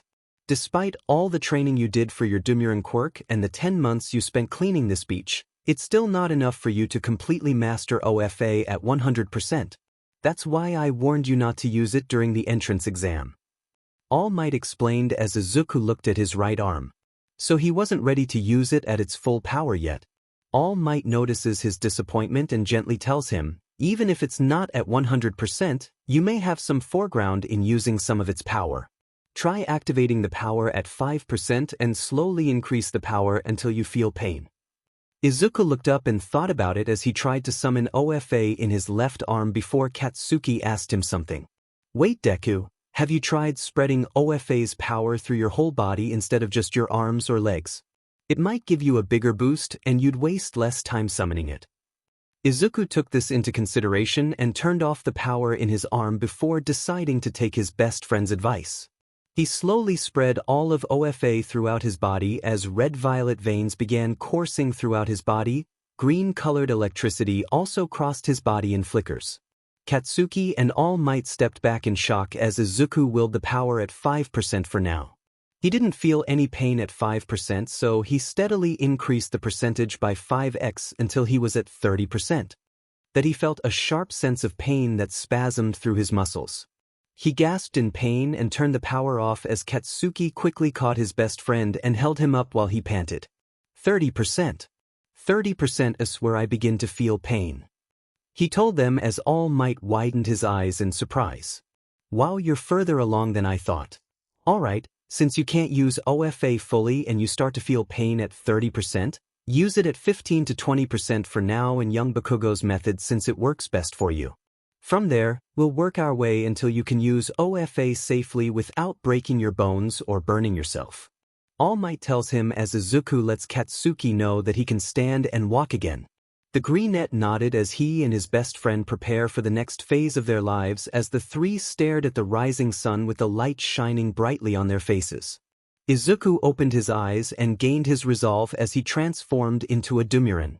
He stood on the ground on all fours and began to grow to his current height of 2 stories. Everyone looked amazed as Katsuki smirked amusingly while his best friend summoned 20% of OFA, full cowling. The red-violet veins and green electricity appeared again as they covered his entire body as he stood on his hind legs, pulled back his arm, and threw the ball as far as he could. Wind pressure exploded throughout the area as everyone covered their heads from the air flying at them. Aizawa looks at his meter scan to see a score of 1,175.36 meters as Izuku shrinks himself down and turns back into human form. He looked at his teacher with a determined smile and Aizawa smiled. Limiting his power safely so he won't injure himself and increasing his size to get a better throw to compensate was good enough for Aizawa as he turned to the students. All of you need to know your maximum capabilities. It's the most rational way of figuring out your potential as a pro hero. He explained as he showed his students his scoring device. As expected, everyone exploded in amazement. Whoa, over 1,000 meters, are you kidding me? A blonde boy with a black lightning bolt on his hair exclaimed. I want to go. That looks like fun. A pink-skinned girl excitedly said. This is what I'm talking about, using our quirks as much as we want. A black-haired boy with elbows that looked like they have tires in them shouted as Aizawa's eyes narrowed and smirked rather evilly.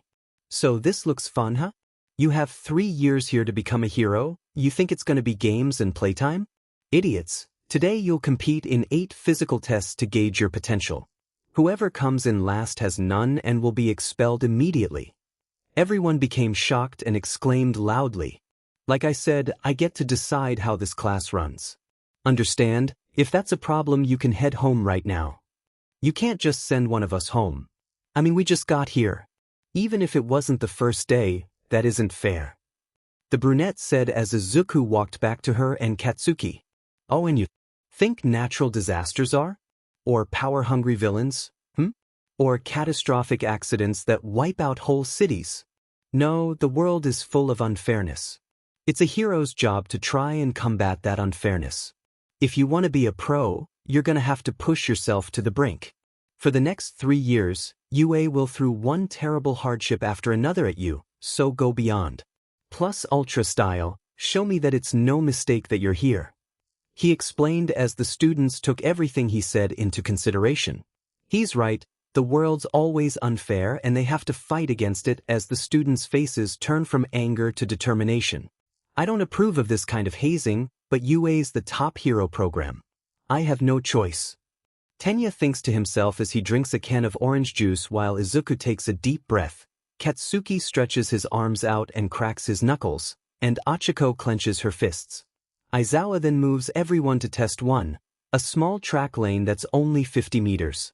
He sets the students up in pairs with the first pair being Tenya and a girl with a frog-like expression and long dark green hair that seems to be tied in a bow. A robot is at one end with a sound device to start off the students with a gunshot noise, and another with a speed measuring device. The robot fires off the gunshot noise as the 2 students run with Tenya bolting down the field like lightning as the measuring device announces his speed, 3.04 seconds. The girl hopped her way across and was much slower but had an impressive speed of 5.07 seconds.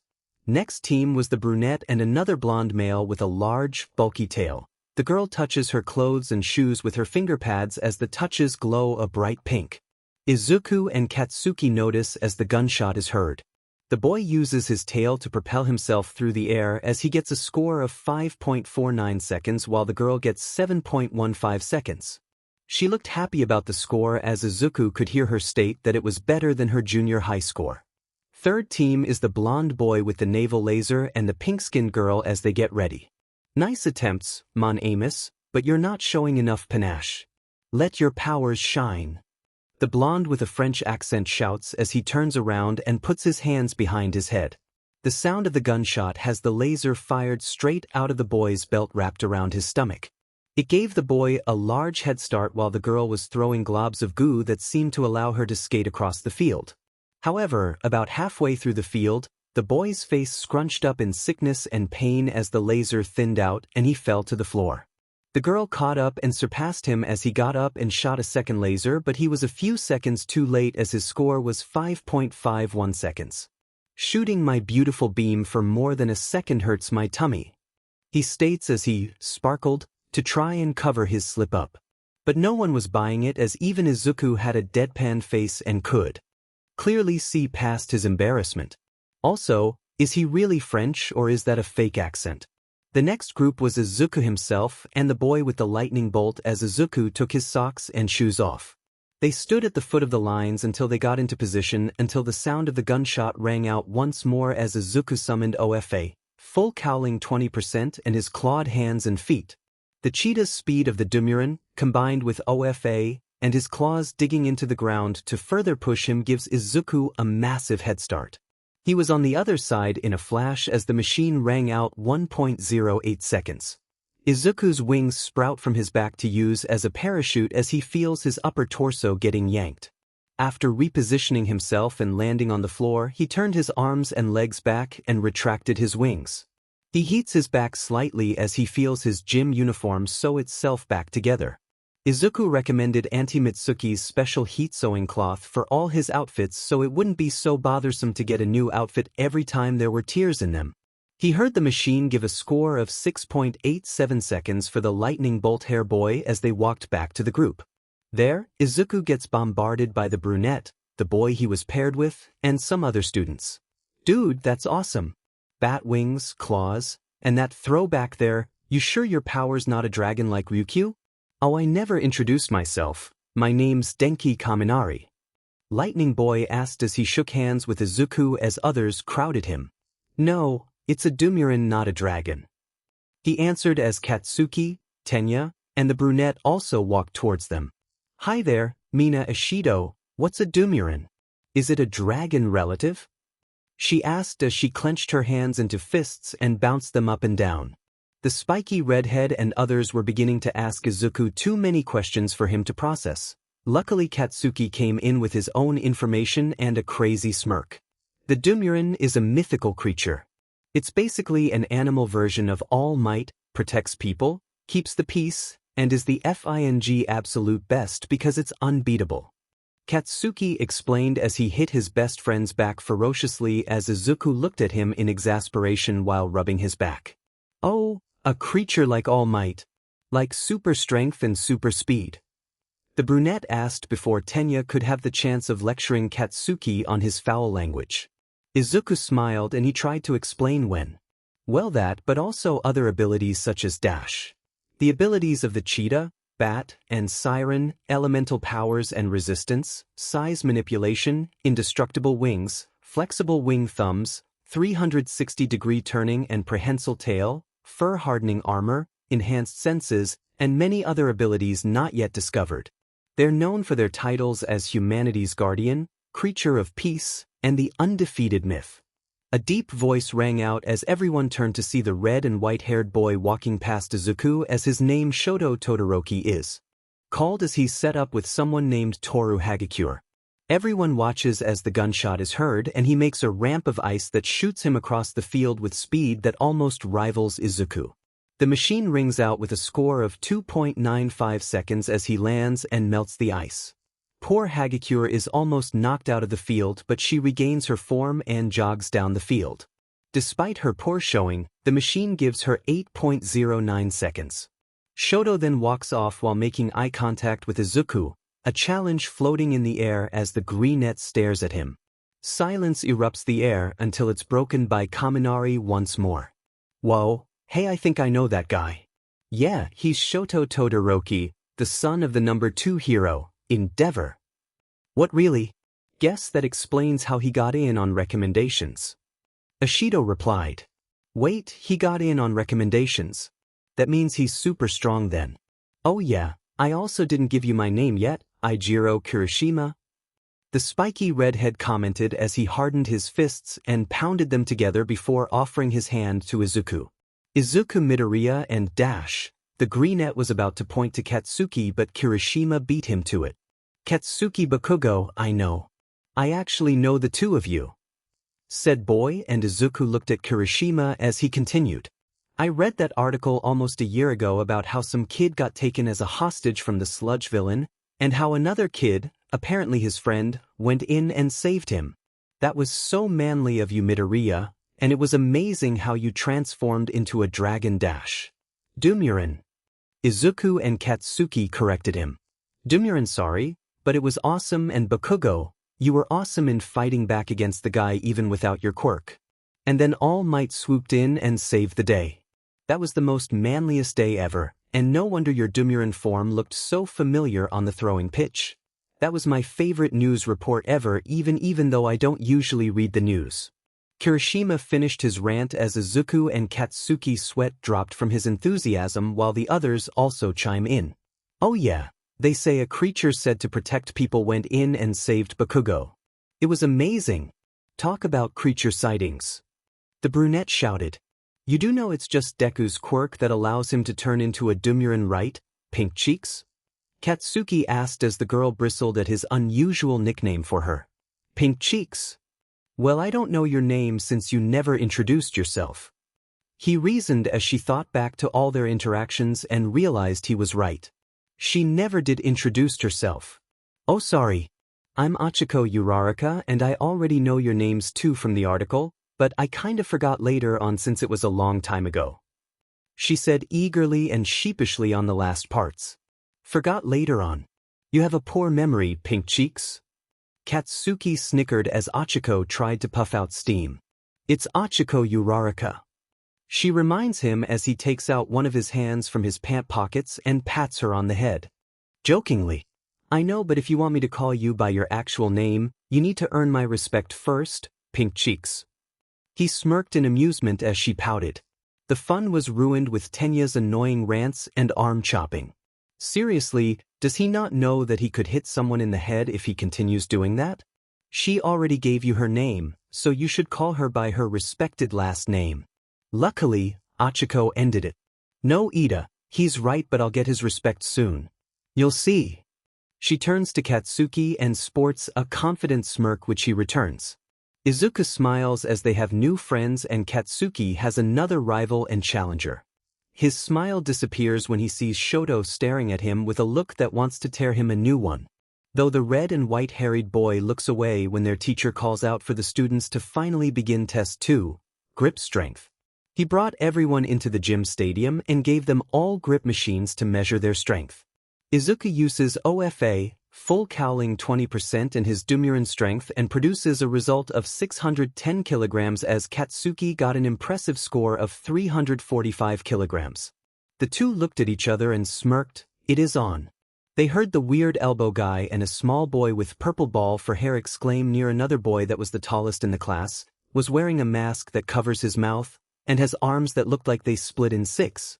They hear the two shout that he hit 540 kilograms as everyone else was curious about someone else's score as groups of 3 to 4 formed.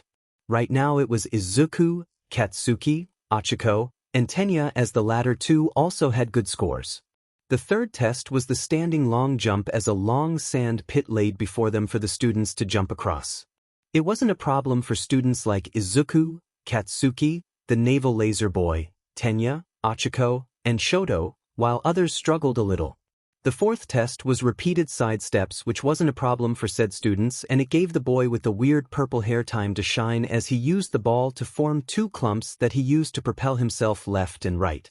The fifth test was the ball throw as Katsuki went up and had 705.2 meters as he walked back to Izuku as Shoto took the stage.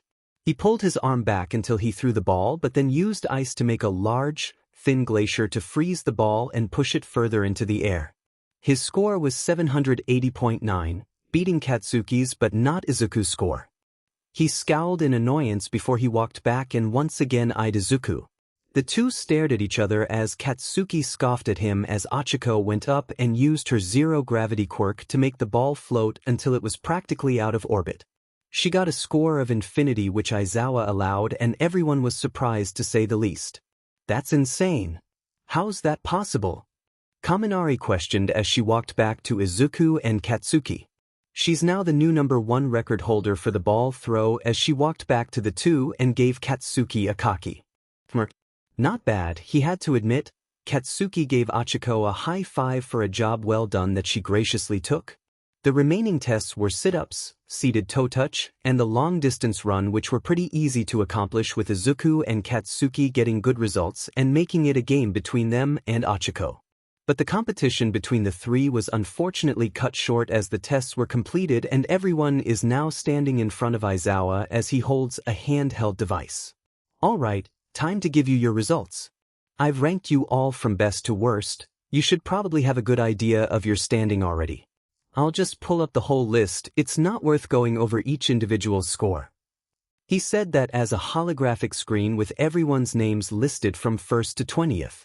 Izuku Midoriya, Momo Yaoyorozu, Shoto Todoroki, Katsuki Bakugo, Tenya Ida, Fumikage Tokoyami, Mizo Shoji, Mashireo Ojiro, Ajiro Kirishima, Mina Ishido, Achiko Uraraka, Koji Koda, Rikido Sato, Tsuyu Azui, Yuga Oyama, Antasiro, Denki Kaminari, Kyokujiro, Toru Hagakure, Minoru Mineta. Everyone had either happy or disappointed faces from where they were placed. Izuku had a surprised look on his face, even while using Dumuren form and OFA, full cowling 20%, Katsuki and several others were able to keep up with him in some of the tests. He felt a hand on his shoulder as Katsuki looked at him with a face of both pride and a challenge. He'll get first place soon if they do the assessment test again. Izuku took the challenge as they fist bumped together while Achiko and Tenya came near them. They gave Izuku congrats for making it to first place while they mused on their current standing.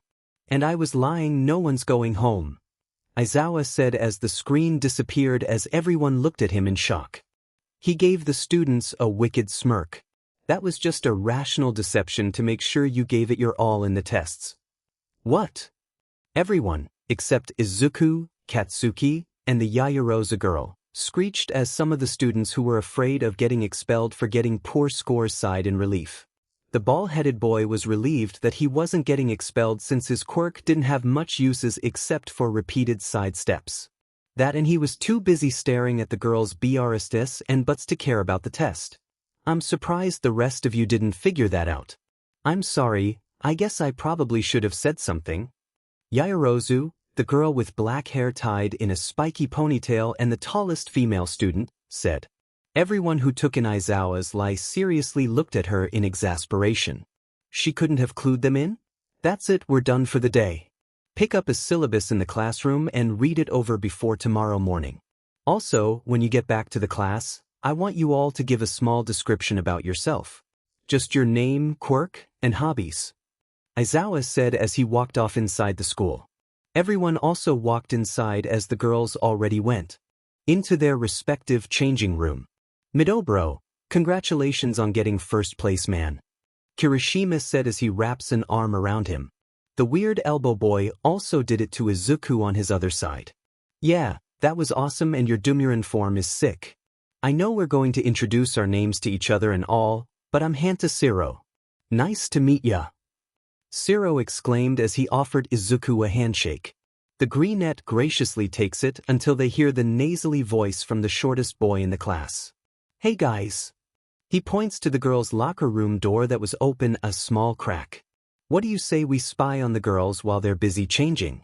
At long last I can get to see the girls naked. Oh, all those big melons and glorious butts will be a feast for the eyes. He drooled as he fantasized about his female classmates. Before anyone could reprimand him, Izuku transformed into Dumuren form and closed the locker room door as Katsuki made explosions to propel himself to Mineta and violently yanked him by his collar. The dwarf-sized rat was about to retort until he saw the scariest death glares on Izuku and Katsuki's faces.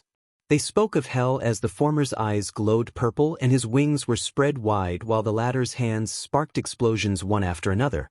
They saw how the perverted boy was trying to touch one of the girls inappropriately during the test but wasn't able to since either Izuku or Katsuki would catch him in the act and stop him. Go ahead and try it, you perverted SHT stain. Me and Deku have been keeping an eye on you since you've been preying on the girls, so this may be a good excuse of blowing your effing head off. Katsuki growled out loud as the explosions got louder and larger as Mineta flinched and had large tears enter his eyes. Peek at the girls, Do anything bad to them, or make them feel uncomfortable ever again, and will burn you so bad that you can't even look at yourself in the mirror. Izuku snarled as his sharp teeth were bared while the other boys stared at the two in shock and fear. These two may as well be the scariest of all their classmates. They've already proven they're some of the best physical and strongest boys in their class. Not even Tenya was going to interfere with them as he knows firsthand how terrifying they can be. Now, get your head out of your disgusting thoughts and we'll be nice enough to let this incident go since it's the first day at UA High. Got it? Katsuki shouted as Mineta nodded his head vigorously and the angry blonde lets him go. He cowardly ran inside the boys' locker room as Izuku turned back into human and looked at Katsuki in annoyance. Having to deal with a disgusting pervert should not happen on the first day. The two headed inside and walked to their lockers tiredly as the other boys shook off the incident to not provoke either male any further and hurried to get changed. It took them several minutes to finish as they met up with the girls, who secretly sent Izuku and Katsuki looks of gratitude. A dark purple-haired girl with long earphone jacks attached to the ends of her ears held up her right hand with one of her fingers twirling her right ear jack. The two boys looked at each other and theorized that her quirk had to do with something on keen hearing. They then gave the 6 girls a thumbs up which caused them to smile. Everyone walked back to their classroom with Aizawa standing in front of the classroom and the room's desk as he tiredly looked at the kids. His eyes flashed red and his scarf floated, scaring the kids who hurriedly took their seats and sat down. Their teacher threatened expulsion for being last in the test. They did not want to test his patience on not being ready for whatever he wants next. Now that's settled, we'll do the brief introductions and I'll let you go for the rest of the day. We'll go in seat order, so Aoyama, you're up first. Name, quirk, and something about yourself. Don't take too much time or else. Aizawa explained as he ordered. The French blonde hurriedly got up and moved to the front desk. He got up on stage and did a flashy pose with sparkles floating around him. Why hello everyone. I'm Yuga Aoyama. My beautiful quirk is naval laser. My precious belt allows me to shoot marvelous beams from my stomach as its power shines. I aspire to be a dazzling hero and that won't be too hard with my abilities. I can't wait to work with you all. He finished with another pose as everyone just looks bored and overall confused with his introduction. Aizawa didn't seem to care at all as he called the student behind Aoyama to go next. The peppy Ashido pretty much skipped her way onto stage. Hey guys, Mina Ashido here. My quirk is acid where I can manipulate it in any part of my body, but I have a limit on how high I can use its potency and viscosity. As a result, I have this pink skin pigment, and I love breakdancing. She exclaimed excitedly as she flashed a happy smile and did a quick twirl. Everyone's mood lifted well from the French boy's speech. My name is Tsuyu Ajui, but please call me Tsu if you'd like. My quirk is pretty much self-explanatory as I have the abilities of a frog. One thing about myself is that I love swimming, ribbit. The cute frog girl croaked as the student's mood is once again lifted. Hello, my name is Tenya Ida. My quirk is called engine. The engines in my leg allow me to go into different gears for different speeds in various situations.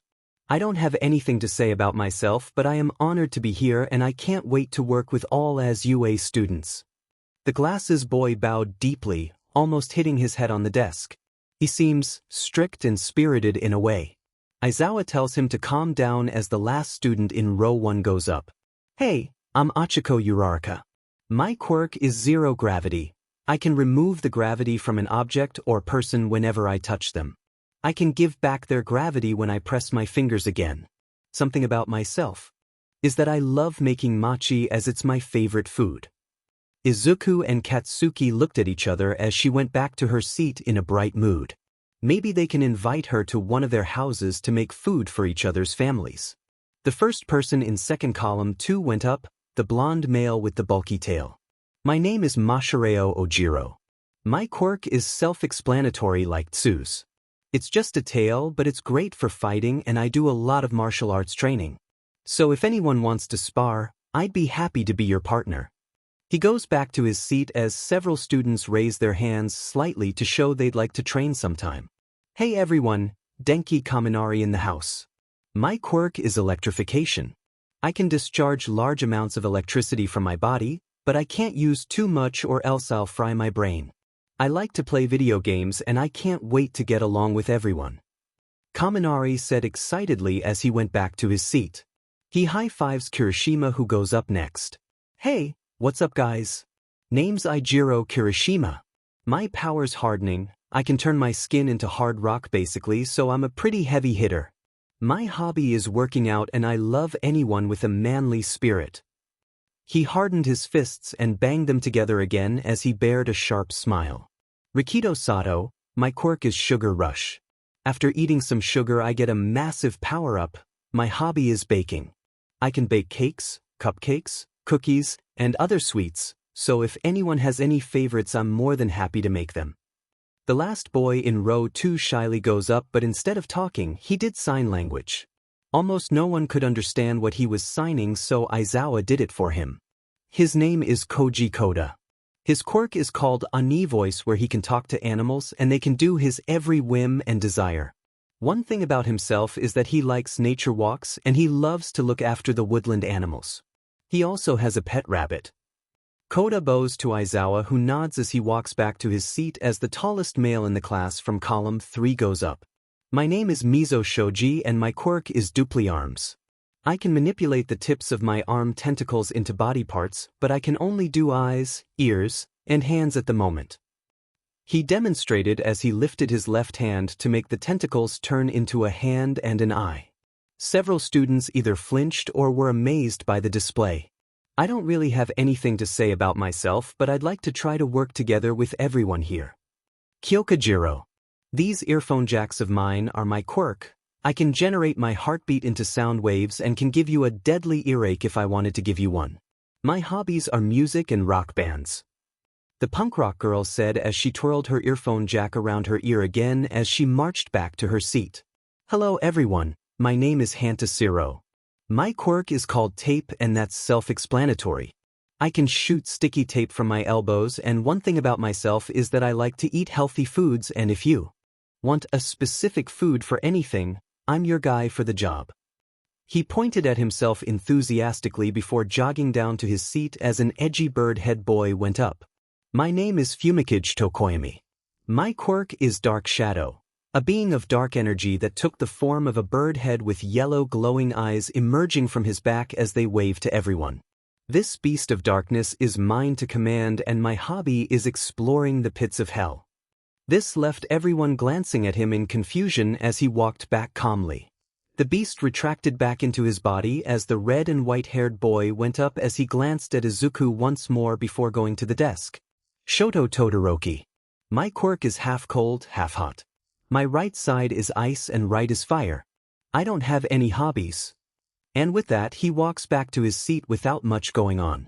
Everyone doesn't know what to go on with that as the invisible girl went up to bring up everyone's mood once more.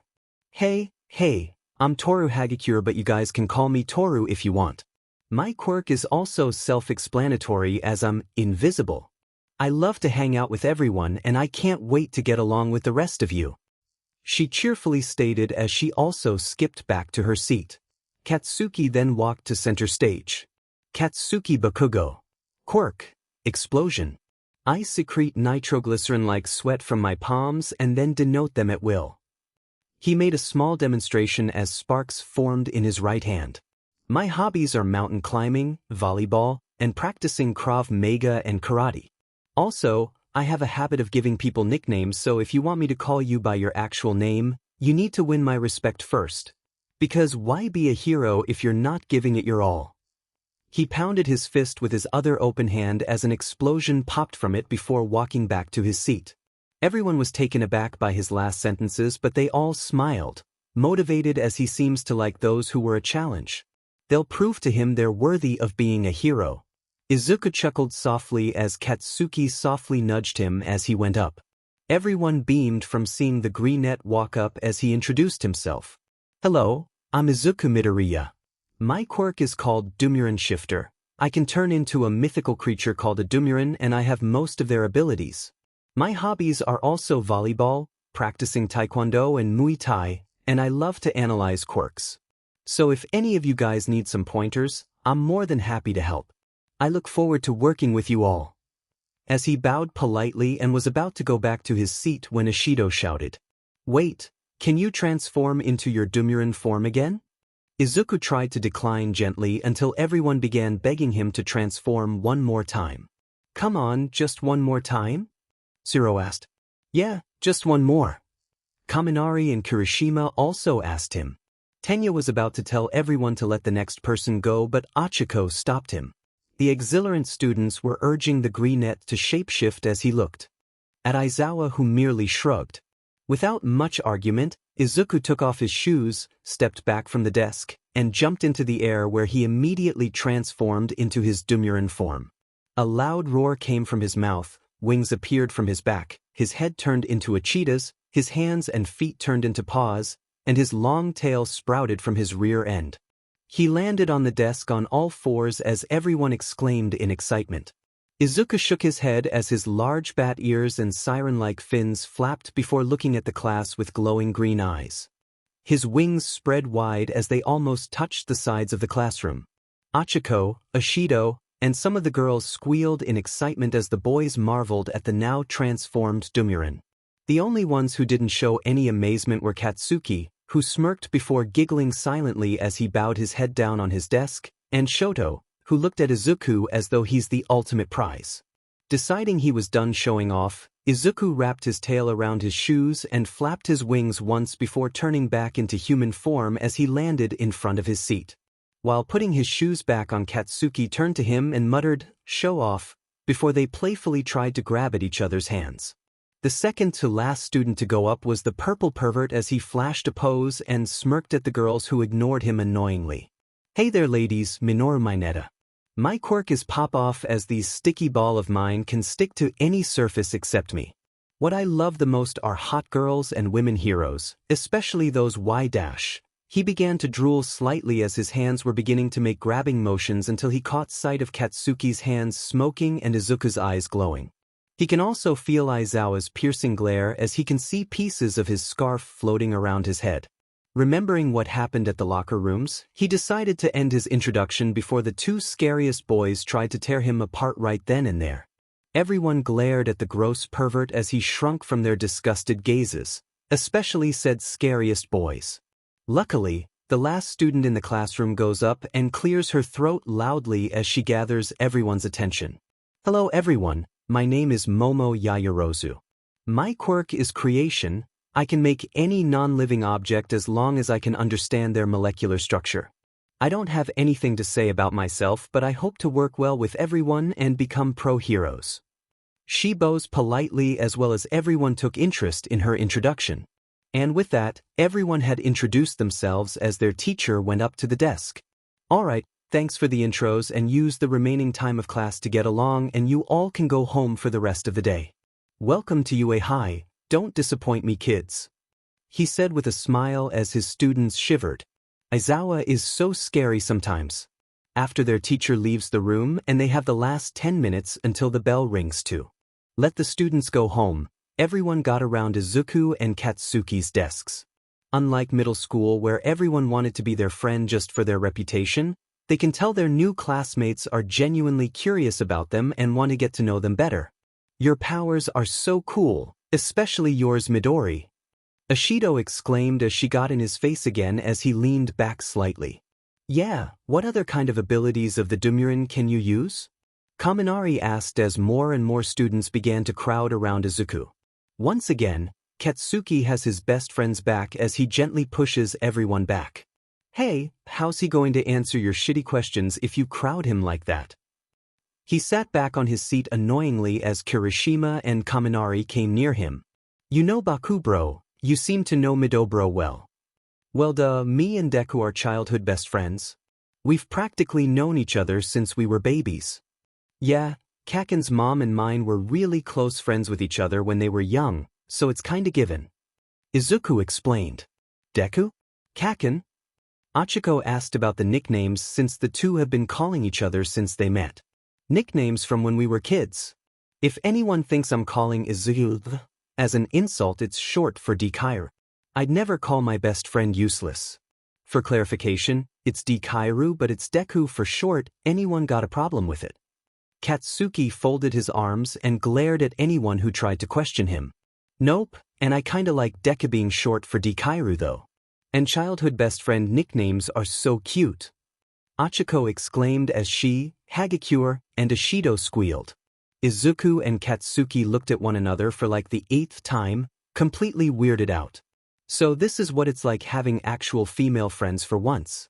I'm curious about something, how did your clothes sew itself back together? Ojiro comes up to Izuku as he turns his attention to him. Oh yeah, your gym outfit had tears in them from popping out your wings, and this time when you transformed. Honestly, it's kind of freaky how it fixed itself, like an alien.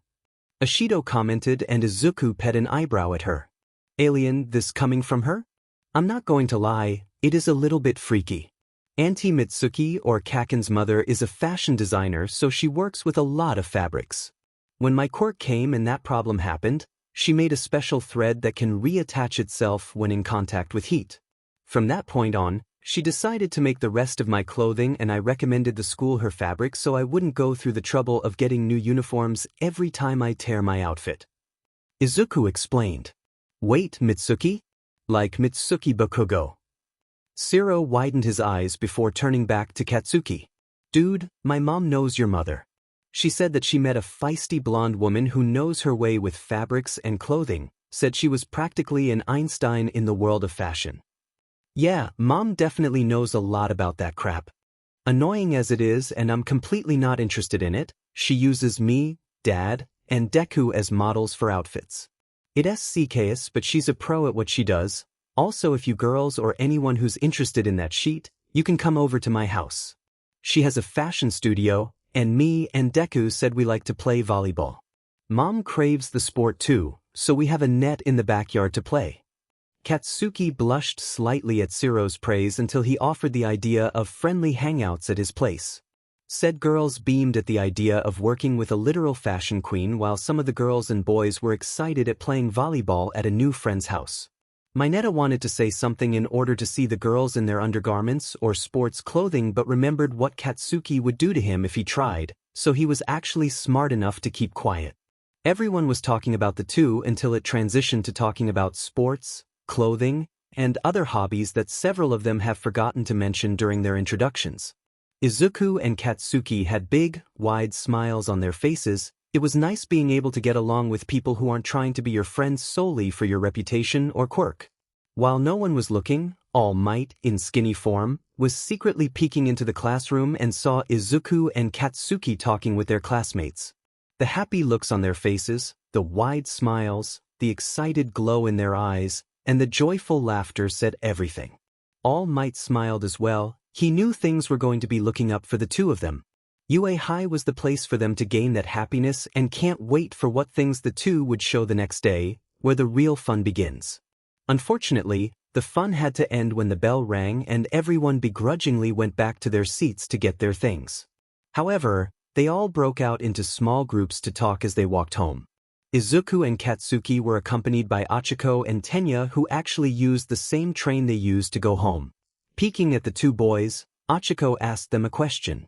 Hey, is it okay if I can call you both by your nicknames too? When the two boys looked at her, she explained.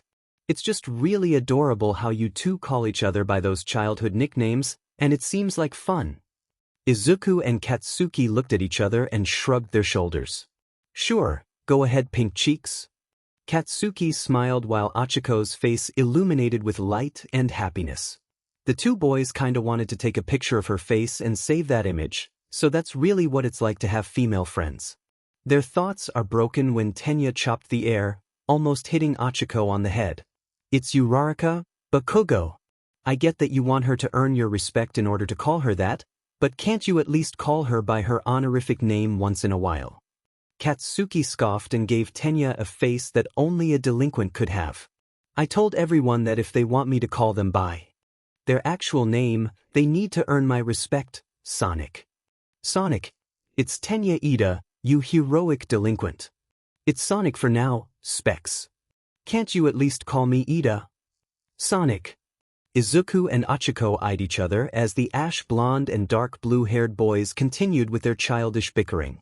The girl maneuvered her way next to Izuku so she wouldn't get hit in the head by the engine user or spat in the face by the explosion user. She and the Greenette sighed but decided today was a good day as they made new friends despite the craziness that happened. Unbeknownst to them all, Shoto is walking behind them until he stops and looks at Izuku as he continues staring at the bickering boys in exasperation with the girl. Shoto wasn't interested in making friends or doing anything that would slow him down while he's at UA. He was going to be a strong hero with only his mom's gift. He's going to be a hero without that disgrace of a father's power of destructive, harmful fire. He'll be a hero that'll even outrank All Might, and he'll do it by beating the creature that's remained the undefeated champion. And he'll do it by taking out Izuku Midoriya, the Dumuren shifter.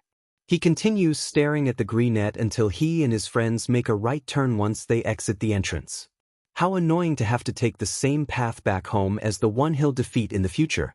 Shoto started moving his feet as he remembered that his father will be back home sooner than usual, and he threatened to make his training much harsher if he didn't get back home on time. Shoto signed, "Can't the first day of UA be better when you don't have to go home to a monster who only sees you as a tool for his own ambition?" Reluctantly shrugging his annoyance for the day, he drags his feet towards the train station where he sees the group of 4 enter a train. He blends in with the crowd to go into another train car in order to avoid being seen as he feels his phone buzz in his pocket. His older sister Fuyumi texted him that their father is going to be back in 10 minutes. Well, on the bright side, the train to his house is around 6 minutes and he can get back home in a quick jog in 3. At least his training won't be extended and 10 times more intense than usual as he feels the train begin to take off. After the train slows down to his stop, Shoto immediately breaks into a run. He either dodges or pushes people out of his way in order to make it back home in time to begin training. It takes a few turns left and right until he makes it back home. It was a traditional Japanese-styled house with some trees and a small garden surrounding it as Shoto jogs his way to the sliding front door. He takes out his house key, but as he was about to put it into the hole, the door immediately opens. Shoto looks up to see his sister Fuyumi looking at him with worry and fear. She ushers him inside quickly as she closes the door and locks it again as her younger brother makes his way into his room to change his clothing for training. He puts on a regular white sleeveless shirt and some baggy training pants as he catches his breath and then hears a car slowly pulling into the driveway. He heads his way to the training room as quickly as he can before his old man does as he hears his sister greet their father. He coldly brushes her off as he makes his way inside. Luckily, Shoto makes it to the room in time as his father opens the just-closed door. Shoto stares at his father with a bored look as he looks at him with a disgruntled look. "Good, you're ready to begin your training. Wait for me to get ready. In the meantime, get on the treadmill and start some light jogging," he ordered as he slammed the door shut and made his way to his room. Shoto rolls his eyes annoyingly as he slightly regrets running his way home. Nonetheless, he turns on the treadmill and sets it to fast setting. The machine picks up speed as Shoto begins jogging lightly. As he jogs, he thinks about his first day at UA, so far not bad, and he's thankful that no one bothered him today. The last thing he needed on the first day was to have the same pesky classmates pestering him about his father and what it's like having a hero as a father. With Endeavor, it SC'd tenfold as he began jogging faster unintentionally. How he made him and is running his life at every twist and turn, every decision, every dream he had, everything he wanted he decided for Shoto. His life was his, not that monster's. He continues picking up speed and gets lost in his anger that he doesn't notice the door sliding open to reveal Endeavor in his training clothes. He shouts for Shoto to stop running, but when he doesn't, he walks up to him and violently jams his finger onto the button. It was enough to snap Shoto out of his thoughts as he felt the machine slow down and he reluctantly got off. His father scowls at him before ordering him to get ready as they engaged in hand-to-hand combat. It was like this every day. Learn some martial arts and then on to Quirk training, the hell part of the day. It was where Shoto refused to use his fire in order to spite his father. He'll become his own hero where he'll use only his mother's quirk, not this abomination. The day continues until the afternoon where Shoto gets onto one knee in exhaustion as beads of sweat rolled off his forehead and his clothes clung to his skin. Endeavor looks at him disappointedly and yells at him to leave, have dinner, and then go to bed. Shoto angrily picks himself off the floor and storms his way to the door until he hears his father call out to him. Shoto, I heard that shape-shifting boy from the sludge incident is attending UA. Is it true? Shoto doesn't answer for some time before he turns to him. Yes. He answered. Endeavor's eyes narrow at his son's blunt, one-worded answer but continues nonetheless. I also heard that he got the highest number of points on the entrance exam. He along with another boy were able to beat All Might's long record score, but I expected the shapeshifter to get the top spot. I don't give a DMN about mythology, but I did some research about the Dumuren beasts. That boy, Izuku Midoriya as they call him, can turn into one. He will be a good challenge for you. After all, they're basically the animal version of All Might, the strongest. If you beat the undefeated myth, that'll mean you're one step closer to beating All Might. Make sure you beat him. Maybe put him down since Dumuren are seemingly unkillable too, and you'll become the first hero in all of history to beat a Dumuren. Shoto leaves as he doesn't want to hear any more nonsense spewing out of his father's mouth. It was bothersome, he was tired and hungry and he wants to get to bed to start tomorrow. He takes a bath that he enjoys at the moment as he takes in the heat to ease his nerves and calm his mind. After that, he goes to the family room to eat cold soba, his favorite food, with his sister as his father took his food to eat in his office. Fuyumi attempted to talk with Shoto about his day but he kept giving her either one-worded answers or short sentences. He ate his dinner quickly in order to get some sleep afterwards, so he thanked his sister for the soba and took his bowl to the kitchen sink.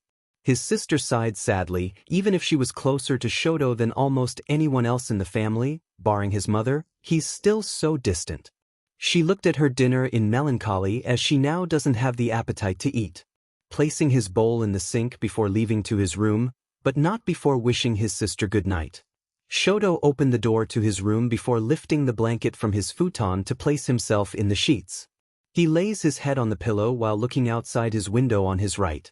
The sky was so beautiful with the bright, white stars shining in the dark blue as flashes of purple and pink swirl in the night. It's sights like those that make him calm down from days that are so distraught and filled with nothing but horrible memories.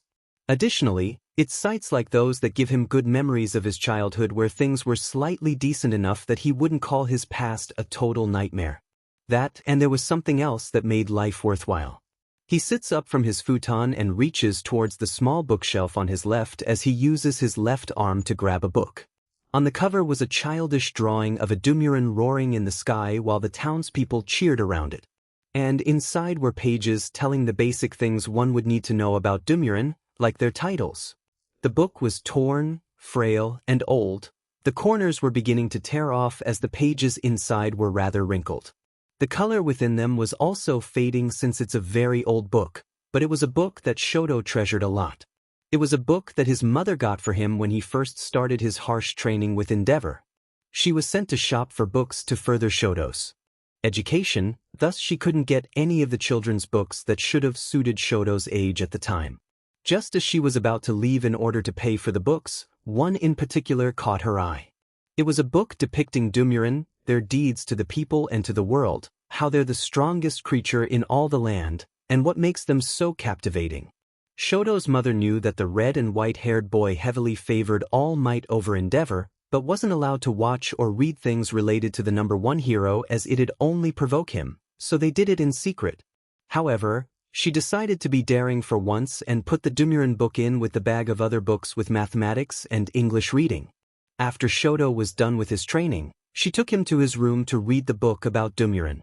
She went over every page with him and as she read, Shoto's eyes roamed over the drawings of the mighty animal with awe. The creature is exactly like All Might, how it protects, keeps the peace, interacts with the people, and defeats any bad guy that tries to harm anyone.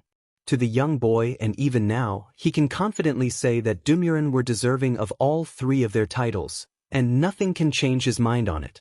The book is one of the things that helped Shoto get through his horrendous childhood, even on his worst days, and even after his mother got sent to the hospital when she finally broke from his father's abuse, the book was a saving lifeline. However, as time went on, Shoto began to lose his fascination with All Might and Dumuren as he desired to become his own hero with only his mother's power.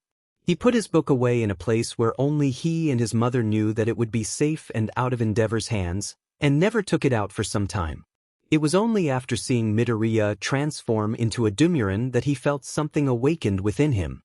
It was just like when he first saw All Might on TV beating up villains and when he first read the Dumuren book. Awe, admiration, and a sense of wonder. He knew that he was staring at Midoriya throughout the first day, but he couldn't help it whenever he turned into his Dumuren form. Sure, he knew Midoriya wasn't a real Dumuren, but he still couldn't help but feel the emotions stated before reappearing inside him every time he did so. After the sludge incident, Shoto finally took out the book that he hadn't looked at in a while and went over it several times. Shoto held the book with nostalgia as a tiny smile appeared on his lips. It was days like those that he wished he had his entire life. He supposes that the first day at UA High wasn't completely annoying and tiresome. He goes over the book with care as he flipped page after page, remembering all the memories he had with his mother, and the times where he took out the book when he wanted to read. After reaching the last page and closing the book completely, Shoto placed it back into its hiding spot before tucking himself back into bed to finally sleep. He gazed at the window to his right and stared at the night sky, determined to handle whatever comes at him tomorrow. Today was the second day of UA High as Izuku and Katsuki got off the train and met up with Ichiko and Tenya. After meeting up with one another, the four decided to head to class together as the girl and blue-haired boy were talking about yesterday's events. For Izuku and Katsuki, it was something nice as they had two different friends to talk to that weren't Yubi and Ine. Speaking of the other two males, Izuku and Katsuki still keep in touch with them, just not as much as they used to. Going to two different high schools in different areas meant less time together like when they were younger, but it was understandable and their friendship is still tight nonetheless. Back in the present day, Izuku, Katsuki, Tenya, and Ichiko were talking about the first day with the assessment test, new classmates, Mr. Aizawa, and what the second day could be about. Despite the spectacle boy urging the three to get to class on time, he relented to them wanting to take it easy as it's still the first week of UA High. It wasn't long until they finally arrived at their homeroom class and saw that most of their classmates had arrived. Said classmates' heads turned to see the four come in and they quickly got pulled into different conversations of different varieties. Izuku and Katsuki smiled to themselves. This was a really nice feeling. Unfortunately, the fun time was cut to an end when the last remaining students arrived and Mr. Aizawa entered class.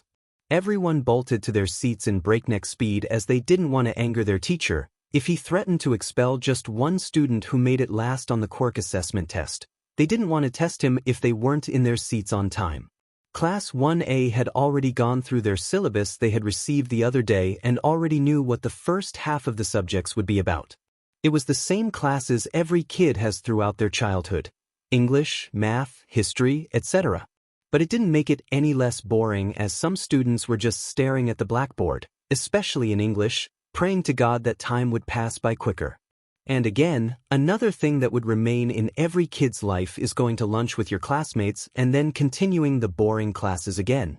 Only this time for Izuku and Katsuki, they were going to have lunch with their friends. Everyone goes to the cafeteria where the cooking hero, Lunch Rush, handles everyone's meals. Izuku, Katsuki, Tenya, and Ichiko all sat at a lunch table together where they got to meet the hero himself. While Ichiko agreed to his statement that white rice makes everyone's days happier, Izuku was geeking out on getting to meet him in person. Katsuki stared at him before rolling his eyes and continuing to eat his rice with curry. After finishing their lunch, everyone went back to class, where they did modern history and art class for the last remaining PRDS. Usually, the courses only have 6 PRDS and lunch before the day ends, but for the hero course students, they have an additional PRD, where the fun really begins. "I am here, coming through the door like a hero," screamed the symbol of peace as he burst through the door just as he said. Izuku and Katsuki weren't surprised that he would be teaching the class, but they were still ecstatic about having him as a teacher. Everyone else's reactions were much more pronounced. "I can't believe it's really All Might. So he really is a teacher. This year is going to be awesome. Hey look, is he wearing his Silver Age costume? I'm getting goosebumps. This is so retro." All Might marched, Well, pretty much skipped his way into the classroom until he was standing in front of the desk. Welcome to the most important class at UA High. Think of it as Hero I 101. Here you will learn the basics of being a pro, and what it means to fight in the name of good. Let's get into it. Today's lesson will pull no punches. All Might cried out as he spoke dramatically. Everyone was getting hyped from getting to learn with the world's #1 hero. He then pulled out a card that had the word battle in capitalized red letters. Katsuki bristled in excitement as Izuku steeled himself. If there was one thing the ash blonde loved, it was battling and being able to go all out. But one of the keys of being a hero is looking good.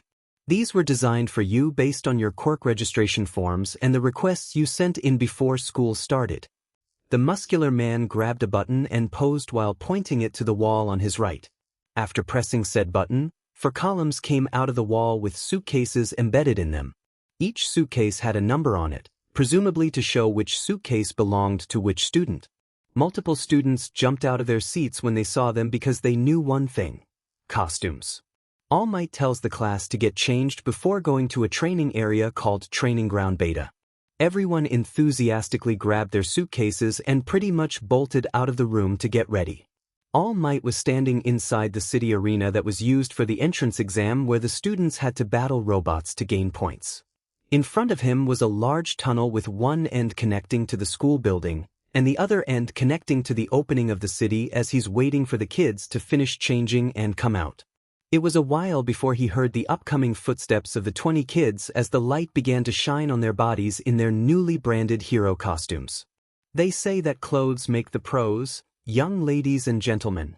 And behold, you are the proof. Take this to heart. From now on you are all heroes in training. This is getting me all revved up. You look so cool.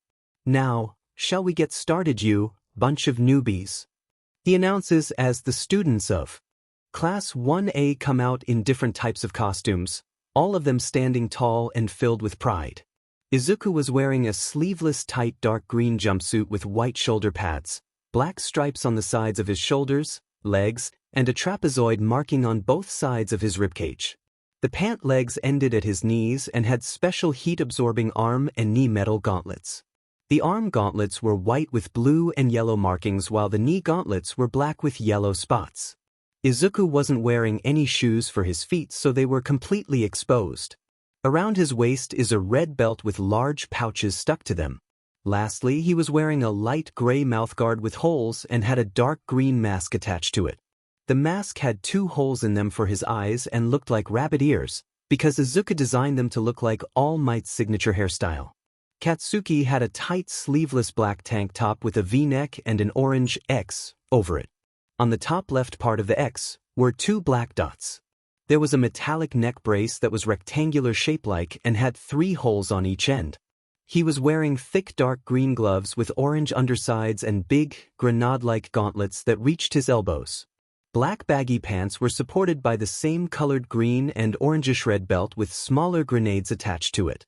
He was wearing silver-colored knee guards with red holes and black knee-high combat boots with orange soles and eyelets. Finally, he was also wearing a black mask that was big, flared, and jagged with orange rims on the ends. Tenya's costume had a dark blue one-piece suit with a high collar and various silvery white pieces of armor. His helmet's sharp beaver was full of holes, the upper piece rounding over his head with 2 larger holes on either side, 2 curved horns from behind with a single spike sticking out in the middle. He had a chest plate with 3 metal pipes with blue and gold bands circling his waist and protruding from his sides to his back. He had bicep and arm vambraces with the latter extending past his elbows and ending at points and knee-high boots with gold accessories for his quirk. Achiko's was a black skin-tight suit with multiple pink highlights.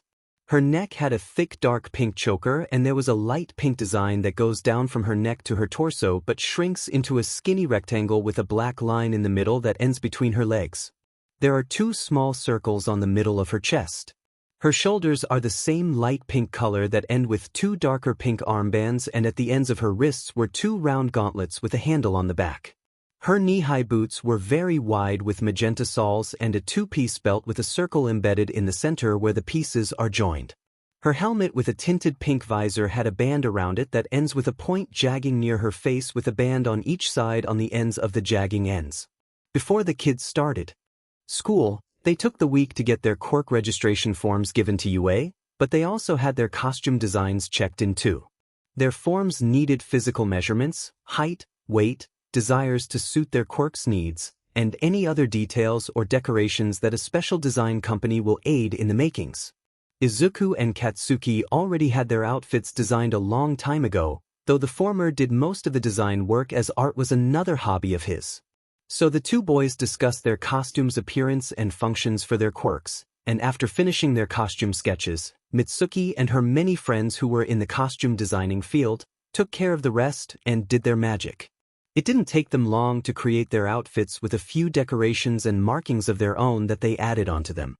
At the moment where All Might is working out the details for today's hero exercise, everyone broke out into small groups and looked at one another's costumes.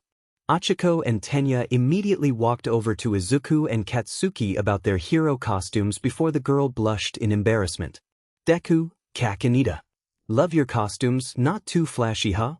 Achiko said as she awkwardly rubbed her head. I should have been more specific about what I wanted. This bodysuit is skin tight. Not really my style. She wasn't wrong with her outfit being tight as it highlighted every curve of her figure. Katsuki did a quick look head to toe and replied back as nonchalant as he could. You know, me and Deku could modify it for you if you want. Like I said, my mom's a fashion fiesta so she could make it better. Achiko and Tenya stared at him before looking at Izuku. He merely nodded his head as he agreed with Katsuki's statement. Really, thank you. She responded with enthusiasm. The three boys just blinked at her. First she was embarrassed, now she's bubbly. Girls are weird in their opinion. Katsuki then hears whiny mumblings and turned his head to see Mineta, while wearing a weird diaper-looking thing around his waist, biting his large yellow-gloved hand. His face was scowling in a hideous way, and Katsuki would know scowling since that's the face he wears most of the time. However, his eyes were rather beady, his face slightly flushed, and was drooling a bit. Oh, for crying out loud, Katsuki sets his deadly gaze on him, which the short pervert felt, and saw the red ruby eyes staring at him. He jumped and meekly turned his head away while sweating profusely. The ash blonde shakes his head annoyingly until All Might calls for everyone's attention. Now that you're ready, it's time for combat training. However, Tenya raised his hand. This is the fake city from our entrance exam. Does that mean that we'll be conducting urban battles again? Yes, I wanted to move you ahead in your training, but I decided you're still first years. We'll be conducting those fight scenes you see on television. For this training exercise, you'll be split into teams of good guys and bad guys and fight 10 outdoor battles. Isn't this a little advanced? Sir, will you be the one deciding who wins? Do we need to worry about the losers getting expelled like earlier? Will you be splitting us up based on chance or comparative skill? Isn't this cape tray chic? One at a time, please? I'm not that young, you know. All Might screeched. Being a teacher wasn't easy, especially when you're new and have no idea what you're doing. He tried to discreetly pull out a small script, but everyone sees it. Izuku and Katsuki blanched at their idol. Did he really need a script to teach a class? The situation is this. The villains have a nuclear missile about to go off in 20 minutes. The heroes must try to foil their plans. To do that, the good guys either have to catch the evildoers or recover the weapon. Likewise, the bad guys succeed if they protect their payload or capture the heroes. Time is limited and we'll choose teams by drawing lots. Isn't there a better way? Tenya asked as All Might put away his script and held up a yellow box with paper slips with the letters Anvil on it. Think about it. Pros often have to team up with heroes from other agencies on the spot, so maybe that's the reason we're seeing that here. Izuku informs the engine Quirk user. Yes, I see. Life is a random series of events. Excuse my rudeness. The blue-haired boy bows as All Might waves it off and holds out the box for everyone to begin drawing their teams. Hero Team: Shoto, Tenya, Yaoyorozu, Tsu, Ojiro, Aoyama, Hagakure, Kaminari, Tokoyami, and Mineta. Villain Team: Izuku, Katsuki, Achiko, Kirishima, Jiro, Ashido, Siro, Sato, Koda, and Shoji. Alright, now that everyone is settled in, we'll begin in a few minutes. All Might stands in front of the villain team while the hero team is kept to the side. Bad guys, I'll lead you all to your hideout. Good guys, you'll be let loose and the battle will start. Yes, sir. The students responded to All Might as he and the villain team walked off while the hero team relaxed a little. The teacher leads the villain team through some alleyways and down several blocks before reaching a city center. Inside said center was a circle with some benches, trees, bushes, and in the middle was a plastic model of a missile. Now, young ones, the key to being successful in this challenge is to embody villainy. Think from the perspective of an evildoer. If things go too far, I'll step in. All Might tells the 10 villain kids as they nod their heads before he crunches down and takes a giant leap in the air. Massive gusts of wind fly in the kids' faces until they feel the air die down some, and look in the sky. All Might is gone for now. You know guys, All Might's just as cool in person as he is on television. I'm glad that he's not threatening us with some kind of punishment like Mr. Aizawa. We can relax. Achiko tried to start up a conversation with her teammates before the training begins. Yeah, but what do you expect from the number 1 hero? I mean, we have All Might as our teacher. Ashido whines until she hears the hero's name through the microphones around the arena. Get ready, newbies. You all have 5 minutes before the training begins. Start forming your strategies before I give you all the go-ahead. Now begin strategizing. A loud alarm rings through the arena as some of the students cover their ears, especially Jiro and Shoji who have keen hearing. What? Now, but we don't even know what to do. Siro complains until Katsuki and Izuku's voices ring out over everyone else's. Simple, we take out the dumbass team as soon as possible. We'll win this first round without a problem as long as we work together. Their teammates turn to them. Despite their confidence and words of reassurance, there was still hesitance amongst the students. How they have Shoto and Yaoyorozu. And those two are recommendation students. Kirishima stated though Katsuki scoffed both parts out. So, just because they're recommendation brats doesn't mean they're better than us. Besides, we have a teammate who's on par with any recommendation student. He turns his gaze towards Izuku who has a confident smirk. Katsuki bares his teeth as he also smiles menacingly. The look on their faces as they now direct their attention towards the rest has them unsettled yet reassured. It wasn't that long for All Might to get the villain team to their destination before he appeared in the sky and landed on the floor with a very loud thud. The hero team flinched and some stumbled, but they managed to get back on their feet. They all look to All Might as he begins giving them instructions. Alright, the villain team is settled. I'll give both teams 5 minutes each to start forming a plan and then we'll start. Remember, you all have 20 minutes to complete this training exercise. All Might then leaped on top of a building as he pulled up a speaker. Get ready, newbies. You all have 5 minutes before the training begins. Start forming your strategies before I give you all the go-ahead. Now begin strategizing. The hero team covered their ears as several teammates' ears started ringing immensely. Well, that part SCKD in training, but nonetheless, it's time to start strategizing for the hero team. Tenya takes the lead with Yaoyorozu following. Alright, to make the mission short, our objective is to retrieve the weapon from the villains or to capture the evildoers. Since we all have a decent grasp on our opponent's quirks from the quirk assessment test, I believe we should work together to stop them. First, I believe we should take out the most capable on their team. Tenya does his arm-chopping motions as Yaoyorozu tries to move away from getting hit. She was wearing a red sleeveless leotard that had a collar around her neck with her cleavage and stomach exposed. There were silver lines circling her shoulders and some around her waist. She had a large yellow belt surrounding her waist with a book stuck to her back. Another yellow belt was thinner and was strapped on top of her chest.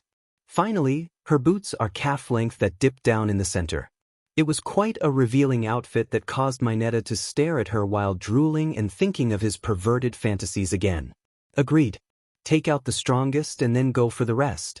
I think our number 1 priority should be Midoriya, since not only did he rank first in the assessment test, but also seems to be the most dangerous of the villain team. She then turns to Tenya with a look of slight uncertainty. Unfortunately, I don't know that much about the creature called the Dumuren. Indeed, I didn't expect Midoriya to be that much of a mystery. Even though I was with him in the same battle arena, I don't know if he has other abilities other than flight, his breath attacks, and that weird move that broke and burned his arm. Everyone begins to ponder on the thought before everyone's attention is brought to the red and white-haired boy when he speaks, pretty much for the first time. His outfit was a complete white jacket, pants, and light beige snow boots with spikes on them. He was wearing a type of pack on his back with 2 rings wrapped around his shoulders. His entire left side from leg to head is entirely covered in ice with a red eyeglass on his left eye. Dumuren have the abilities of the cheetah, bat, and siren, elemental powers and resistance, size manipulation, indestructible wings from the skin to the bone, flexible wing thumbs, a tail fin that can rotate a full 360 degrees, fur-hardening armor, incredible amounts of intelligence and adaptability, and many other abilities not yet listed. They're known for their titles as Humanity's Guardian, Creature of Peace, and the Undefeated Myth. At the moment, Midoriya can transform into a Dumuren, grow to 2 stories tall, has the 3 breath weapons of the Dumuren. His elemental power seems to be heat-based, and the 3 animals that make the Dumuren. I'm not sure if he has the other creature's abilities, but it's best to be on guard in case he's keeping some of them hidden.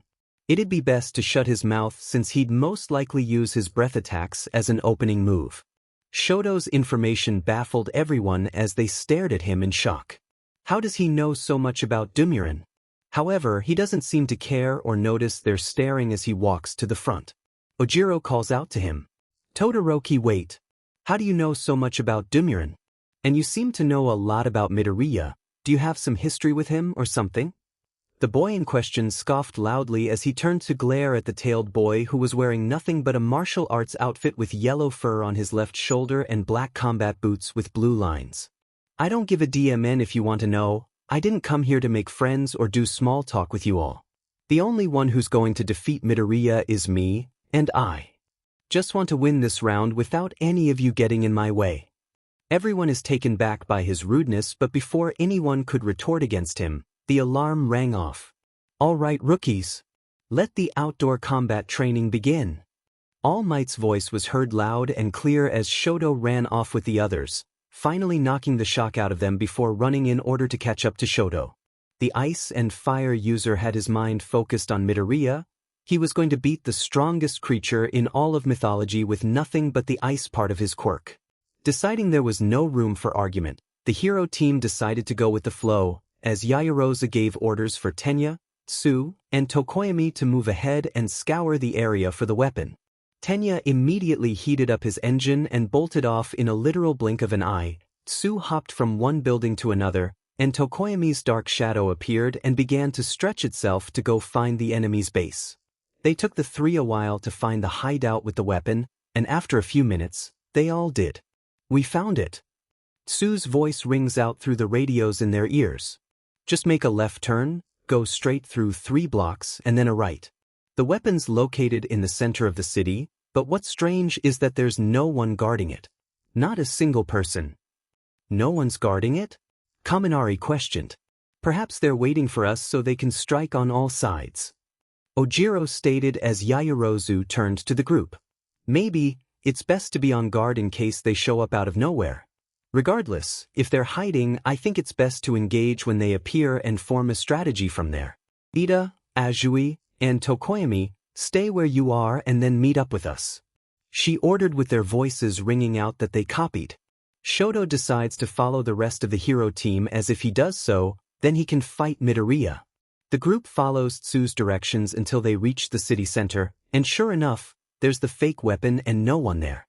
After spotting their team, the 3 appeared in front of them and shook their heads, still no one in sight. Despite the unease, the villain team walks ahead while keeping their guard up in case there's a chance for a sneak attack. One would have thought the trace awful villains would have attacked by now.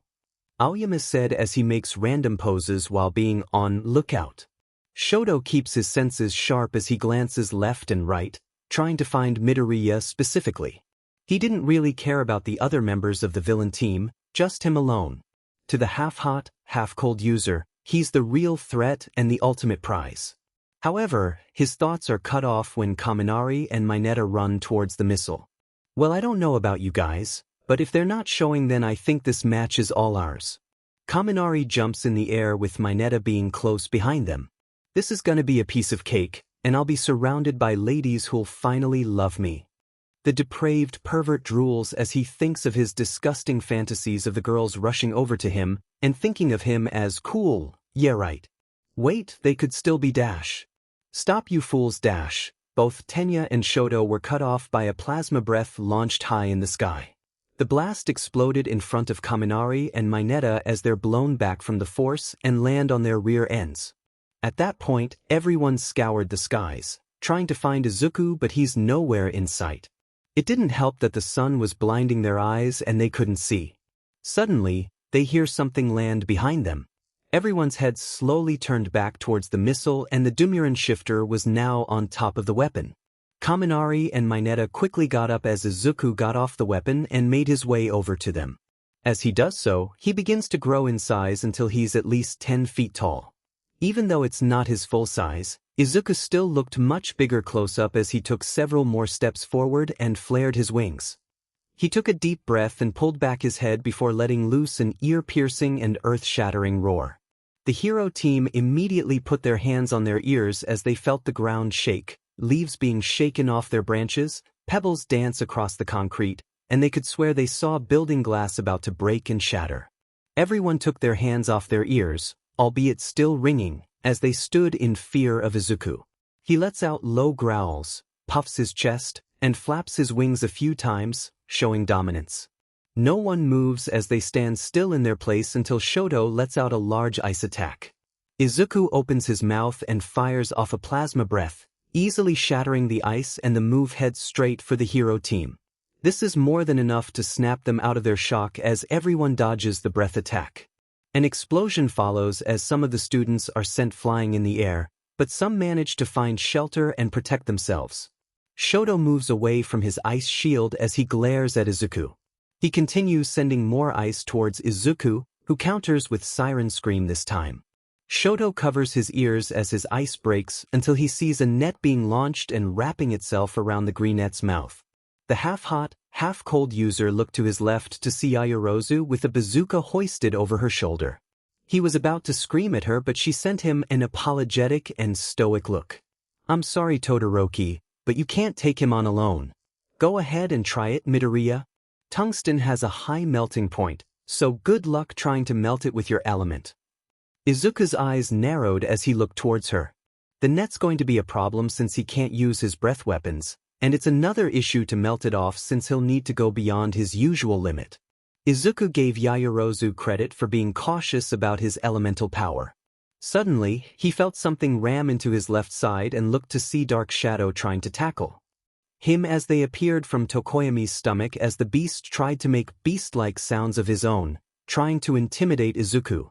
Then he sees Tenya run straight at him at full speed, Ojiro and Tsu coming at him after leaping high in the air, Aoyama launching his laser beams at him, and Mineta throwing his ball at him.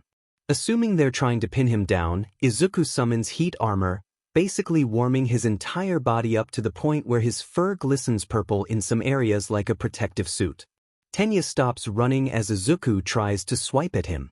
Ojiro and Tsu were lucky enough not to touch Izuku and get burned as he swats them with his wing. He turned to face Dark Shadow's face and opened his mouth as it glows purple and white, causing the beast to release him and cover their face. He then uses his wings to block Aoyama's lasers, and the ball land on him but fall off. The Dumuren shifter theorizes that the ball are made of something akin to rubber, as rubber doesn't function well when in contact or near something that's hot. Mineta begins crying out large, fat tears as they practically become waterfalls and drench the ground beneath him. Oh, come on. It's bad enough that he's so big, but now he's heating his body up. We can't touch him. What are we going to do now? He whines as Izuku hears something behind him. He sees a branch being broken and sees two pieces jolted upwards, like they're being stepped on. A small, quiet gasp is heard and Izuku realizes it's Hagakure, trying to take the weapon. Without giving anyone a second thought, He immediately rushes to stop her and hears a loud scream. After running back to the weapon and standing guard near it, he turns back and sees grass being stepped on and leading it to the trees and bushes. Deciding to not stray too far from the fake missile this time, Izuku lifts his front legs while summoning OFA, full cowling 20%, and slams his paws into the ground. The impact causes a large shockwave that ripples through the ground and tears the floor ahead of him into jagged edges. The hero team was unprepared for it, and although Shoto makes an ice shield in time, it shatters when the shockwave and edges strike it. He could feel frostbite beginning to form on his right side as he scowled. Midoriya wasn't making this easy, even though he's outnumbered greatly by 10-1. The shapeshifter lets out snarls loud enough for the hero team to hear as they get back up on their feet slowly. "We're running out of time, we need to take down Midoriya and get the weapon now," Tenya stated, and Shoto reluctantly agreed. While he wanted to take out Izuku all on his own, he can't afford to lose this round. He then hears something from behind him as everyone turns to see Yaoyorozu had just finished making a large cannon. The back of her outfit was destroyed and she panted slightly before aiming the weapon at Midoriya. "Everyone, get down," she orders, and everyone does so without debate. She pulls the trigger on the cannon and a loud boom is heard. Yaoyorozu lowers her arm and is glad to see Midoriya, still using heat armor, charging head-on to stop whatever's being fired at him, no doubt to protect the weapon. However, she's pretty sure that he wasn't expecting white stripes of cloth fluttering around him. "Yaoyorozu, what the heck? How's white cloth supposed to stop Midoriya?" Kaminari questions but stops when he sees the smile on her face. Shoto was about to question her when he hears noises from Midoriya, but it sounds like he's struggling. He turns and widens his eyes when he sees the cloth wrapping around him like a Christmas present and looks like he's about to stumble. He tries to spread his wings and legs to get free, but instead, the cloth tightens around him and he cringes. I figured taking Midoriya out was going to be a problem, but after knowing his element is something heat-based and that he's still heating up his body, I found the perfect weapon to take him out. She sends Midoriya a glance as they make eye contact, and her grin widens. "Tell me, Midoriya, do you know what nitinol alloy is? When heated it returns to its original shape in an instant. It's a metal with shape memory. Now's our chance, take him down." With that order, everyone rushes at the Dumuren.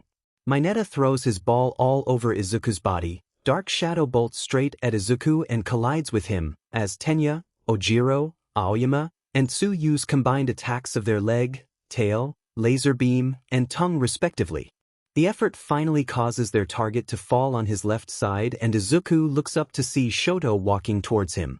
There's a sense of annoyance and disappointment as Shoto really wanted to take out Izuku on his own and scowled as he encased him completely in ice. He made sure it'd be strong enough to hold him down as Mineta and Kaminari came bounding towards them. The former steps on top of the now frozen Dumuren and points his finger at Shoto. "So much for taking down a Dumuren all on your own. Guess that's what you get for being a loudmouth, Todoroki." He taunts with a smug smile despite not helping much, crying in fear the whole time, and ogling the girls in their costumes, especially Yaoyorozu. The red and white-haired boy had shadows casted over his eyes as he angrily glared at Mineta, which caused the perverted dwarf to cower and now hide behind Izuku. Kaminari, however, just approached Shoto. "Well, let's consider this a moment where we all become Dumuren slayers. And just grab the weapon, alright?" He pats Shoto's shoulder but backs off when he now receives his glare. Again, it's not like Kaminari did anything either. The rest of their teammates come up behind them as Tenya supports Yaoyorozu, still tired, as she fixes the back of her outfit, much to Mineta's dismay at not getting to see her bare skin anymore, and the tall male getting to touch said skin. Using his right arm to support her, Tenya uses his other arm to swing it at Kaminari. "Kaminari, calling ourselves Dumuren Slayers, makes it sound like we're trying to kill Midoriya. This is only an exercise and we shouldn't try to destroy our classmates like that." The electrification user also brings up his hands and waves them in front of his face. "Relax, I was just joking, Ida. Of course this is an exercise and we're not going to kill Midoriya. You need to relax a little more sometimes, it's not good to be so uptight." He conversed with Tenya as Yaoyorozu successfully fixed her outfit. Shoto rolls his eyes annoyingly before looking at Izuku's frozen form.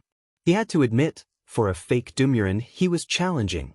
Even using ice at his full power, Izuku effortlessly countered it.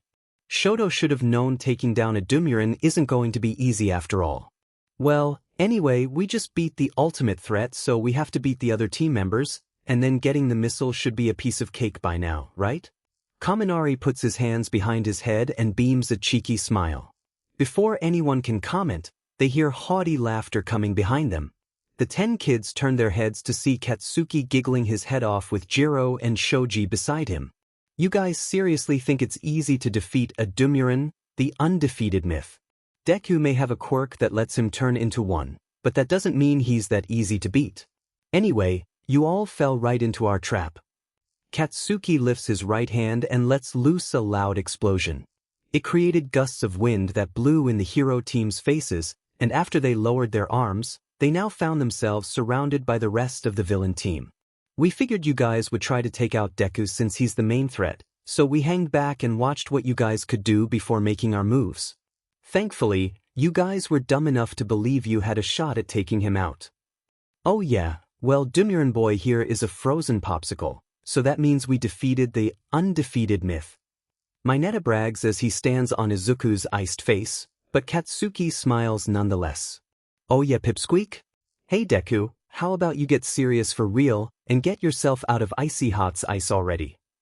The Ash Blonde shouts. The hero team holds their ground until they hear the ice beginning to break. They look to see Izuku both heating up his body and enlarging himself. Mineta quickly gets off Izuku's face as the ice completely breaks and chunks of it go flying in the air. The hero team leaps away as the now freed Dumuren shifter roars and glares at them, with all the nitinol alloy stripes completely destroyed, and he is twice as big as he was before. Katsuki smiles as he and Izuku made eye contact and they nodded their heads. All right people. Take them down. Use Deku as bait? Achiko, Ashido, and Siro asked Katsuki as they glanced at Izuku to see if he was okay with it. The greenette merely shrugs his shoulders and has a look of nonchalance on his face. Those punks will want to dish it out with Deku since he'll be this team's biggest threat, so it's going to be no doubt that they'll come after him, especially Icy Hot. That's why we'll use Deku as bait to find out what the other team can do, both physically and mentally, and how good they are with their quirks. The rest of us will all hide in good places until the villain team comes and dukes it with our own Dumuren here. I'll tell who'll take on who, and then we'll crush our opponents and take the round with a big victory. Katsuki wraps an arm around Izuku's shoulders and lets loose an explosion in confidence. Their teammates still looked hesitant, so Izuku gently got out of Katsuki's grip. The Ash Blonde smiles, as he can tell his best friend is getting very serious and is going to do a cliché epic speech to rally his friends. Look, I know it'll be a long shot and maybe crazy to do this, but if we work together, we can win. Sure, they have Todoroki, Yaoyorozu, Ida, and many other capable students, but so does this team. We all have potential, that's why we're here in UA High at this moment, and in this round, we're going to prove it. Come on, who's with me? Cliché speech or not, Katsuki would always give Izuku credit for being able to psych his teammates up. Their fellow classmates now had stern looks on their faces, fists clenched, and were filled to the brim with determination. All right, rookies. Let the outdoor combat training begin. All Might's voice rang out and the villain team had a plan in motion and were ready to begin. Izuku and Katsuki looked at the others and nodded their heads as everyone ran off to find good places to hide. The explosion user hid with Jiro and Shoji behind in an alleyway across the center ring. They're the ones with the best senses and they can hear the opposing team from miles away, so Katsuki was glad both of them were placed onto their team. Achiko, Kirishima, and Ashido hid in an alleyway behind a fake dumpster but still had a clear view of the city center. Siro used his tape to maneuver himself through building after building until he settled for a small one on top. Koda dragged Sato both hid in another alleyway, but the former looked like he had a reason for doing so. Izuku transformed into his animal form and took off into the skies, using the blinding sun as a way to prevent himself from being seen. Katsuki scoured both the streets and the skies for anyone from the hero team to come running in until he felt a tap on his left shoulder. He looked to see Jiro holding a finger to her lips and telling him to be silent. Shoji used his tentacle arms to form eyes as he carefully used his right arm to look over the alleyway to see Tsu hopping over from the building windows. The three kept still in case she would be able to see something out of the ordinary, with Jiro monitoring her response and actions. Luckily, nothing happened and the earphone jack user was able to listen to the frog girl telling her teammates that she found the weapon. Katsuki radios Izuku through their ear comms to get ready as the hero team is coming with his best friends stating he copies. It wasn't long until the rest of said team came bounding over and began to make their way over to the missile. Katsuki looks up at the sky to see Izuku firing off a plasma breath at their enemies and landing on the plastic weapon. He smirked as the greenette makes an intimidation display before ordering everyone in their team to cover their eyes as best as they can. Sure enough, Izuku lets loose a deafening roar that completely rattled both the skies and the ground. Jiro and Shoji did their best to cover their ears until they felt the earth's shaking quell. Katsuki opened an eye to see Shoto immediately launching ice at Izuku, but the other responded with another plasma breath that completely destroyed Shoto's ice and impacted the floor, causing the hero team to fly all over the place. Chaos ensued from the hero team and the Dumuren shifter as Yaoyorozu launched a net at Izuku's mouth and the others tried to pin Izuku down, but failed. Katsuki and the others watch the villain team continue to struggle as Izuku as he glances at each member of the hero team. He smirks. He has a good idea on which of his teammates will take care of the hero team and quickly ordered said teammates. Ashido with Aoyama, Kirishima and Sato with Ojiro and Tsu, Achiko and Siro with Tenya, and Koda, however, surprisingly in the fact he talked for once, had a plan to take on Mineta. Before he can tell Jiro who to take on, she tapped his shoulder and whispered in his ear that she wants to handle Yaoyorozu. Katsuki raised an eyebrow, her taking on a recommendation student, all right he guessed. The ash blonde himself wanted to handle Tokoyami as he had a theory about the dark shadow user that he wanted to try out. Shoji then tells him that he'll handle Hagakure and Katsuki agrees. After all, keen hearing can still detect someone regardless of invisibility. His attention shifts to Izuku again once he uses OFA, full cowling and smashes the ground before him. Shoto makes another ice shield to counter, but it wasn't enough to stop the attack. Katsuki glares at the half-hot, half-cold user. He has no idea what's his deal with Izuku and why he wants to handle him alone, but he doesn't care. If he wants to handle his best friend alone, then he can try all he wants. Katsuki knows Izuku will take him down with ease. It's not until he notices Yaoyorozu launch white stripes of cloth around Izuku that completely immobilizes him that he knows that they'll have to strike sometime soon. He sees the others use their quirks to take down Izuku before Shoto comes up to him and freezes him solid. Now's the time. Katsuki taps his ear radio and speaks. All right everyone, now's our chance. When I give the signal, surround them. He orders as he, Jiro, and Shoji move from their hiding spot. He notices the others from the villain team also making a move towards the hero team, and it wasn't until Kaminari, stating that they'll win the match, did Katsuki alert them with their presence. The rest is history as Izuku gets back on his feet and the real battle begins. The following scene was absolute insanity. The two teams were fighting each other, members of villains and heroes scattered all over the area. Not one hero member was near the weapon and not one villain member was guarding it either. As stated earlier in the flashback above, the villain team were handling the hero team members Katsuki ordered they take on. Jiro was using the radio on her boots to stun Yaoyorozu, preventing her from using her quirk to make anything. She noticed that the creation user needed time to think and make objects from her body, thus if she distracted her from doing so, then she could take her out.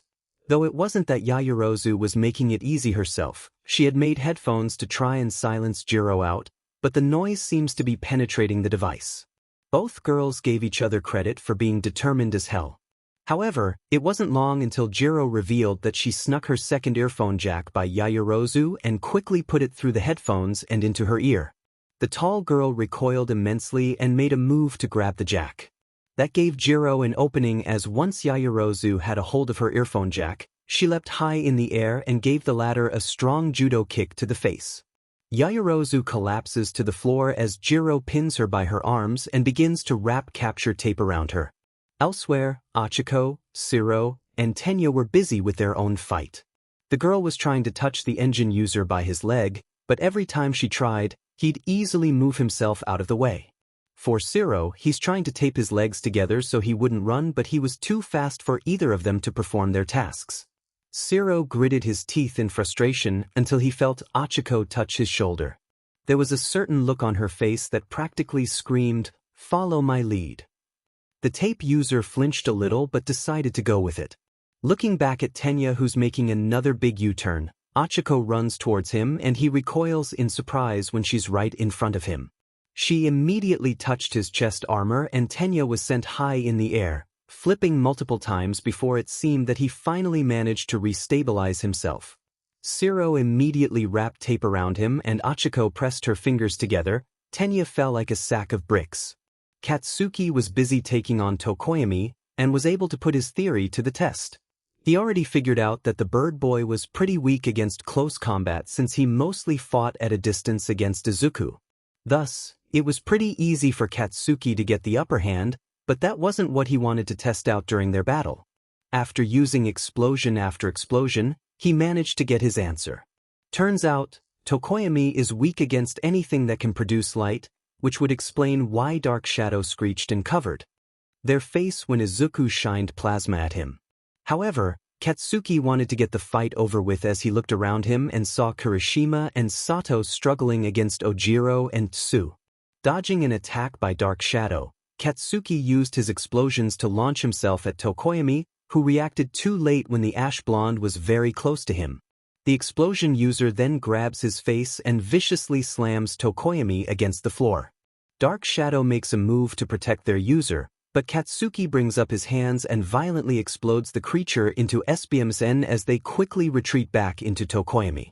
The latter tries to get up, but Katsuki brings out his capture tape and wraps it around him quickly before moving on to Kirishima and Sato. Turns out that Ojiro wasn't as plain as he looked and Tsu was an even bigger threat than previously thought. The tailed user was a good martial arts fighter and the frog girl was using her long tongue and powerful jumps to give their opponents difficulty. Sato had swallowed a sugar packet before, which gave him a massive boost in power as he formed a fist to punch Ojiro. He dodges a punch and then wraps his tail around Sato's arm and throws him across the center and into some trees. The Sugar Rush user was knocked out cold. Ojiro then moved to help Tsu handle Kirishima as she managed to grab him with her tongue and was about to slam him to the floor. The blonde would have smacked the redhead with his tail if not for Katsuki launching an explosion onto his back. Ojiro grunts in pain as Katsuki made another explosion and rocketed himself to grab Tsu's head and knee her in the face. The frog collapses as Kirishima is freed from her tongue and runs to quickly tie her hands with tape. Katsuki then lands beside Kirishima. "Hey, where's all that talk about manliness if you're not going to pull your butt over?" He gives the redhead a smirk before he glances at the ash blonde. He then bears a large grin with rows of shark-like teeth exposed. He and Katsuki sprint at Ojiro, quirks activated and about to give the latter hell on earth. The tailed user was unable to handle the barrage of attacks from both males before he was finally overwhelmed and knocked on his back again. Katsuki gives his roll of capture tape to Kirishima, who hurries to wrap up Ojiro as the ash blonde takes a quick look at the other battles going on. The redhead turns to him and asks if they should help the others, but he shrugs it off. He states that the other members are having a much easier time fighting their opponents. True enough, Ishido was skating around Aoyama with acid produced from her feet as the boy tried to hit her with his lasers, but kept missing. Aoyama's face begins to cringe in pain as he puts his hands on his knees and tries to stay upright. Unfortunately, that gives Ishido the shot she needed to take him out as she skated really close to him and gave him a powerful uppercut to the chin. The naval laser user collapses on the floor, clutching his stomach as Ishido stands over him. Another part of the center has Koda completely immobilizing Mineta entirely in rats and birds. So that's what the quiet boy had in mind. Katsuki had to admit, it was impressive and a little disturbing at the same time. Additionally, Shoji was standing next to what appears to be levitating tape wrapped around something, though the ash blonde can tell that he caught Hagakure. He then turns his gaze to the final battle still going on between Shoto and Izuku. Katsuki knew it. Izuku was a match even for a recommendation student, as the two-toned boy was struggling against the green-furred animal. All he did was make ice that Izuku counters easily with plasma or screams. He was moving closer and closer to the boy until he saw Kaminari move out of the trees and grab his tail. Izuku turned to see yellow sparks dance around his body. Oh crap, Kirishima tried to warn him, but Katsuki moved an arm in front of him. Don't bother. Dumbass doesn't know that electricity is just going to fuel Deku even more. Kirishima looked at Katsuki and then to Kaminari. The yellow and black blonde bears a large grin and activates his quirk. Electric sparks dance around him and Izuku, but like Katsuki said, the greenette is barely fazed by it. In fact, he seems to be enjoying the feeling of getting shocked. Kaminari was surprised that it didn't work and decided to up the ante. Unfortunately for him, it's still ineffective. It's not long before Kaminari releases Izuku's tail and his face twists into a dumb look with a goofy smile and was holding his hands with his thumbs up. Katsuki and Kirishima nearly bursted out into laughter upon seeing him in that state. Izuku looks at Kaminari before glancing back at Shoto, whose left side is almost covered in frostbite and is clutching his right arm in pain. He pants exhaustively as he glares Izuku to death. The greenette stares at him in pity before deciding that he's dragged the fight on long enough and harnesses all of his power and extra fuel from Kaminari's electricity to fire another plasma breath at him. Shoto, yet again, responds with another ice attack, but it was much weaker compared to when he was at the beginning of the fight. The enlarged plasma breath pierced through the ice and exploded near Shoto, who's once again sent flying into the air. He lands on the ground hard, so hard that the frostbite on his right side literally breaks off of him. He weakly pushes himself off the floor with his left arm. He can easily continue the fight if he used the left side to warm himself up, but he swore himself he wouldn't. Because if he did, he'd end up falling into his monster of a father's hands and do what he wants him to do. Stubbornly, he tries to get up but keeps failing as Izuku advances towards him and changes back into his human self. Shoto widens his eyes and continues trying to stand but fails. Midoriya shouldn't turn back into human form yet. He hasn't defeated him, he's going to be the first hero to defeat a Dumuren no matter what. Emotions of anger and desperation filled him as the green-haired boy neared him and crouched down. His look of pity only fueled his anger as he struggled to stand.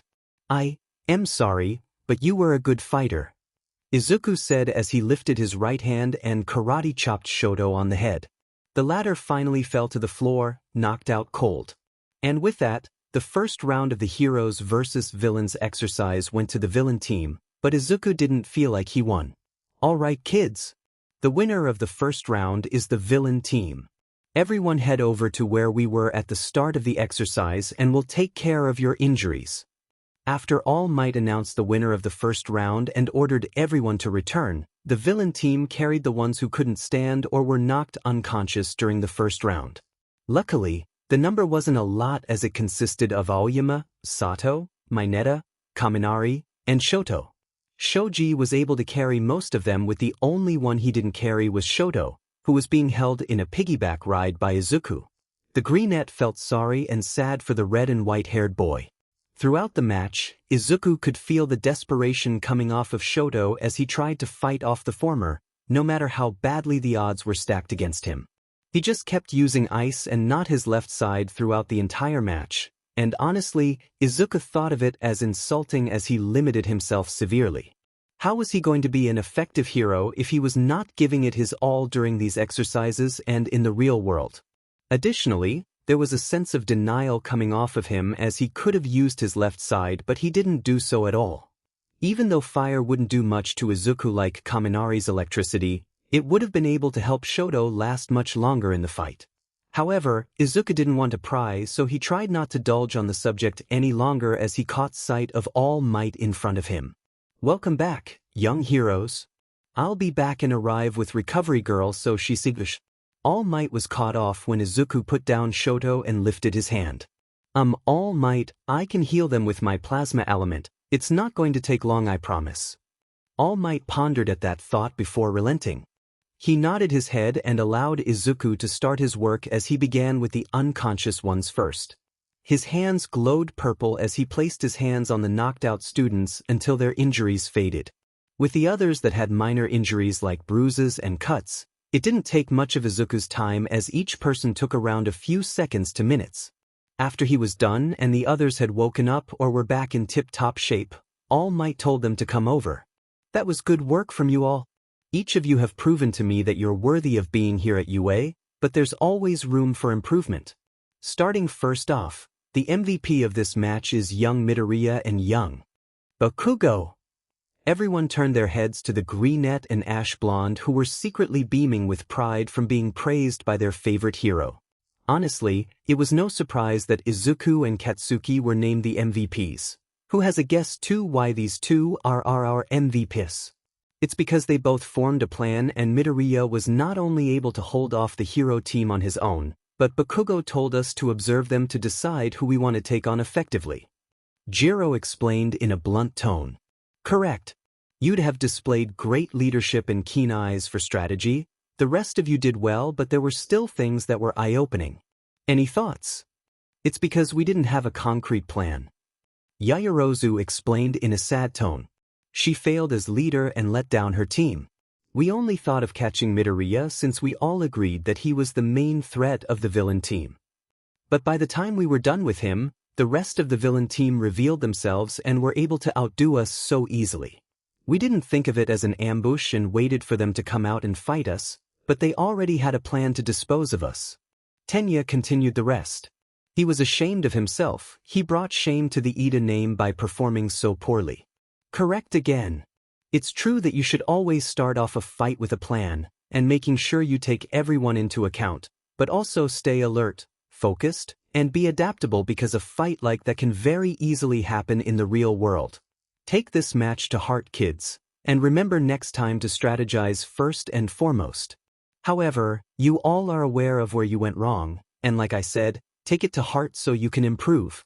Remember that you're here at UA High, and that you are fine, young heroes. Everyone who was downcast by how the match went looked up at All Might in thought. The doubt and disappointment they had in themselves slowly diminished as they now had renewed resolve to continue for the second and final match. Before we begin for the last round, I'll give you all 10 minutes of rest while I evaluate all of you on individual scores. Rest up, young heroes, and prepare yourselves. All Might turned around with a clipboard and pencil in hand as he worked on what he said. The students stare at him before turning amongst themselves to talk. Man, you were a tough one, Midoriya. Didn't think you'd be that powerful. Kaminari said as he patted Izuku on the back. The brunette smiled and rubbed his back gently. Thanks. He replied. Well, you heard All Might. Deku and Kaken are unstoppable when they work together. Actually, Kaken made the whole plan while Deku was the bait for it. Achiko skips by them with her hands behind her back. Tell me about it, even my Quirk couldn't get past him. Hagakure sighed as her gloves dropped down a bit, indicating that she just slumped her shoulders. You made it too obvious. 1. You stepped on a branch which gave you away, and that's also number 2. Stealth isn't just being invisible, it's about keeping your presence completely unnoticed. Breathing, camouflage, absolute stillness, etc. There's a lot of things to take in consideration in stealth ops. Izuku explained as Hagakure raised herself again. While no one can see what her expression is, she's in deep thought about what he said about stealth. You're right. Any more tips on stealth ops? She and Izuku began conversing on different training ideas as Katsuki and Achiko looked at each other with knowing smiles. Izuku made it clear yesterday on how much he loves to analyze quirks, and there he goes again. Still, you two are like a well-oiled mission when you team up. You guys plan on being a hero team once you both graduate. Shiro approached them with Izuku and Katsuki giving everyone big smiles. Yep, once we graduate dash. We'll become the best hero team that'll kick every villain's butt to kingdom come. Izuku clenched his fist and his wings appeared behind his back while Katsuki made explosions from his palms. Everyone stared at them as they felt an essence radiating from them. And it doesn't help that the iconic wind blows behind the two and into their faces. Unfortunately, the admiration and awed staring was cut off when All Might appeared. Look alive, folks, because now we begin round 2 of this day's exercise. Now come up and do the same thing we did for the first 2 teams. All Might held up the yellow box and the students single-filed to get their red or blue-colored papers. The teams in the end were surprising to everyone once it was done. Hero Team: Izuku, Shoto, Achiko, Ashido, Hagakure, Tokoyami, Aoyama, Ojiro, Kaminari, and Mineta. Villain Team: Katsuki, Kirishima, Tenya, Yaoyorozu, Koda, Siro, Tsu, Sato, Shoji, and Jiro. Everyone stared at the Dumuren and Explosion Quirk users. The 2 students who carried the villain team to victory are now going to fight against each other in the final round. Though some were concerned with how it'll turn out, Izuku and Katsuki turned to each other and gave one another big, challenging smiles. Bring it on, Deku Kaken. The procedure went the same earlier, All Might leading the villain team to the missile, giving them some time to strategize and think, monitoring both teams, and then letting the fighting begin again. Both teams were on edge a lot more than before as Izuku and Katsuki, the 2 leaders and powerhouses from the villain team, are now going to face off against each other. Honestly, it was a little nerve-wracking on how it'll turn out. No one was sure on who'll be the winner between the 2 best friends. Katsuki looked at the city center and fake missile before turning back to his team. He can see the unease and uncertainty in their eyes as they anxiously await his orders. What are you guys staring at me for? Get ready to listen to the plan because I'm only going to say it once. His tone of voice left no room for debate as everyone tensed up. However, Tenya somehow got the courage to speak up. Are you sure about this? I mean, you're going to face off against Midoriya? Indeed, you 2 are childhood best friends, correct? I'm not sure if Yaoyorozu trailed off from her sentence. People may or may not notice her from her surname, but she's one of those fancy rich kids that have cool families and a lot of money to spare. However, she's also one of the types that's rather bashful about it, and lacks the understanding of social communication, thus she doesn't have a clue on how friendships go mostly. If I'll hesitate in beating Deku in this mock battle? Tenya and Yaoyorozu looked at Katsuki with his hands on his hips and an eyebrow ped. The way he spoke showed no hesitation or fear for facing off against his best friend. I've battled Deku multiple times during our childhood, both in training and in mock battles held by our schools. So quit whining that this'll hurt either of us, best friend or not. I'm not going to hold back and neither should any of you. What, just because this is training that there's a reason we shouldn't give it our all? Or that we should hold back just because we're facing off against our friends? I'll tell you this, if you do so in this match or in real life against a criminal, you're done. Everyone had chills sent down their spines as he viciously glared them down. But that didn't mean he didn't have a point. It wasn't right to not give it your all against others because of their allies in mock battles, and it's a fatal mistake in real life as it could cost you your life. Alright, as I said before, I'm only going to say this once, so listen up. I'll handle Deku since I know him the best. I know every weakness and move he has. Ears and tentacles, you guys will be on lookout again. Tentacles, you take care of Invisible Girl and be extra alert since she's going to use what Deku said to improve herself. Ears, deal with the perverted grape sheet and make it hurt if he tries anything. Ponytail, you're with Bird Boy and make something that creates light. Dark Shadow hates it. Froggy, take care of Monkey. Elbow Guy will handle Pink Cheeks since she needs to touch something to make it float. Tie her in tape before she gets the chance. Animal Lover and Sugar Boy, guard the weapon and take out Raccoon Eyes. She's agile but have some animals go after her and she might get overwhelmed. Sonic can deal with Laser Boy since he SCKS as close range too. As for Dunce Face, make him use up all of his electricity as he becomes a complete dumbass once he's spent. He's for you, Red Hair. Like I said, you like manliness so I'm sure you can tough it out. For Icy Hot, if you and Sonic take out your opponents, then tag team to take him on. One last warning, be careful, cause I doubt Deku would make it easy for you or your opponents.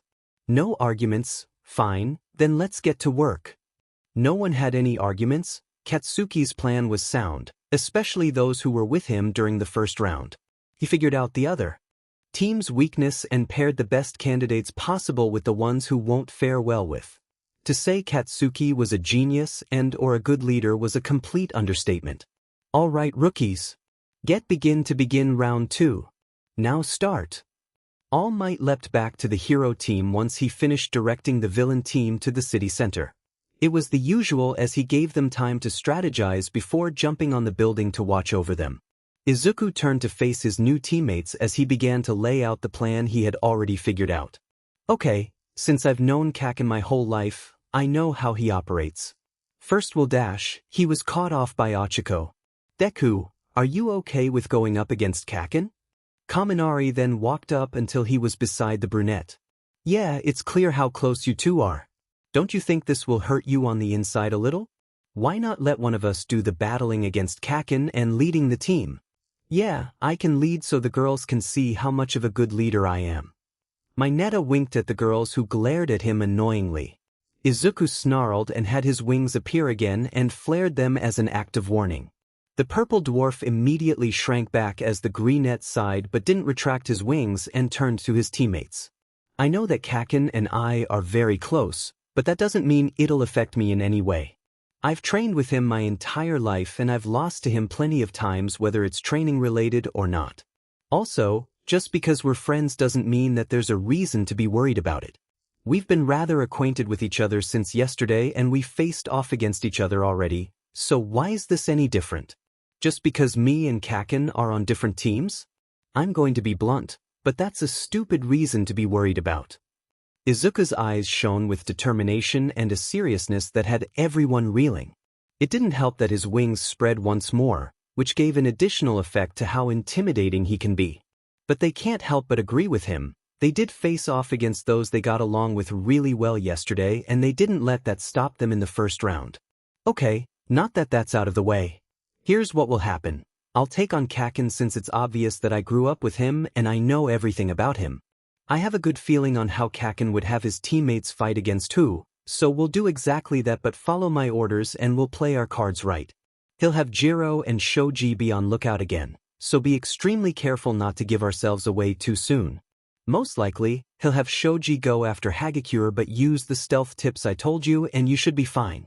Mineta, Jiro has the best offense against you, so try to block out her sound attacks in any way you can and trap her earphone jacks since they're her best weapons. With Koda, he can use animals and order them around and might have multiple allies against Ishido. With Sato on that part, so use your acid to defend yourself as best as you can, and use your agility to your advantage. Tokoyami, Yairozu might go against you with her creation quirk. Be wary of her. I'm sure Kaken would have told her your weakness. Aoyama, you're not good at close range and Ida will definitely use that to his advantage, but keep him at bay or draw him in so you can use your laser against him. Also, use it sparingly so you won't collapse like with Ishido. Ojiro will take on Tsu, use her tongue against her. Kaminari, I'm thinking Kirishima could tough out your electricity, but unlike last time, don't waste yourself in one move. Save your energy. Todoroki and Uraraka, I'll explain your parts later. Everyone get ready. Once again to those who were with Izuku in the first round, it's no surprise to what he had planned. It was a unique strategy and despite knowing what his best friend would do, he had perfect counterattacks laid out for everyone to last long in their fights. To call Izuku a genius or an excellent leader who can analyze is an understatement. All right, rookies. Begin round 2. Now start. After hearing All Might's voice, everyone was set to fight. The hero team ran to the weapon but did it through the alleyways as they won't be seen on the streets. However, Izuku stopped suddenly and made hand gestures that told everyone to split up and go in different directions. With the exceptions of Shoto and Ochiko, everyone nodded and went through twists and turns, trying to find the city center while moving as silently as possible. Luckily, it didn't take long as Tokoyami's dark shadow quietly said they found the city center and could see the weapon in the middle of it. Additionally, they said all the team members of the villain team are keeping guard, especially Koda and Sato who are surrounded by the same army of rats and birds. Izuku ordered everyone to make their way to the city center and to not attack until he gave the word. Few minutes went by until he got confirmation that everyone can now see the weapon. Looking at Shoto and Achiko, Izuku then ordered everyone to finally move out of their hiding places and move in for the plan. The following scene becomes chaotic again as Jiro, Shoji, and the animals all see and hear the hero team rushing in at different directions. Katsuki scoured the area until he found Izuku with Shoto and Achiko. He smirked before telling his own teammates to find the person he assigned them to battle and fight like their lives depend on it. He immediately lets loose explosions that have him flying at Izuku, who responds with OFA, full cowling 20% and flaps his wings. Katsuki heats up his right hand while Izuku lifts his right hand to use Plasma Claw to counter. The attacks meet high in the air until a large explosion of heat and sparks fly all over the place. The two boys were knocked back by the force until they looked up, met each other's eyes, and made wide, maniacal smiles. They immediately charged at each other once more, but this time they used their martial arts skills to fight. Each expertly dodged, countered, and attacked with the skills they cultivated throughout their childhood, all the while grinning still. Katsuki managed to deliver an uppercut to the greenette's jaw, which Izuku responded with a roundhouse kick to the ash blonde's face. The attacks sent the two reeling before feeling blood pour out of their mouths. Each used their left hand to wipe it before Izuku transformed completely into Dumuren form while Katsuki lit up his hands. Their fight continues in a fury of explosions, plasma attacks, and just trying to pummel the other into the dirt. Around them, fights were going around them as their teammates of their respective teams faced off against each other. They weren't going easy on one another as they kept outdoing the other. It was complete mayhem with no side getting the upper hand, and it kept going as Izuku and Katsuki used plasma breath and an explosion that, once again, sent them flying. The force of the attacks knocked them back against their sides as the greenette thinks. He knew that the fights would just drag on and on until time ran out. He presumes that's Katsuki's plan at least before he smiles to counter his best friends. Todoroki! Uraraka! Now! Katsuki's eyes widened as everyone looked at said boy and girl. Shoto was busy fighting off Kirishima with Kaminari nearing his limit while Achiko was collecting more and more strands of tape from Siro, until they heard the Dumuren shifters scream their names. The half-hot, half-cold and zero-gravity users looked at each other and nodded as the girl touched her fingers together and floated in the air with the tape straps. Shoto immediately punched the floor and created large sheets of ice that covered the entire city center, the villain team members, and the weapon. There was nothing that escaped his attack as Achiko grabbed a floating tape strand and lassoed it around the weapon. Katsuki then realized that this is what they've been planning and so close to the time ending. Izuku was running with Achiko and Shoto until he stopped and looked back at them. He pulled out a pencil and paper and began writing in it as fast as he could. He's thankful for all the years he's spent analyzing quirks and writing them down in notebooks. The two with him stared at the greenette like he had three heads all of a sudden. How the hell does he have a pencil and paper? How did he pull it out of his back? And how is he writing so fast? Those questions disappeared from their heads when he handed the paper over to them, and they read it over. I'm not sure how good Jiro or Shoji's hearing abilities are, so to be cautious I'm writing down your roles in the fight so they can't potentially hear us. Shoto, I'm sure Kaken will have Kirishima and Ida go after you since the former could tough out Kaminari's electricity, and the latter would use your long-distance attacks against you. And Uraraka, Siro would gun for you to tie you up in tape. What I want you both to do is to hold them off as best as you can, because you two will be the key players if my plan goes well. It's risky and it'll depend on it being near the time limit ending, but running down the clock would be Kaken's best bet. So Shoto, I want you to freeze everyone in the villain team solid and make sure it's so strong they can't break free. And Uraraka, that's where you'll come in. I want you to collect as many tape strands from Siro as much as you can, float yourself and it out of danger, and then use it to lasso around the weapon so you'll secure it. Shoto, if anyone tries to stop you or her, protect Uraraka so she'll retrieve the missile. Sound good? Shoto and Achiko read it over twice to fully understand Izuku's planning before looking at him and nodding confidently. They'll follow his lead and ensure victory for their team. And that's when they get confirmation from Tokoyami that he and Dark Shadow found the weapon. Izuku then orders everyone to surround the team and meet up at the center before running off with the two. Shoto and Achiko's eyes narrowed. They'll follow his lead and ensure victory for their team. Achiko succeeded in lassoing the weapon and was now pulling herself over to it as fast as she could. Anyone frozen in ice saw what she was doing, but Shoto and the others from the hero team managed to subdue them. Katsuki sees what she's doing and tries to break free from the ice, but is stopped when he feels like his entire body is hit with an invisible force and is about to collapse. He glared at Izuku as he just used Sonic Boom Click to stop him and managed to accurately use it so it'd hit him and not break the ice. Luckily, it took a few extra seconds for Achiko to stop herself from floating once she was close enough to touch the weapons with both her hands. She immediately wrapped herself around it as All Might's voice rang out through the arena. The winner of the second and final round is the hero team. That fight was excellent, kids. Now come back so we can evaluate the marvelous battle. Izuku sighed in exhaustion and relief as Shoto touched the ice and began to melt it with his left side as quickly as possible. The Dumuren shifter looked around him to see the ice ensnaring everyone and the weapon melting just as quick as it'd appear, if not a little slower. Katsuki hanged his head in defeat and smiled slightly as he's freed from his ice prison. Even though he accepted losing to be a part of growing, he's still no fan of it. But he always remembered Uncle Hisashi's speech on winning and losing being both essential to one's growth. The ash blonde's smile perked upwards as he reminisced those words before looking up to see Izuku offering his hand to him. Katsuki's smile spread further before reaching to grab the brunette's hand as he pulled him up to his feet. Not bad, Kaken. Gotta admit, that was a close match.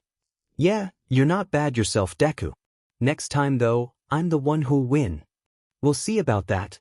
The two fist bumped each other before they hear Tenya calling out to Achiko. Uraraka had released the weapon and fell to the floor. She put her hand to her mouth and was close to throwing up. Using her quirk too much had taken a lot out of her as Tenya was currently rubbing her back as she struggled to calm herself. Izuku and Katsuki immediately ran over to help her as the white and blue armored boy helped her up. Uraraka, are you okay? Izuku asked as his hands wandered around her. I'm fine, just used my quirk too much, that's all. She rubbed her stomach softly before Katsuki nudged Izuku with his elbow. He motioned to bring up his left arm as the ash blonde removed his gauntlet and handed it to Achiko. Here. The three looked to the explosion user as he explained. Heat helps calm an upset stomach. Deku made these to absorb any heat that his body can't handle and store it for extra power once he's running low on energy. Still hot, so use it. Achiko took the gauntlet and flinched a little by how hot it was, so Izuku wraps his mask around it to make it easier. She then gently pressed it to her stomach and relished the warmth as it soothed her. That feels a lot better. Thanks a lot, you too. Izuku and Katsuki smiled and gave her thumbs up before Kaminari and Kirishima called over to them, telling them that they'll be the last ones in the center. The four then walked off but stayed close in case Achiko needed some help walking. While walking, Shoto glanced back at Izuku before looking back ahead. It didn't take long for the 20 students to make it to where All Might was, who's eagerly awaiting their arrival. That was a spectacular fight, young ones. You all should be proud. Once again, the MVP is young Midoriya and young Bakugo, but I'm feeling mighty generous this round. All of you will be the MVP. Everyone looked up at the number one hero in surprise and happiness. They're all going to be the MVP of the second round. You all did a splendid work of teamwork, strategy, communication, adaptability, and most of all, fighting against opponents that would give you a hard time. That's something to be aware of. You're going to face off against villains who'll have an advantage over you or might be stronger than you. This exercise certainly helped you with that, and for that, I'm proud how you handled that situation here. You all should be happy. Excellent first day of training all around. Hearing the strongest hero in all of Japan say that brought pride to the young students as they blushed at the praise and had big smiles on their faces. It really enlightened and excited them that they performed extremely well at the second match. It's nice to hear some encouraging words after the first day of class. Mr. Aizawa was kind of a buzzkill. Sue bluntly stated as she scratched her cheek. Everyone looked at her but couldn't help but agree that their homeroom teacher really is a buzzkill. But seriously, how freaking blunt can she get? I'm happy to bring such happiness to my alma mater. That's all for now, folks. Now watch how a pro exits like he's got somewhere to be. All Might screeched as he left with gusts of wind flying all over the place. Just all the times he jumped around the area and left examples of power at his disposal, this also takes the cake for the students. Okay you guys, now that is a hero. I'll never be able to run that fast. Super awesome. Izuku and Katsuki looked at each other in pride, but also a sense of concern. They know about All Might's weakness and how he has a time limit, and this class usually lasts around an hour or more. This might take out a lot out of the pro hero, and after giving it to Izuku, he said that his time limit will shorten even more until he'll no longer have one for all inside him. Luckily, Achiko, Tenya, Kirishima, and Kaminari snapped them out of their dark thoughts when the girl walked up to them and handed Izuku's gauntlet back. The red and blonde-haired boys wrapped their arms around the greenette and ash blonde before everyone walked back to the changing rooms to get out of their hero costumes. Everyone begins bounding over how the first class of hero training went as they eagerly await tomorrow. I'm curious, Jiro, how did you know that I need longer time to make bigger objects? Yaoyorozu asked. Jiro twirls her earphone jack with her finger as she responds. When the hero team fought Midoriya, you made a cannon. Compared to your little bazooka, you were left exhausted afterwards, so it'd make sense that you need time preparing bigger objects and thinking while doing it too. That's why I took you on. I knew I could exploit your weakness. She spoke in a confident tone. Yaoyorozu stared at her. She had to admit, Jiro was a spunky and clever girl. The creation user smiled boldly. Well, next time, you won't be so victorious. Jiro then looked at her in surprise before matching her smile. We'll see about that. The girls' conversation was overheard by Izuku and Katsuki, who turned to look at them. Hey Ponytail, what were the net and cloth straps you made to trap Deku made out of? Yaoyorozu and Jiro turned their heads over to Katsuki, who was waiting for his answer. Oh, the net was made out of tungsten and the cloths had nitinol alloy inside it. When you first attacked, I figured Midoriya's power was something that brought intense heat, so I made materials that can handle incredible high temperatures. Katsuki's eyebrows raised. He was impressed as Izuku turned to her. Out of curiosity, what would you have guessed my elemental powers would be? I had 3 guesses at the time, but we were fighting so I couldn't narrow them down. But I had fire, lava, and plasma. I quickly crossed out fire and lava since the former, no matter how hot the temperature, it can't take that kind of form your attack made. And the latter didn't even look close enough, so I guess plasma would be my answer. It's the hottest substance in the world, after all the sun and stars in our solar system are made out of it. Izuku and Katsuki stopped and looked at each other. She had 3 guesses and now narrowed them down to the correct element. No wonder this girl was a recommendation student. With a powerful quirk and a high intellect, she was amazing. Am I wrong? Yaoyorozu twiddled her hands together and asked shyly before Katsuki looked back at her with a smile. You got it correct and right on the first try too? Not bad, Ponytail. Yeah, that was an amazing deduction. I can't believe you went down to an answer that made the most sense. And the way you made those materials too. You really are a genius. Oh, mind if I take some notes on your quirk? I can also help you take care of some of your weaknesses. Katsuki and Izuku praised Yaoyorozu, who flushed red. Oh, thank you, and of course. You both were amazing on the field, your planning and strategies are on point. And in the second round, Bakugo, you knew which one of our teammates would pair well with the hero team. And Midoriya, you knew what he was planning but went along with it and ordered everyone to take advantage of their weaknesses and last long for your idea to work. You two are very impressive hero students. The 2 boys smiled before Jiro pitched in on the conversation as well. However, before any of the 4 could continue, Katsuki's eye catches something behind the 2 girls. He looked downward and saw Mineta, with the usual perverted look on his face as he stared at Yaoyorozu's backside.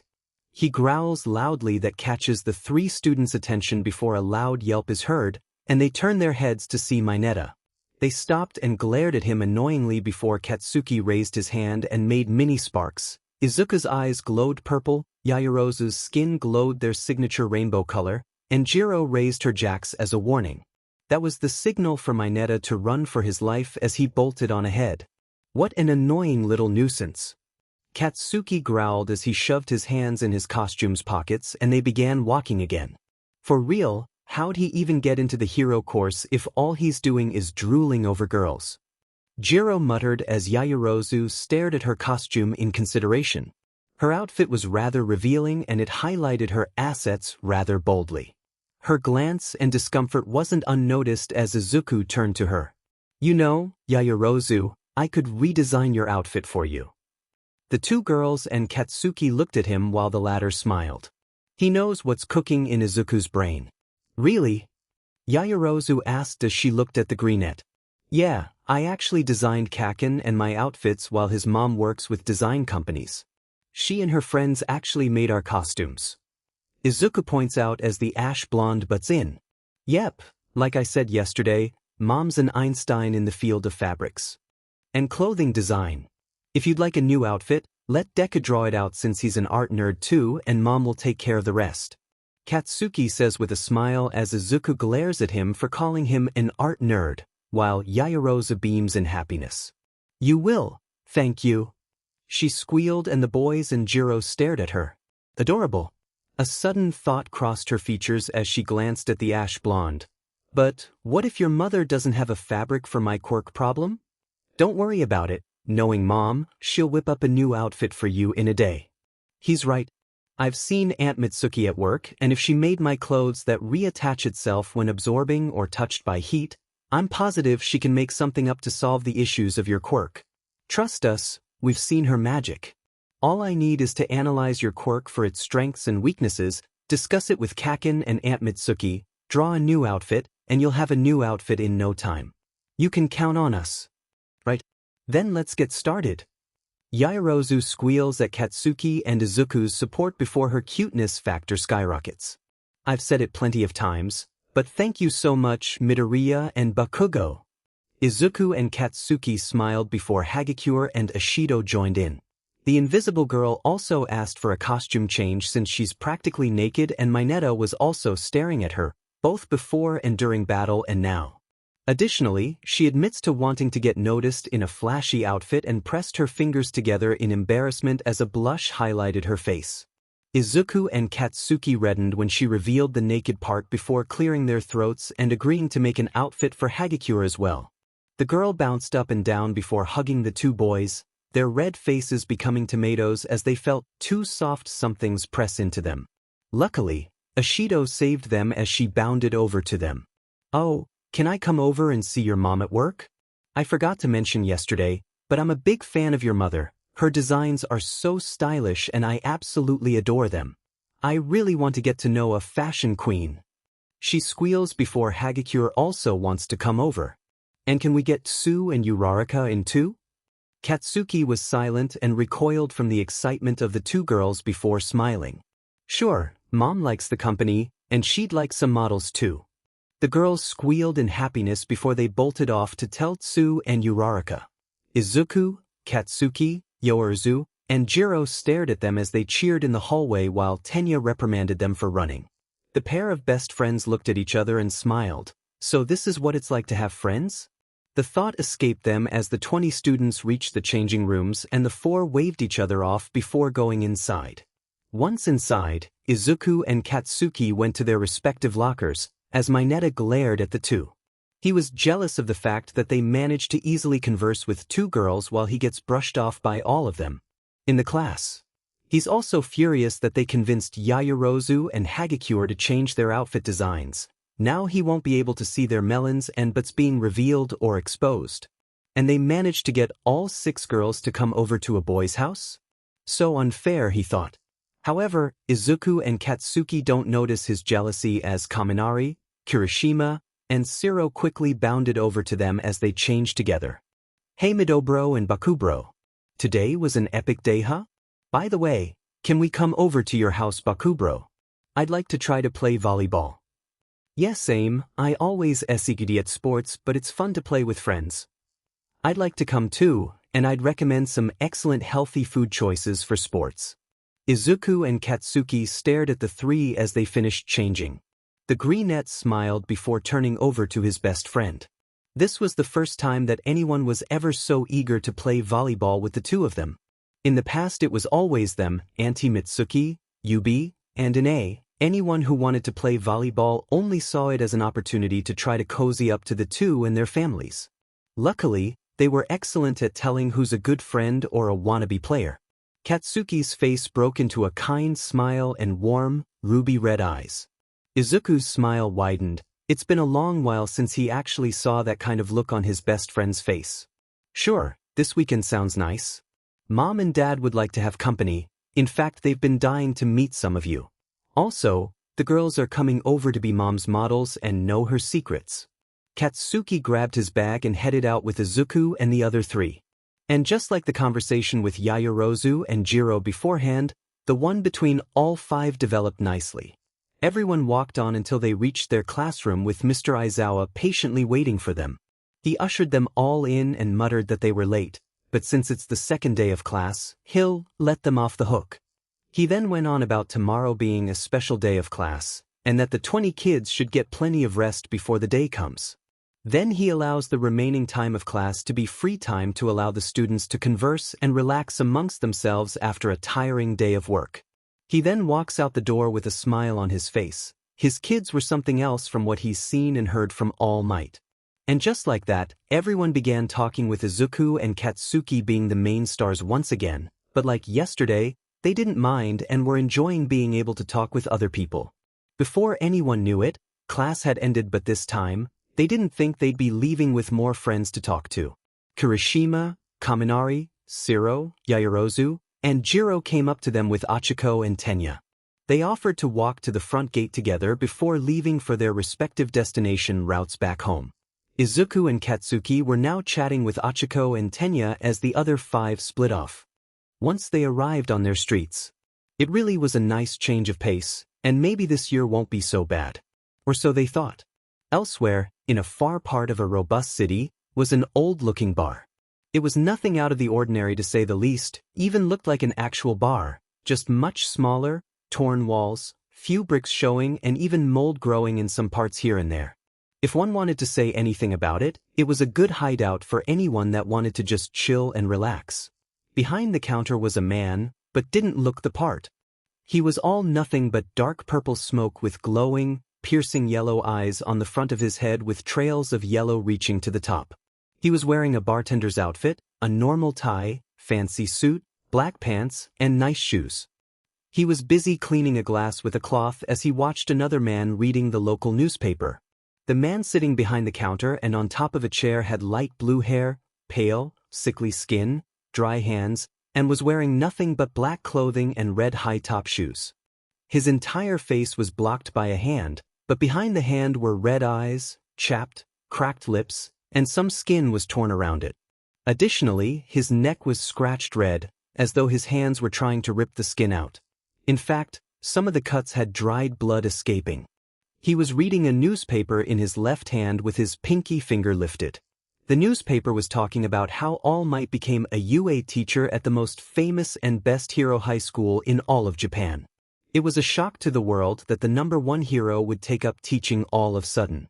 Regardless, it made the headlines and the news about it went bursting to life and still continues despite it being around a few months old. Did you see this joke? It says he's a teacher now. Hey, what do you think will happen when the mighty symbol of peace is finally killed by villains? He asked the smoke-covered villain before turning behind him to a huge, bulking, muscular monster. Its skin was dark blue, almost black even with red stripes littering the arms. It had yellow pants ending at skull-like kneecaps and wasn't wearing any shoes. The monster's face looked more like a bird's beak than a human face with a yellow guard surrounding its entire mouth, and had sharp teeth showing off. But the most jarring part of all was the fact that its brain was completely exposed for all to see. The monster looked at the blue-haired man as he threw his head back and imagined All Might being covered in his own blood, with himself and the monster laughing at his defeat, and multiple citizens staring in shock and horror. He couldn't wait for that vision to come true, and he thinks the best part to strike fear and reality into his fantasy was to attack the place where All Might was teaching at. UA High School. The third day came at long last as Izuku and Katsuki were nearing the school gates. They saw Achiko and Tenya up front as they waved to them. They all began walking together until they saw a huge crowd of reporters hounding student after student as they made their way into UA High. The four came to a complete stop at the sight before them as reporters in the back of the mob then turned their attention over to them. Like how a herd reacts to one member running and they all run, the mob of reporters began charging straight at the four.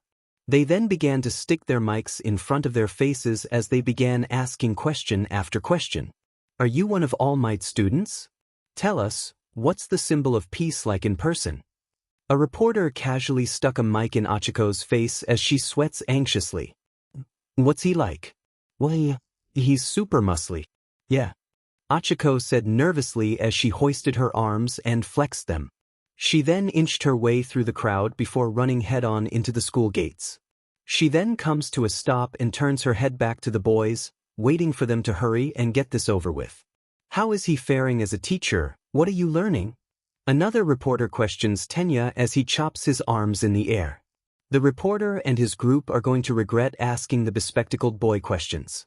His leadership and wisdom remind me on a daily basis that I attend the world's most prestigious educational institution.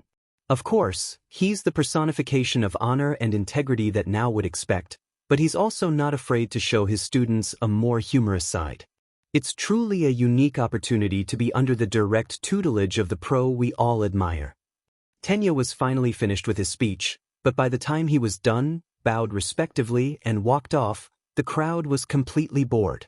However, that was changed when a third reporter shoved her mic in Izuku and Katsuki's faces. Excuse me, you two. Are you in All Might's class? Oh, hold on. Aren't you two the kids from the sludge villain attack? She asks before Katsuki rolled his eyes and walked straight for the gate. Izuku stayed behind and flat out made up an excuse. Sorry, I have to go. My friend and I are needed by our teacher, bye. He said nonchalantly as he walked off and met up with Katsuki, Tenya, and Achiko. The reporters try to catch up to them, but good news for the kids, they see Mr. Aizawa walking towards the group. Please sir, can you get All Might for us? Also, you look like a mess, what's your deal? The same reporter that bugged the greenette and ash blonde asks the shabby-looking teacher as people began scooting away from him. All Might's not on campus today. Now get out of here, you've disturbed the students enough already. He said as he made shooing hand motions and walked off. But my viewers want to know how he's adjusting to life as a teacher. I feel like I've seen that guy somewhere before, but where? I don't know, but he's a bit scruffy for a hero. How does All Might ever get anything done with this media circus stepping on his cape? Mr. Aizawa thinks to himself as he passes the UA gates and ignores the reporter's complaints about him. A reporter gets annoyed and tries to march her way through the gate. However, a loud alarm blared as the gate quickly shut out the woman and multiple walls appeared around the gate and onward. Her friend comes up to her and reveals it to be the UA barrier, designed to prevent anyone who doesn't have a student ID or special pass from entering campus. As the reporters complained about not being able to see and interview All Might as the same blue-haired man with the hand mask watches over them across the street.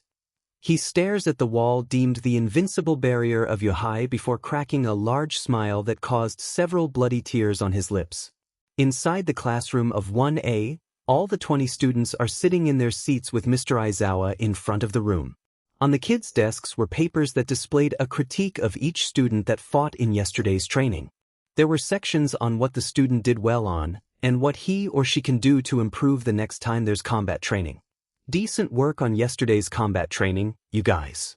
I saw the video feeds and went over each team's results. On your desks are All Might's papers on what he thinks you guys did well on and what to work on. Look that over in your own time. Now let's get down to business. Our first task will decide your future. The students all tensed up at that. Does Mr. Aizawa want to do another quirk test where he'll actually expel someone? You all need to pick a class representative. The students all took a big sigh of relief and some put their hands on their chests. Oh good, just normal school stuff, they all thought, but everyone soon exploded like fireworks at being class representative. Pick me guys, I want to be class rep. I'll take it. Yeah, you're gonna need me. Someone with style would be best dash. I'm like totally the right pick. Izuku and Katsuki looked at each other in thought. Neither actually had any interest in being class rep. Back in middle school, even though everyone practically voted for either one of them to be class rep, they didn't want it. It'd just be another way of them drawing attention, and since they didn't have any good middle school memories or friends, bearing the ones with UB and an A, they didn't feel enthusiastic about it. Whenever it was that case, they just hand it over to someone who was decent at the job, but this time is different. They're in UA High now and none of their classmates have any intent on becoming their friends just for their quirks. Despite this, neither wanted to take up the role, though neither boy minded following the other if they wanted to be class rep. Both shrugged and raised their hands a little, but no one noticed. Though the noise was getting really annoying until one stiff, robot-like male stood up. Silence, everyone please. Everyone quelled their screaming and stared at Tenya. The class representative's duty is to lead others. That's not something just anyone can do. You must first have the trust of every student in the classroom. Therefore, the most logical way to fill this position is to do it democratical. We will hold an election to choose our leader. Is this really the best idea? We've only known each other a few days. How do we know who we can trust? Besides, everyone would most likely vote for themselves. Most people will, but that means whoever does receive multiple votes must truly be the most suitable person for the job. It's the best way, right, sir? Tenya turns to Mr. Aizawa, who's getting into his yellow sleeping bag, and he just shrugs and falls to the floor. Seriously? Well, nonetheless, a voting poll was decided. Tenya had given everyone slips of paper to write down their choice of who should be their class representative. He had ordered everyone to decide who's their pick and to place it on the classroom's front desk. It took a while for everyone to finally put in their pick and place it on the desk, but they managed to get it done. The blue-haired boy rose from his seat once more and wrote down everyone's names in order to tally the votes. A lot of people looked eager as though their choice would be the most obvious, while some, like Mineta, were practically begging the lords above to pick them. As if the perv has a chance. It took Tenya some time as he wanted to read the slips twice to ensure he didn't make a mistake. In the end, after Tenya was done and returned to his seat, everyone wasn't really surprised by who got the most votes. Izuku and Katsuki were tied with 9 votes each while, surprisingly Momo got 2. Both boys looked at the board, at each other, and then at the board again. How the hell did they get the most votes? They were so confident that everyone would just vote for themselves like Kirishima said. How the hell did we get 9 votes each? They screeched as everyone looked at them in surprise. It's not surprising, I mean you two were practically the aces of yesterday's exercises. Kaminari pointed out as Kirishima agreed. Yeah, you two are such good leaders, either one of you could easily fill the position. Their comments didn't help as they thought it would as Izuku and Katsuki violently banged their heads on their desks. Kirishima and Kaminari looked at each other. Was it something they said? Everyone was genuinely surprised that the 2 stars from the heroes versus villains battle didn't want to lead the class despite their performances. When neither boy lifted their head, Mineta chimed in to help the 2 recover.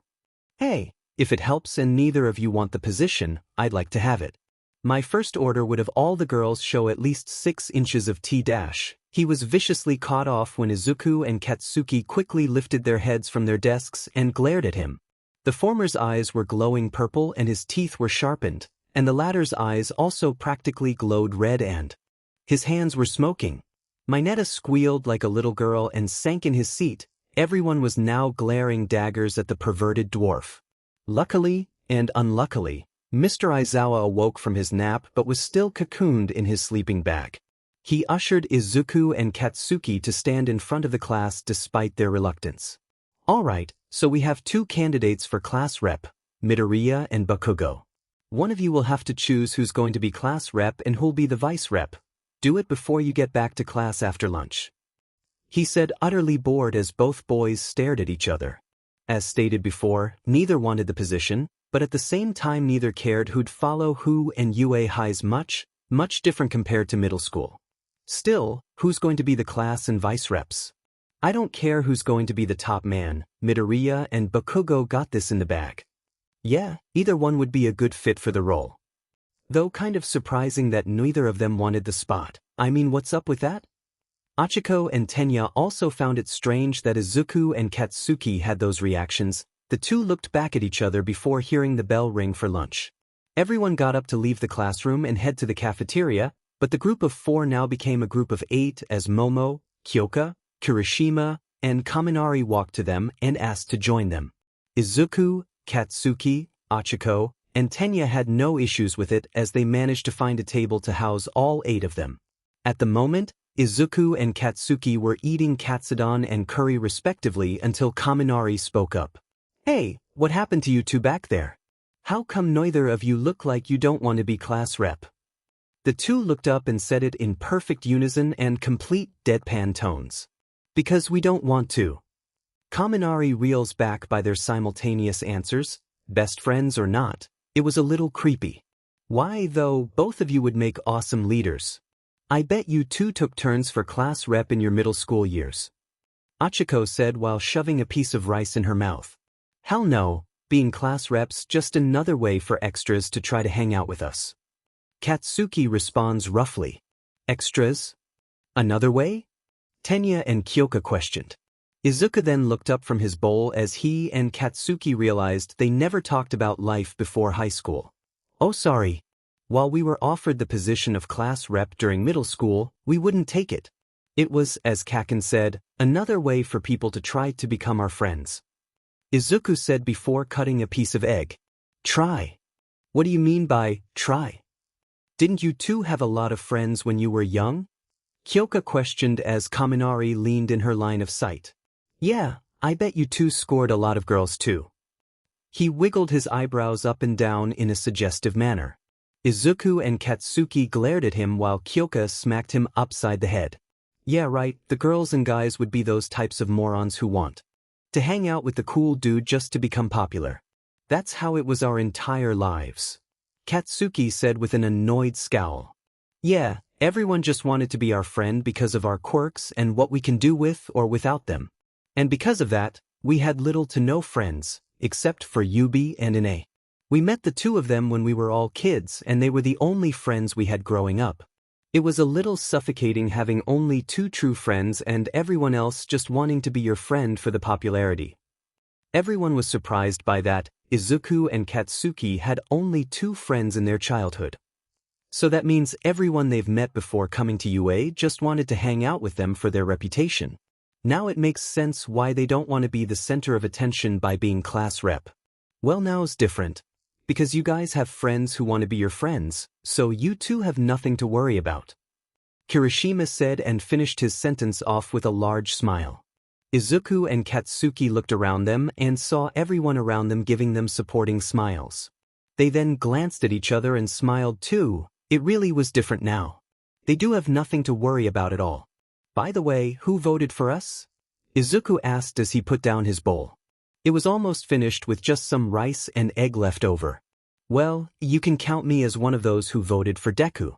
Sorry Kaken, you're very cool and all, but call that payback for calling me pink cheeks.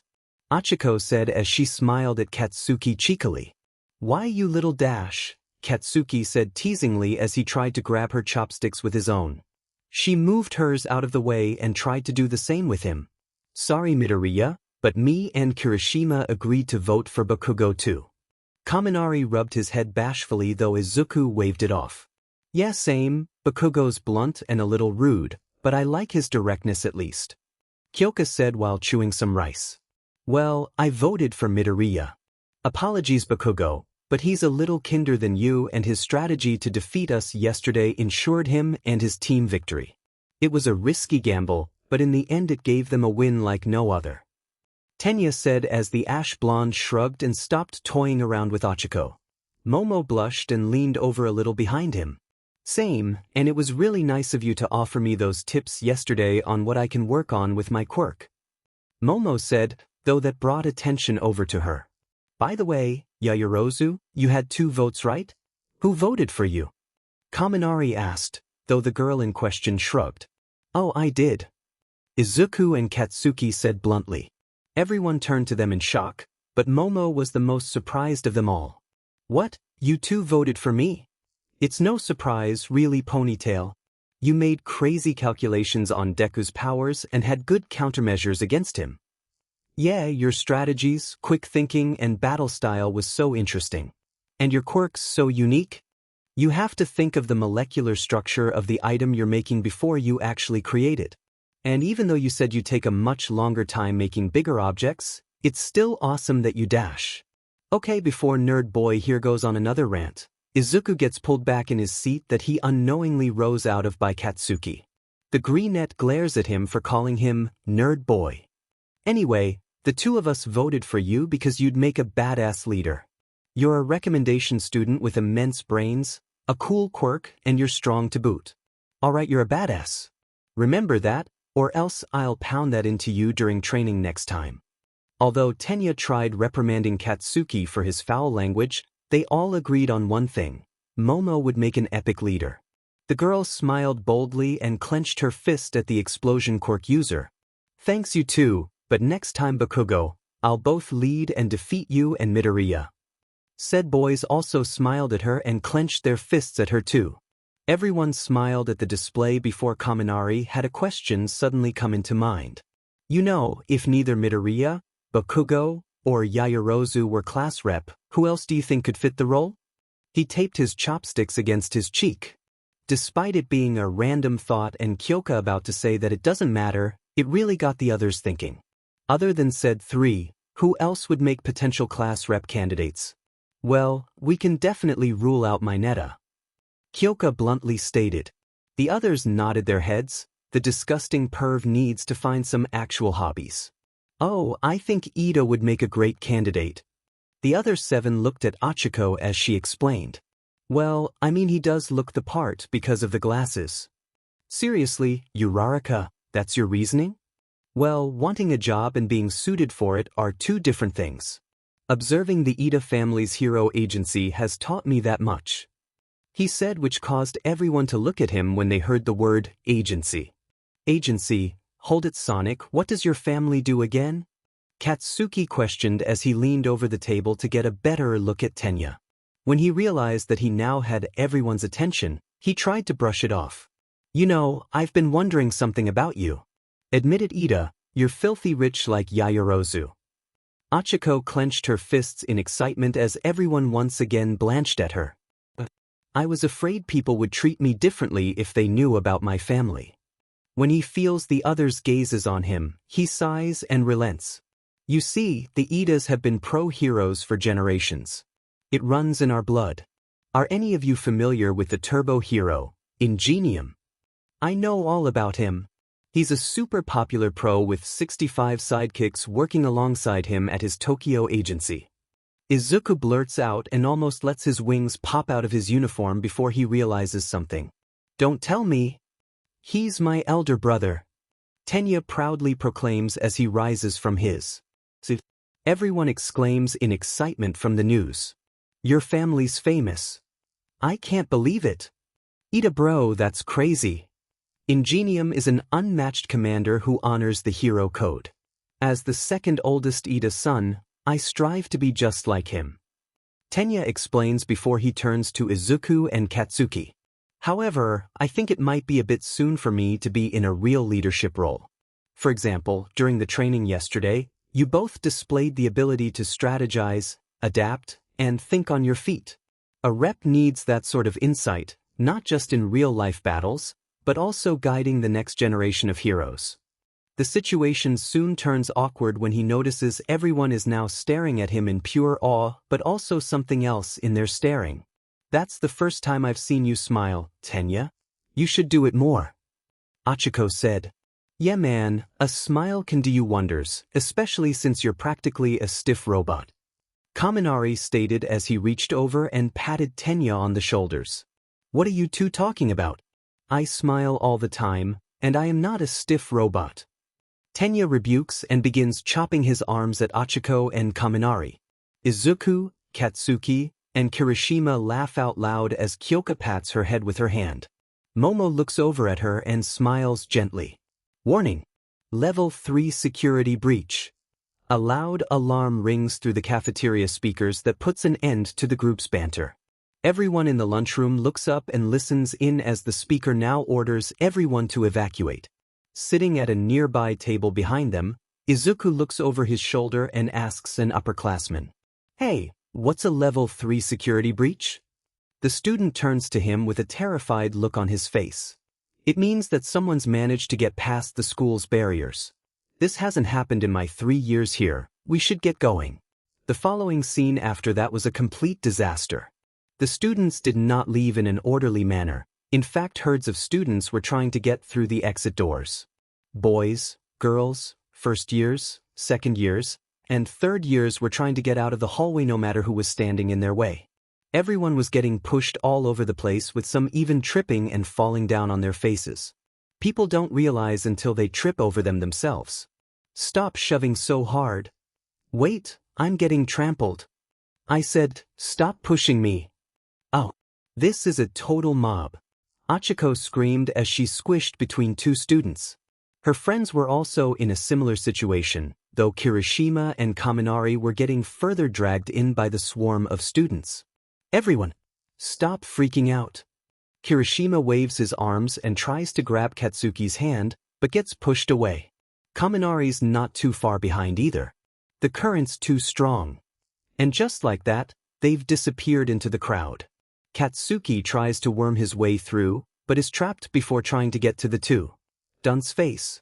Kirishima. Izuku is taken further away from his friends until he's now pressed against the window. He turns around painfully to see what's going on outside. If level 3 security meant someone or something trespassed the campus grounds, then there's bound to chaos brewing outside. But what he saw wasn't what he was expecting. The press from outside are now outside the school's front doors as Mr. Aizawa and the English teacher aka the voice hero, present Mike. The two men were trying to usher the crowd out of the gates, but the reporters kept pressing their mics in their faces. Seeing as this is not some sort of villain attack, Izuku tries to turn to reassure the students, but his face is now pressed against the glass. This is concerning as more students are getting pushed and some are falling on their floor with their bodies trampled on. Deciding enough was enough, Izuku uses OFA, full cowling 20% and Dumuren claws to grip the pillar next to him. He climbs it slightly until he's completely out of the mob's grip and has his wings and tail tear through his uniform.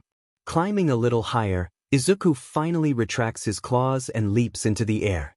He flapped his wings until he felt he was high enough that he let loose a loud roar. The sound was so deafening that the ceiling, glass, walls, and ground shook. The students stopped running and shoving each other and stopped to look at the semi-transformed Izuku. The boy continued roaring until he felt like he had everyone's attention now on him. Wings still flapping, tail swaying, eyes glowing green, shadows covering almost his entire face, and teeth bared, he glares at the students below him. "Will you all get a grip? It's just the F-media outside, so calm your asses down right now. This is UA High School, and this place is said to be the best of the best, so why don't you all act like it and prove it?" Izuku roared out loud as his entire body radiated with power and dominance. Everyone felt compelled to listen to what he had to say and calmed down immediately. Admittedly, some even think they said themselves just staring at the guy. To see if what Izuku was saying was true, several students looked outside and confirmed his words. "Whoa, he's right. It's just the media. Hey, look, the police are here." "Oh, thank God." Izuku panted as he descended to the floor, with some of the students noticing and giving him room to land. He retracts his wings and tail before walking off, the crowd of students whispering about him, but he didn't care. All he wanted was to find his friends and get back to class. Fortunately, it didn't take him very long as he saw Katsuki guiding Kirishima and Kaminari back to where Achiko, Tenya, Momo, and Kyoka were. The rest of the lunch PRD was extended a little after the police finally got all of the reporters off school property. The staff faculty had all agreed to end school a little earlier to allow the students to recover from the whole ordeal. At the moment, most of Class 1A had returned to their classroom with only The group of 8 still not present. Izuku had walked up to the door and slid it open to have the whole class completely bombard them. Midori! That was so cool. Impressive that you got the entire situation under control. Yeah, thanks so much. I was getting trampled. Well, Noda. You're invisible.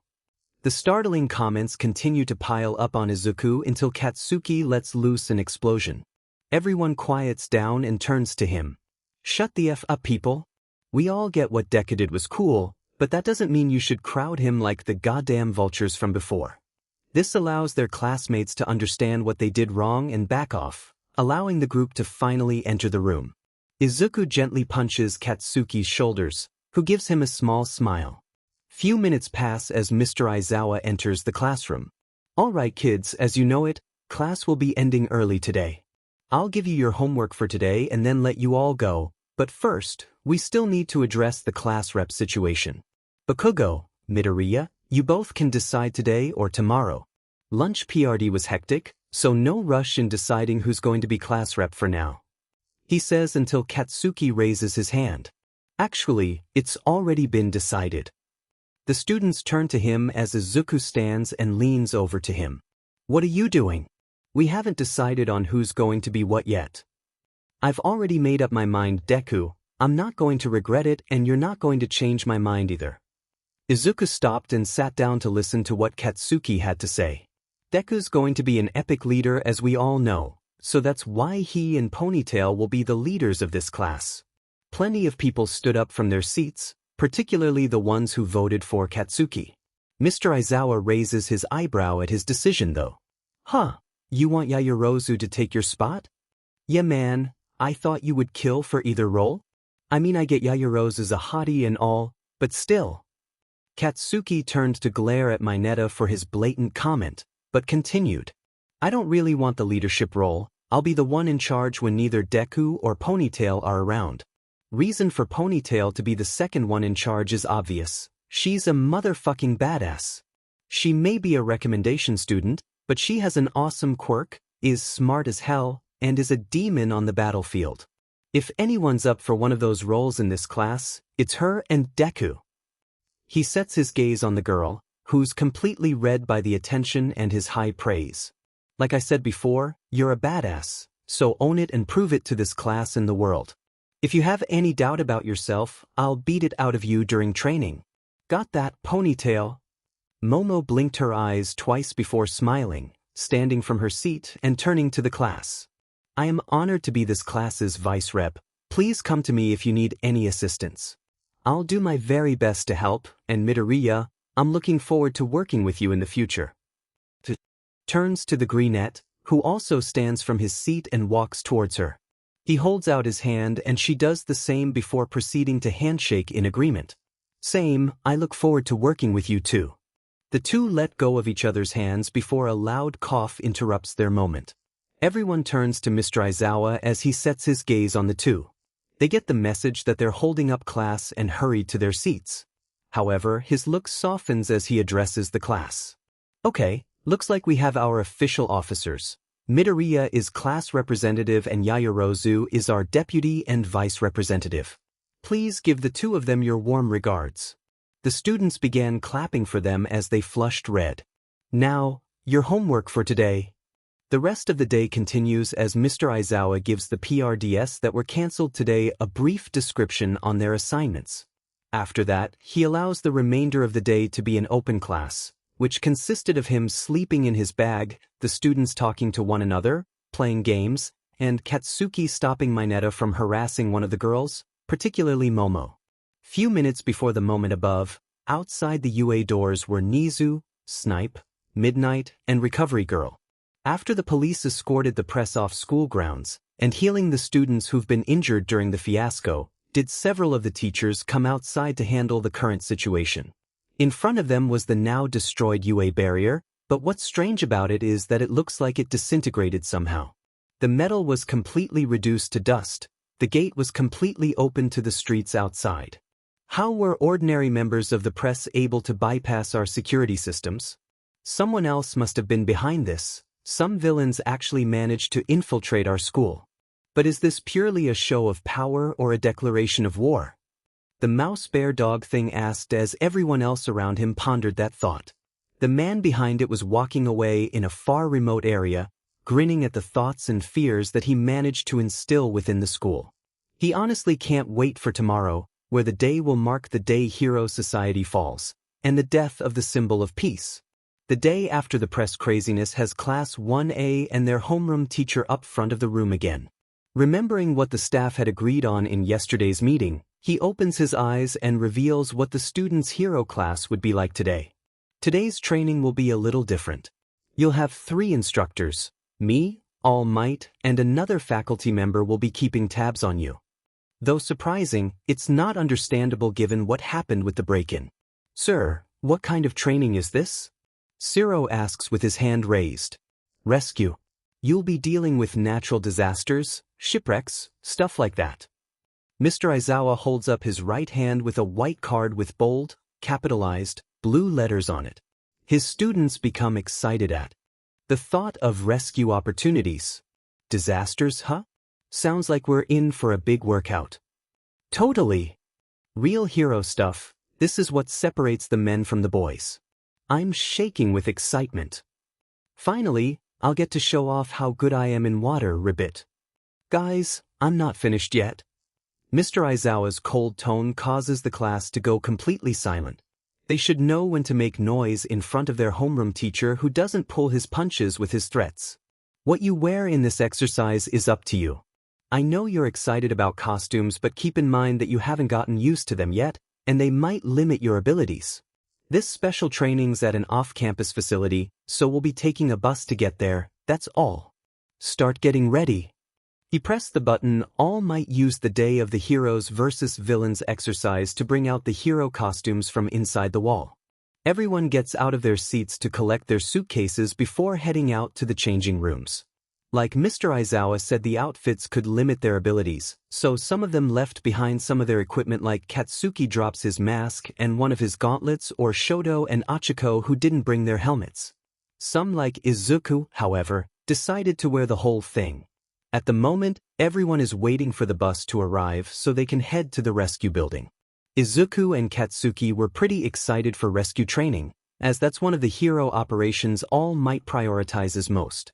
The two have researched how heroes and police have rescued people in all kinds of situations, and they can't wait to test their knowledge for today's exercise. Pulling up the curb is a blue and white bus as Izuku and Momo walked up to it and turned to their classmates. Okay guys, time to board the bus. He and Momo stand aside the bus doors as they open. Single file everyone, time's ticking. Everyone begins walking to the door before Tenya comes up to them. Shouldn't we do this with our student numbers? It's not a 2-line seating bus, Ida. Besides, sitting with one another and getting to talk while awaiting the facility would be a good way for all of us to communicate and get to know each other. Izuku reasoned as Momo nodded. Ah, I see. Excuse me, class rep. He shouted as he bowed respectively. Izuku grabbed his shoulder and pulled him back straight. Don't call me that, just call me Midoriya. Now come on, rescue training is calling for us. He orders before gently shoving Tenya up the bus stairs as he almost tumbles on the staircase. After everyone mounts the bus, Izuku, Momo, and Mr. Aizawa go inside as the teacher instructs the bus driver to leave. Izuku sits with Katsuki, Kaminari, Sato, and Tsu on one side of the bus with Tenya, Kirishima, Ashido, Kyoka, and Aoyama on the other side. Momo and Achiko were sitting on one of the 2-seaters near the back of the bus, but they were close enough to hear any conversation between the 10 before. The bus rolls out as the students jolt and bounce in their seats every time there were cracks or bumps in the road. If the kids were honest, it's just like a regular old-school field trip. This is out of the blue, but there's something I want to say about you actually. Tsu turns to Izuku, who's curious to hear what she has to say. About me, what is it? I know you have your Dumuren quirk and all, but what's with that strength-enhancing part? I'm not sure if it's related to Dumuren or anything, but it reminds me a lot of All Might's. She said bluntly. Izuku and Katsuki both pale at the thought. Tsu was very observant and perceptive. Even though they had trained with all might in making up excuses for situations like this, it still shakes them to their core if someone were to find out about One for All. Wait, hold on, Sue. You're forgetting All Might doesn't hurt himself. That makes a huge difference. Kirishima interrupts them, which causes Izuku and Katsuki to exhale silently. Thank God for the redhead to bring that up. He lifts up his arm and hardens the skin to the point it looks like jagged armor. Still, I bet it's cool to have a simple transforming or augmenting type of quirk. You could do lots of flashy stuff with it. My hardening's super strong and can destroy bad guys in a fight, but it doesn't look all that impressive. Shut the F up, Kirishima. Izuku was about to retort, but Katsuki's rough voice pitched in. Their small friend group turns to him as he explains. Sure, your demon quirk's not flashy by any means, but that doesn't mean it's a useless one. Think about it, with that power you can protect civilians with your body, plow your way through enemies, brush off any weapon like a knife or bullet, and if you can push yourself to your limits, be freaking invulnerable. Possibilities are endless, Kirishima. You need to find them and make them reality, make that quirk awesome in your own right. After all, isn't this school's motto to be, go beyond, plus ultra? Kirishima stares at the ash blonde in shock. He never considered all those capabilities with his quirk before. As he processes all of Katsuki's words, he thinks about it and realizes that he's right. If he can push past his limits and make his quirk into something he can be proud of, he can be a cool hero. Yeah, you're right. He flashes his signature grin at Katsuki, who sends one right back at him. However, he realizes something during their talk. Hey, wait a minute. You just called me Kirishima twice. That's right, Katsuki did call Kirishima his honorific surname. Their friends looked at the ash blonde as though he was crazy and he just PPS an eyebrow. Yes, so? You earned my respect yesterday. Kirishima flushed red. He managed to earn the respect of the brash, hot-headed blonde in their class. Katsuki then turns his gaze onto Momo now. Now that I think about it, I should also stop calling you Ponytail. Like I said, you and Kirishima are badasses, thus you both have my respect. Said boy and girl's eyes widen further. Swells of pride radiate in their hearts as they take in everything that just happened. Katsuki is brash, rude, and rather hot-headed, but is determined, kind, a strong strategist and leader, and looks out for everyone. This makes this moment a very special one for them. Although, I think we should come up with a nickname for you, Yayarozu. No offense, but your name is a bit of a mouthful. And Katsuki's straightforwardness ruins the moment.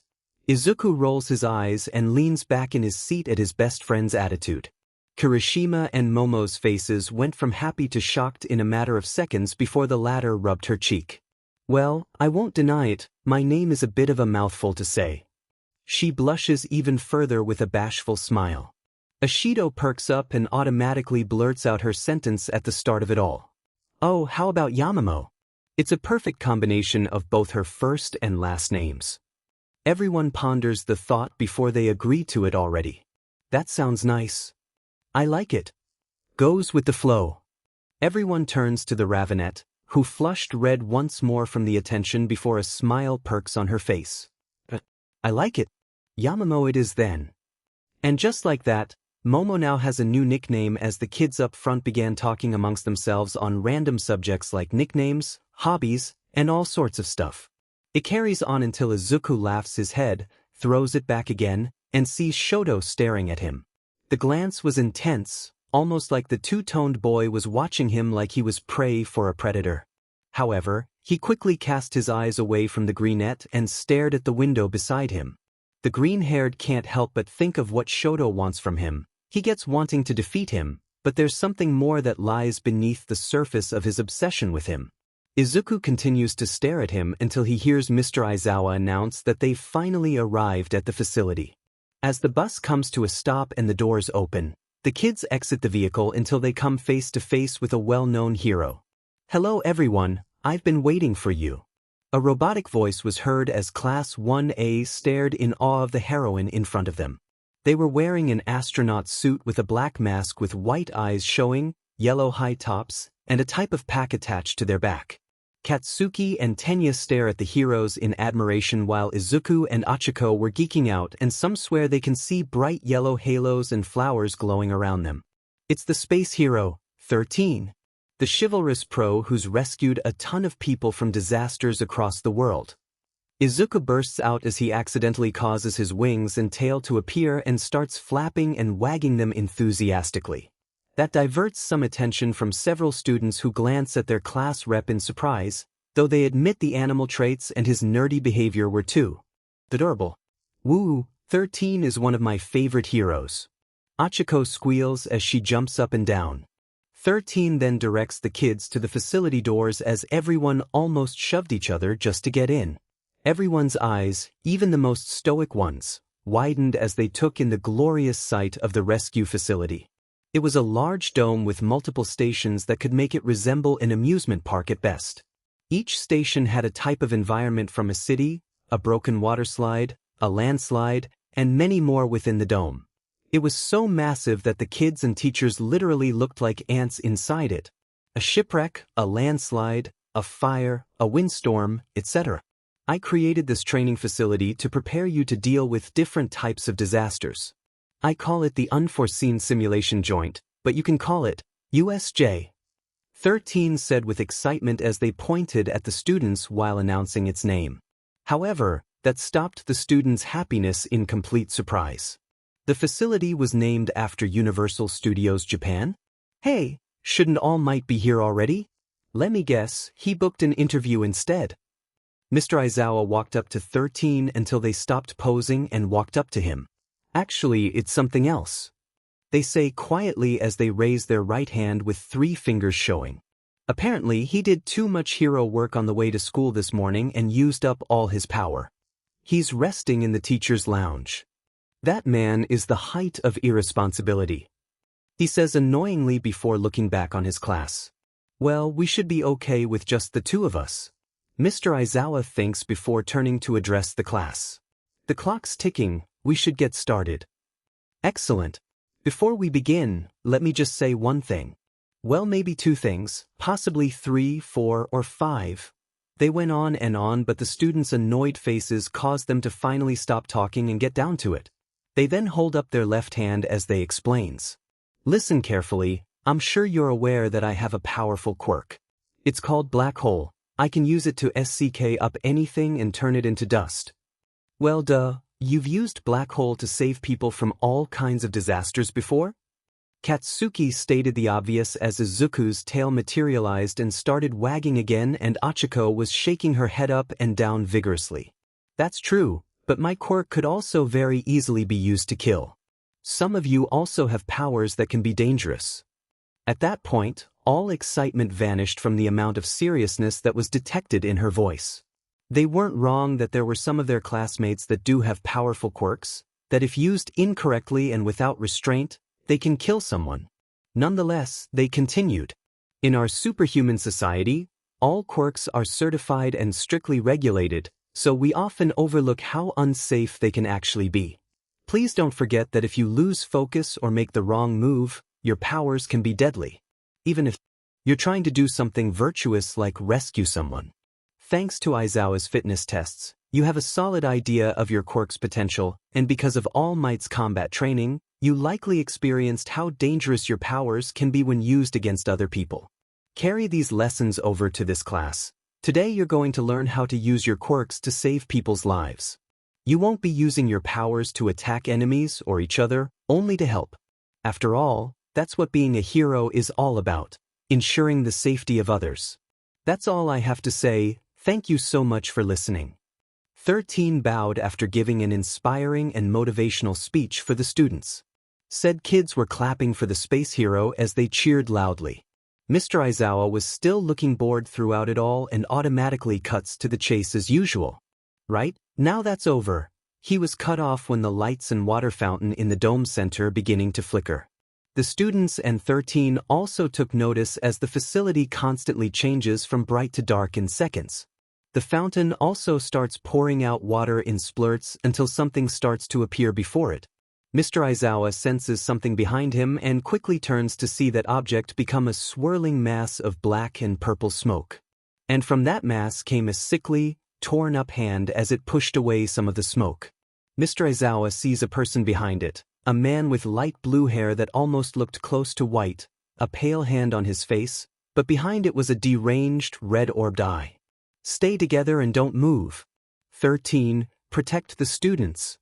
Mr. Aizawa screams as he faces the danger before them. The students look to their homeroom teacher in surprise before Kirishima calls out to them, catching their attention. Whoa, what is that thing? Everyone's eyes are now directed towards the smoke, which expands until he becomes a tall wall of purple and black. The man walked out of the mist, but now few to tens of people began to pour out of the portal. There were men and women of different quirks, ranging from human, to mutant, to monster, all of different looks and varieties. Wait, has the training started already? I thought we were rescuing people? The redhead narrows his eyes to get a better look at the people that are still coming out of the mass and heading towards the staircase. Everyone began to move forward to get a better look. Are they hired actors? Stay back. The students flinched at their teacher's harsh, but alarmed tone. Izuku looks at him and sees Mr. Aizawa putting on his yellow goggles. This is real, those are villains. The students' eyes become dinner plates as they take in his words. Villains? Yahai has some of the best defenses in the world. How are villains able to get inside? Sure, the press got in yesterday, but everyone assumed it was some sort of fluke or a hole in the defense structure. But villains? This wasn't how the day was supposed to go. They were supposed to be rescuing people, training for disasters. So how come they are the ones that need to be saved?